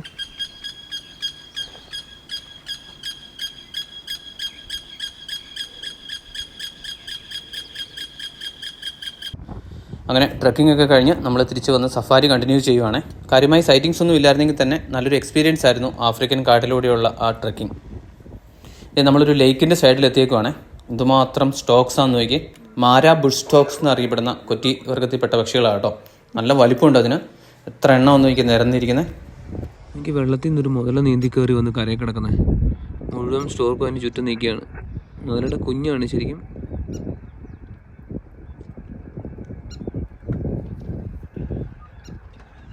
നമ്മുടെ ഈ ആഫ്രിക്കൻ ട്രിപ്പിലുടനീളം നമ്മൾ പ്രധാനമായിട്ടും ഉപയോഗിച്ചേക്കുന്നത് 2 ക്യാമറകളാണ്. ഒന്ന് നിക്കോണിൻ്റെ ZF ക്യാമറയും പിന്നെ പാനസോണിക് ലൂമിക്സ് GH7. ഇതിൽ നിക്കോൺ ക്യാമറയുടെ ഫുൾ സപ്പോർട്ട് നമുക്ക് തന്നേക്കുന്നത് തൃശ്ശൂരിലെ ജീനോമാണ്. ജീനോമിലെ മുരളിച്ചേട്ടനാണ് കേട്ടോ. ഒരു പ്രശസ്ത വൈൽഡ് ലൈഫ് ഫോട്ടോഗ്രാഫറാണ് മുരളിച്ചേട്ടൻ. അതുപോലെ തന്നെ വൈൽഡ് ലൈഫ് എക്യുപ്മെൻറ്റ്സും ഒക്കെ ആയിട്ടുള്ള ഷോപ്പും മുരളിച്ചേട്ടനുണ്ട്. അപ്പം വൈൽഡ് ലൈഫ് ഫോട്ടോഗ്രാഫിയിലൊക്കെ നിൽക്കുന്ന ആൾക്കാർക്ക് മുരളിച്ചേട്ടനെ തീർച്ചയായിട്ടും അറിയാം. ഇനി അറിയാത്തവർക്കാണെങ്കിൽ പരിചയപ്പെടാൻ ഒരു അവസരമാണ്. ഞാൻ കോൺടാക്ട് നമ്പർ വീഡിയോ ഡിസ്ക്രിപ്ഷനിൽ കൊടുത്തിട്ടുണ്ട്. നിങ്ങൾക്ക് വൈൽഡ് ലൈഫ് റിലേറ്റഡ് എന്ത് എക്യുപ്മെൻറ്റ്സ് വേണമെങ്കിലും അല്ലെങ്കിൽ ക്യാമറ സജഷൻസ് വേണമെങ്കിലും സപ്പോർട്ട് ഒക്കെ വേണമെങ്കിൽ പുതിയ ക്യാമറയൊക്കെ വാങ്ങുന്നുണ്ടെങ്കിൽ മുരളിച്ചേട്ടനെ കോൺടാക്ട് ചെയ്താൽ മതി. നിക്കോണിൻ്റെ ഒഫീഷ്യൽ ഡീലറും അതുപോലെ നിക്കോണിൻ്റെ ഒഫീഷ്യൽ സർവീസ് കളക്ഷൻ സെൻറ്ററും കൂടിയാണ് കേട്ടോ ജീനോ തൃശ്ശൂരിലെ. അപ്പോൾ അതിൻ്റെ ഡീറ്റെയിൽസ് ഞാൻ വീഡിയോ ഡിസ്ക്രിപ്ഷനിൽ കൊടുത്തിട്ടുണ്ട്. ഇത് വീണ്ടും ഒരു കാണ്ടാമൃഗം. ഇത്തവണ അതിൻ്റെ പുറത്ത് നിറയെ പക്ഷികളുണ്ട്. ലൈറ്റിന് ഓപ്പോസിറ്റായിട്ടാണ് നിൽക്കുന്നത്. അതുപോലെ തന്നെ നമ്മുടെ വണ്ടി കണ്ടിട്ട് ആൾ കുറച്ച് അപ്സെറ്റാണെന്ന് തോന്നുന്നത്. നല്ല രീതിയിൽ ഇത് അഗ്രസീവ് ആവാറുണ്ടെന്ന് ഞാൻ പറഞ്ഞല്ലോ. വണ്ടിക്ക് നേരെയൊക്കെ ചാർജ് ചെയ്യാറുണ്ട് ചിലപ്പോഴൊക്കെ. പുള്ളിക്ക് നമ്മുടെ വണ്ടി ഒട്ടും ഇഷ്ടപ്പെട്ടിട്ടില്ല. ഒരു 1 ഇയറൊക്കെ പ്രായമുള്ള കാണ്ടാമൃഗങ്ങളൊക്കെ ആണെങ്കിൽ പൊതുവേ ഒരു പ്രഡേറ്റേഴ്സും അതിനെ അങ്ങനെ ആക്രമിക്കാൻ ശ്രമിക്കാറില്ല. കാരണം ഭയങ്കര ഡേഞ്ചറസ് ആണ്. നല്ല ശക്തിയുള്ള ഒരു മൃഗമാണല്ലോ ഇത്. അപ്പം പൊതുവേ എന്നാണ് കേട്ടോ ഞാൻ പറഞ്ഞത്. വളരെ റെയറായിട്ട് വലിയ കാണ്ടാമൃഗങ്ങളെ ലയണൊക്കെ അറ്റാക്ക് ചെയ്യുന്ന വീഡിയോസൊക്കെ കണ്ടിട്ടുണ്ട്. പക്ഷേ അത് വളരെ റെയറാണ്. കാണ്ടാമൃഗങ്ങൾ ശരിക്കും നമ്മുടെ ഇന്ത്യയിലുമുണ്ട്. ഇന്ത്യയിലെ ആസാമിലുള്ള കാശിരംഗ നാഷണൽ പാർക്കിൽ കാണ്ടാമൃഗങ്ങളുണ്ട് കേട്ടോ. പക്ഷേ അവിടെയുള്ള കാണ്ടാമൃഗവും ഇവിടുത്തെ കാണ്ടാമൃഗവും തമ്മിൽ നല്ല ഡിഫറൻസ് ഉണ്ട്. ശരിക്കും നമ്മുടെ കാണ്ടാമൃഗങ്ങൾ ഒറ്റക്കൊമ്പൻ കാണ്ടാമൃഗങ്ങളാണ് കേട്ടോ. ഇവിടെയുള്ളത് 2 കൊമ്പുണ്ട്. കൊമ്പല്ല ആക്ച്വലി, ഞാൻ പറഞ്ഞല്ലോ അതിൻ്റെ ഹോൺസ്. അങ്ങനെ ഈ ഹോൺസിൻ്റെ കാര്യത്തിൽ മാത്രമല്ല കേട്ടോ, കാണാനും ഇവ തമ്മിൽ ചെറിയ വ്യത്യാസമൊക്കെ ഉണ്ട്. തൊലികളുടെ മടക്കുകളൊക്കെ ഇന്ത്യൻ കാണ്ടാമൃഗത്തിന് കുറച്ച് കൂടുതലാണ് കേട്ടോ. അപ്പം ഒറ്റ നോട്ടത്തിൽ നമുക്കതിനെ തിരിച്ചറിയാൻ പറ്റും. അതുപോലെ തന്നെ ഇന്ത്യൻ കാണ്ടാമൃഗങ്ങൾ നല്ല നീന്തൽക്കാരാണെങ്കിൽ ആഫ്രിക്കൻ റൈനോസ് അങ്ങനെ നീന്താറില്ല കേട്ടോ. അപ്പോൾ ഇന്ത്യൻ കാണ്ടാമൃഗങ്ങളെക്കുറിച്ച് ഒരുപാട് ഞാൻ പറയുന്നില്ല, കാരണം ഉടനെ തന്നെ നമ്മൾ അതിൻ്റെ ഒരു സെപ്പറേറ്റ് വീഡിയോ ചെയ്യുന്നുണ്ട്. നമ്മൾ കാശിരംഗയിൽ പോകുന്നുണ്ട്. ജനുവരി മിഡോടുകൂടിയാണ് പോകാൻ plan. Trip with Piccolins and dot green എന്ന് പറഞ്ഞ ഒരു പ്രോഗ്രാമിൻ്റെ ഭാഗമായിട്ടാണ്.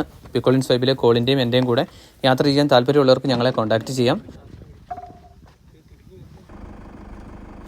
ഇത് ആ കുണുങ്ങി നടന്നു വരുന്ന പക്ഷിയെ കണ്ടോ? നമ്മുടെ മാസൈ മാര സീരീസ് കണ്ടവർക്കറിയാം, അതിൽ കാണിക്കുന്നുണ്ട്. സെക്രട്ടറി ബേർഡ് എന്നാണ് ഇതിൻ്റെ പേര്. ഇതിൻ്റെ ആ ലുക്ക് ആൻഡ് ഫീൽ, നടപ്പ് വെടിപ്പൊക്കെ കൊണ്ടാണ് അതിന് ആ പേര് വന്നേക്കുന്നത്. കൂടുതലായിട്ടും ഇതുപോലെ ആഫ്രിക്കൻ സവന്നാസിലാണ് ഇതിനെ കാണാറുള്ളത്. നമ്മുടെ ഈ നെയ്റോബി നാഷണൽ പാർക്കിൽ ആനിമൽസ് മാത്രമല്ല ഒരുപാട് ബേഡ്സിനെ നമുക്ക് കാണാൻ പറ്റും. പ്രത്യേകിച്ച് വാട്ടർ ബേഡ്സ് ഒത്തിരിയുണ്ട്. ഇവിടെ ഒരുപാട് വാട്ടർ ബോഡീസ് ഉണ്ടെന്ന് ഞാൻ മുന്നേ പറഞ്ഞായിരുന്നല്ലോ. അതുകൊണ്ട് തന്നെ ഈ ടൈപ്പ് ബേഡ്സിനെ നമുക്ക് ഒരുപാട് ഇവിടെ കാണാൻ പറ്റുമേ. ഇപ്പോൾ ഈ ഒരു ഫ്രെയിമിൽ തന്നെ കണ്ടോ 3-4 ടൈപ്പ് ബേഡ്സ് ഉണ്ട്. ആ നടുക്കിരിക്കുന്ന 2 കണ്ടോ, അത് യെല്ലോ ബിൽഡ് സ്റ്റോർക്ക് എന്നറിയപ്പെടും. ശരിക്കും ആഫ്രിക്കയിൽ കാണപ്പെടുന്ന ഒരു തരം കൊറ്റിയാണ്. അതുപോലെ താറാവ് പോലെ കാണുന്നത് ഈജിപ്ഷ്യൻ ഗൂസ് എന്നറിയപ്പെടുന്ന വാത്ത വർഗ്ഗത്തിൽപ്പെട്ട ഒരു പക്ഷിയാണ്. അതുപോലെ ഈ കാണുന്ന കറുത്ത സുന്ദരൻ ആഫ്രിക്കൻ ഓപ്പൺ ബില്ല് എന്നറിയപ്പെടുന്ന ഒരു സ്റ്റോക്കാണ്. അതിൻ്റെ ബില്ല് കൊക്ക് ഇങ്ങനെ വളഞ്ഞിരിക്കുന്നതുകൊണ്ടായിരിക്കും ഓപ്പൺ ബില്ല് എന്നുള്ള പേര് വന്നതെന്ന് തോന്നുന്നു. നോക്കിയേ, ഒരു കൂട്ടം കോക്സ് ഹാർട്ടെ ബീസ്റ്റ്. ഹാർട്ട് ബീസ്റ്റ് എന്നല്ല കേട്ടോ, ഹാർട്ടെ ബീസ്റ്റ് എന്ന് തന്നെയാണ്. ആഫ്രിക്കൻ വേർഡായിട്ടുള്ള ഹാർട്ടെ ബീസ്റ്റ് എന്നുള്ളൊരു വാക്കുണ്ട്. ഡിയർ ആൻഡ് ബീസ്റ്റ് എന്നർത്ഥം വരുന്നത്. അതിൽ നിന്ന് ഉരുത്തിരിഞ്ഞ പേരാണ് കേട്ടോ ഈ ഹാർട്ടെ ബീസ്റ്റ്.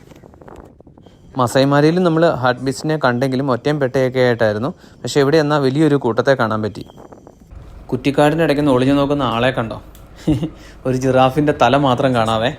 ഏതായാലും നമ്മളെ കണ്ടിട്ട് പേടിച്ചിട്ടാണോ അതോ അതിലേ വന്ന മസൈമാരിക്ക് പോകുന്ന ചെറിയ വിമാനത്തിൻ്റെ സൗണ്ട് കേട്ടിട്ടാണോ എന്നറിയത്തില്ല, പെട്ടെന്ന് 100 വിട്ടുപോയേ.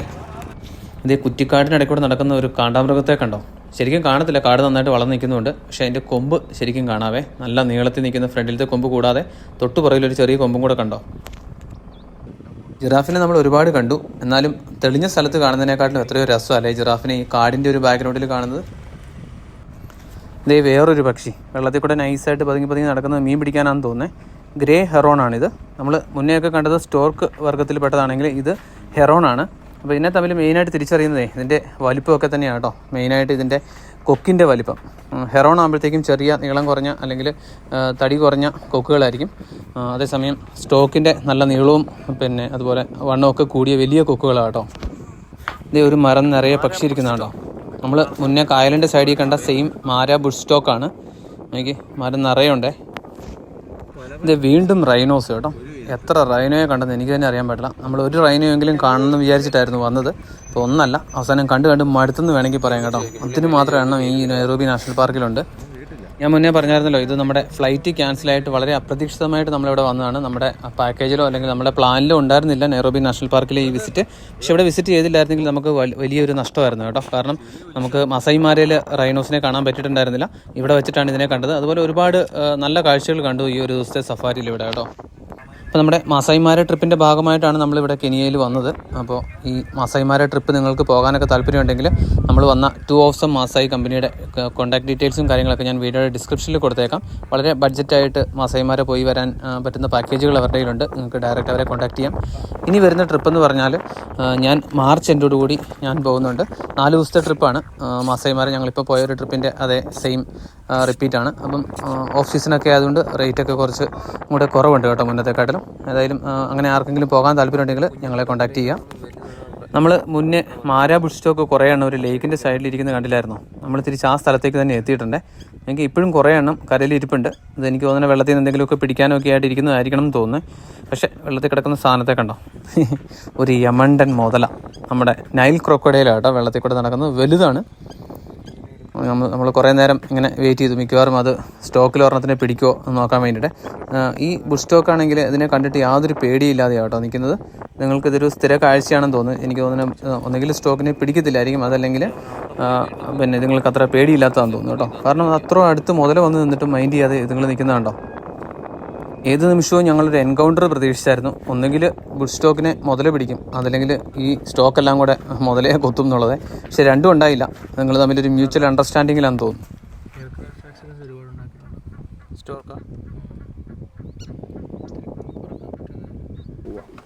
മുതല നൈസായിട്ട് പിൻവാങ്ങുകയാണ്.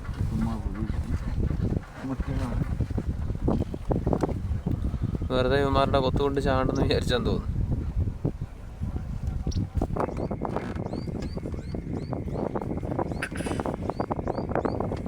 നോക്കി വേറൊരു കാഴ്ച. വെള്ളത്തിൽ കൂടെ നീന്തി തുടിച്ച് നടക്കുന്നത് ഒരു മുതല തന്നെയാണ്. പക്ഷെ നമ്മൾ മുന്നേ കണ്ടതുപോലെ യമണ്ടൻ നൈൽ ക്രൊക്കഡൈലല്ല, ചെറിയ ഒരെണ്ണമാണ്. ആശാൻ്റെ വരവ് കണ്ടിട്ട് നേരെ കരയിലോട്ടാണെന്ന് തോന്നുന്നേ. ഇതേ നീന്തി കരയിലോട്ട് കയറിപ്പോയിരുന്നു. ഓഹോ, എന്നാ കാഴ്ച വന്ന് നോക്കിയേ. ചെറിയൊരു മുതല ലേക്കിൽ നിന്ന് നേരെ ഈ സ്റ്റോക്കുകളൊന്നും നിൽക്കുന്ന മൈൻഡ് ചെയ്യാതെ അതിനിടയ്ക്കൂടെ നടന്ന് കയറി വരുന്ന വരവ് കണ്ടോ. ചാൾസ് ശോഭരാജിൽ പോലും ഈ ഒരു പേടിയില്ലായ്മ ഞാൻ കണ്ടിട്ടില്ല എന്ന് മറ്റേ സിനിമ ഡയലോഗിൽ പറയുന്നത് പോലെ ഉണ്ട്. നോക്കി എന്നെ ഒരു ധൈര്യമാണ്. സ്റ്റോക്കുകളാണെങ്കിൽ വട്ടം കൂടുന്നുണ്ട് കേട്ടോ ഇതിനെ കൊത്താൻ വേണ്ടിയിട്ട്. പക്ഷേ അതുങ്ങൾക്ക് ഒരു ധൈര്യക്കുറവാണോ അതോ വേണ്ടെന്ന് വെച്ചിട്ടാണോ എന്നറിയത്തില്ല. ഏതായാലും ഈ കുഞ്ഞൻ മുതല വേറെ ആരെയും ഒരു മൈൻഡും ചെയ്യാതെ നേരെ നടന്ന് കയറി കരയിലോട്ട് വന്നിട്ട് ഒരൊറ്റ കിടപ്പ് കേട്ടോ. ഞാൻ മുന്നേ പറഞ്ഞിട്ടുണ്ടായിരുന്നില്ലേ, മുതലുകൾ കരയിൽ കയറി കിടക്കുന്നത് ഹീറ്റ് കൺട്രോൾ ചെയ്യാൻ വേണ്ടിയിട്ടാണ് ബോഡിയുടെ. അപ്പോൾ ഇത് മിക്കവാറും എനിക്ക് തോന്നുന്നത് ചൂടാകാൻ വേണ്ടിയിട്ട് വന്ന് കിടക്കുന്നതായിരിക്കും കേട്ടോ, നല്ല വെയിലത്ത്. ഈ ഒരു സാധനത്തിനെ കണ്ടിട്ട് എന്നാന്ന് മനസ്സിലായോ? ഒറ്റനോട്ടത്തിൽ തോംസൺസ് ഗസലാണെന്നാണ് ഞാൻ വിചാരിച്ചത്. പക്ഷെ എന്നാൽ അതല്ല, ഗ്രാൻഡ്സ് ഗസൽ എന്ന് പറഞ്ഞ വേറൊരു ആൻറ്റലോപ്പാണ്. അപ്പം തോംസൺസ് ഗസലുമായിട്ട് ഒറ്റനോട്ടത്തിൽ സാമ്യം ഉണ്ടെങ്കിലും ഇതിനെ തമ്മിൽ നമുക്ക് എളുപ്പത്തിൽ തിരിച്ചറിയാൻ പറ്റും. തോംസൺസ് ഗസൽസിനാണെങ്കിൽ വലിപ്പം കുറവായിരിക്കും, അതുപോലെ അതിൻ്റെ കൊമ്പ് നല്ല ചെറിയ കൊമ്പാണ് കേട്ടോ, നല്ല സ്ട്രെയിറ്റ് ആണ്. അതേസമയം ഈ ഗ്രാൻഡ്സ് ഗസലിൻ്റെ കൊമ്പ് സ്ട്രെയിറ്റ് അല്ല, കൗഡ് ആയിരിക്കും, അതുപോലെ കുറച്ചും കൂടെ നീളം കൂടിയതുമാണ്. ഇതേ നമുക്ക് വീണ്ടും യമണ്ടൻ ഒരു കാണ്ടാമൃഗത്തെ കിട്ടിയേക്കുവാണേ. ഇത്തവണ ഇതിനെ കാണാൻ വലിയ രസമൊന്നുമില്ല, കാരണം വെച്ചാൽ മേത്ത് മുഴുവൻ ചെളി അടിച്ചേക്കും കേട്ടോ. ഇതിനെ ശരിക്കും ദൂരെ നിന്ന് കണ്ടു കഴിഞ്ഞാൽ ഒരു ആനയാണെന്നേ തോന്നുള്ളൂ. പുറകോശമൊക്കെ കണ്ടു കഴിഞ്ഞിട്ടുണ്ടെങ്കിൽ നമുക്ക് പെട്ടെന്ന് മനസ്സിലാവത്തില്ല ഡിസ്റ്റൻസിൽ നിന്ന് ആനയാണോ കാണ്ടാമൃഗമാണോ എന്നുള്ളത്. അത്രയ്ക്ക് വലിപ്പം കേട്ടോ ഇതിന്. പിന്നെ ഭീകര സാധനമെന്നറിയോ, ഇതിനെ ശരിക്കും നേർക്ക് നേർ കണ്ടു കഴിഞ്ഞാൽ നമ്മൾ പേടിച്ച് പോകും കേട്ടോ. അത്രയ്ക്കും വലിപ്പവും അത്രയ്ക്കും ഭീകര രൂപമാണ് ഈ കാണ്ടാമൃഗത്തിന്.